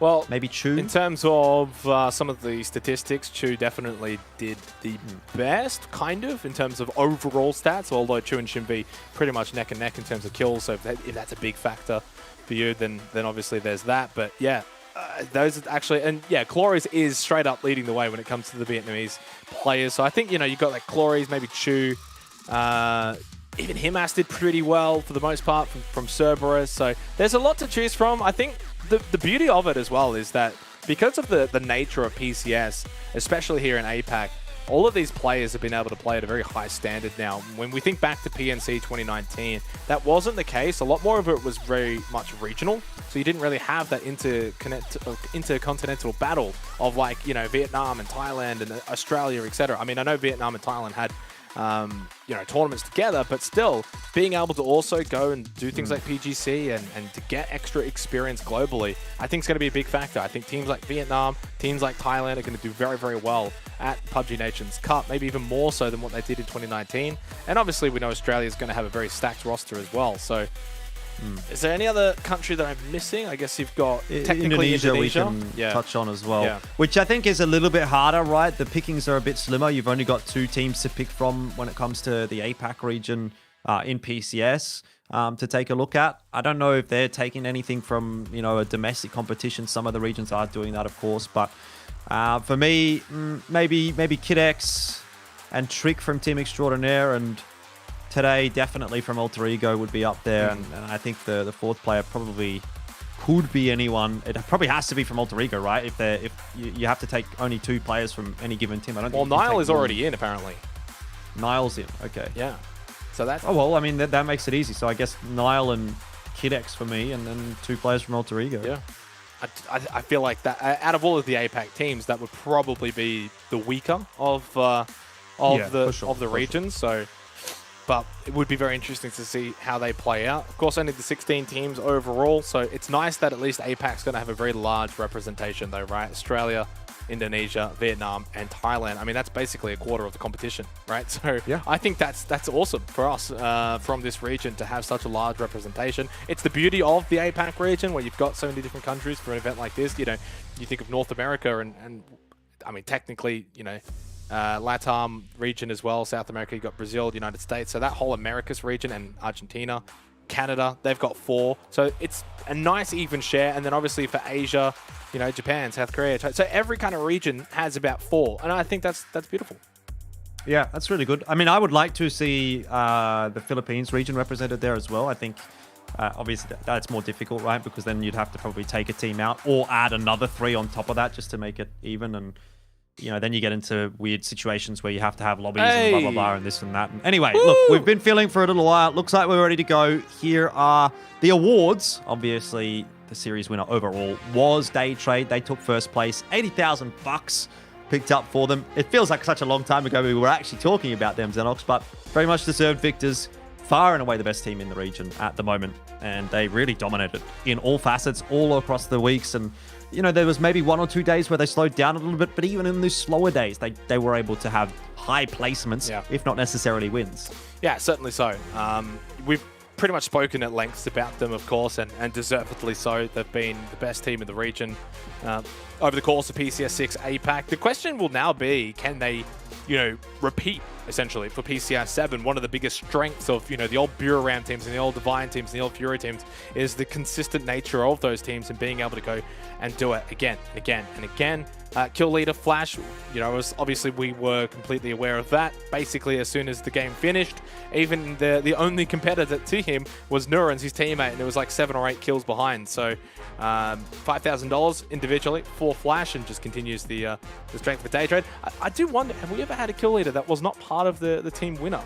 Probably once, surely. I couldn't tell you off the top of my head, but I would be surprised if we would have, to be honest. I don't know that that's ever happened. I remember Nordra generally was the kill leader when it came to the results that were dominated by Buram in the past, for example. Insane Squad, it had to go to the Expendables, didn't it? They picked up that 21 kill win, which in the history of PCS APAC is the most kills that have been picked up with a winning game.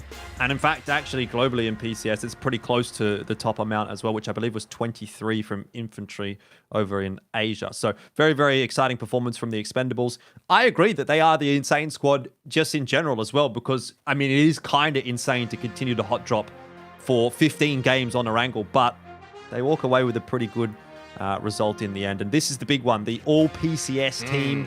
Flash, Cloris, Nurans, and Monty, 2,500 to each of those players. And this was the discussion we were having right at the start there about, which of these players did we pick? Which of the ones were we really locking in? I mean, we said 3 out of the 4, Flash, Cloris, and Nurans for me were insta-locks. And then it was that 4th place, which I wasn't too sure about. In the end, this was actually the team that I chose, by the way. I did put Monty in. I think you could have made a really good argument for Rosita Jr. or Ranger X as well. Yep. Both of those guys coming through with really, really good performances. But I just looked at the metrics, and I think Monty was a little bit better in everything bar the kills.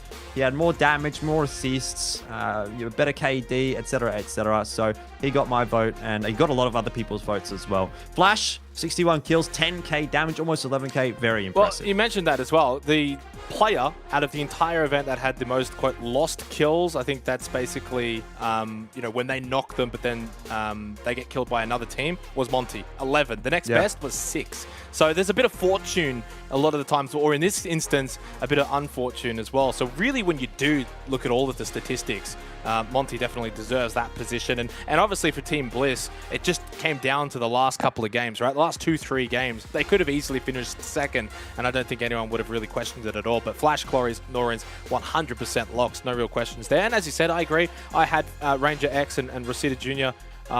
In my head as well for that 4th spot, but I could not look past Monty as the complete overall package.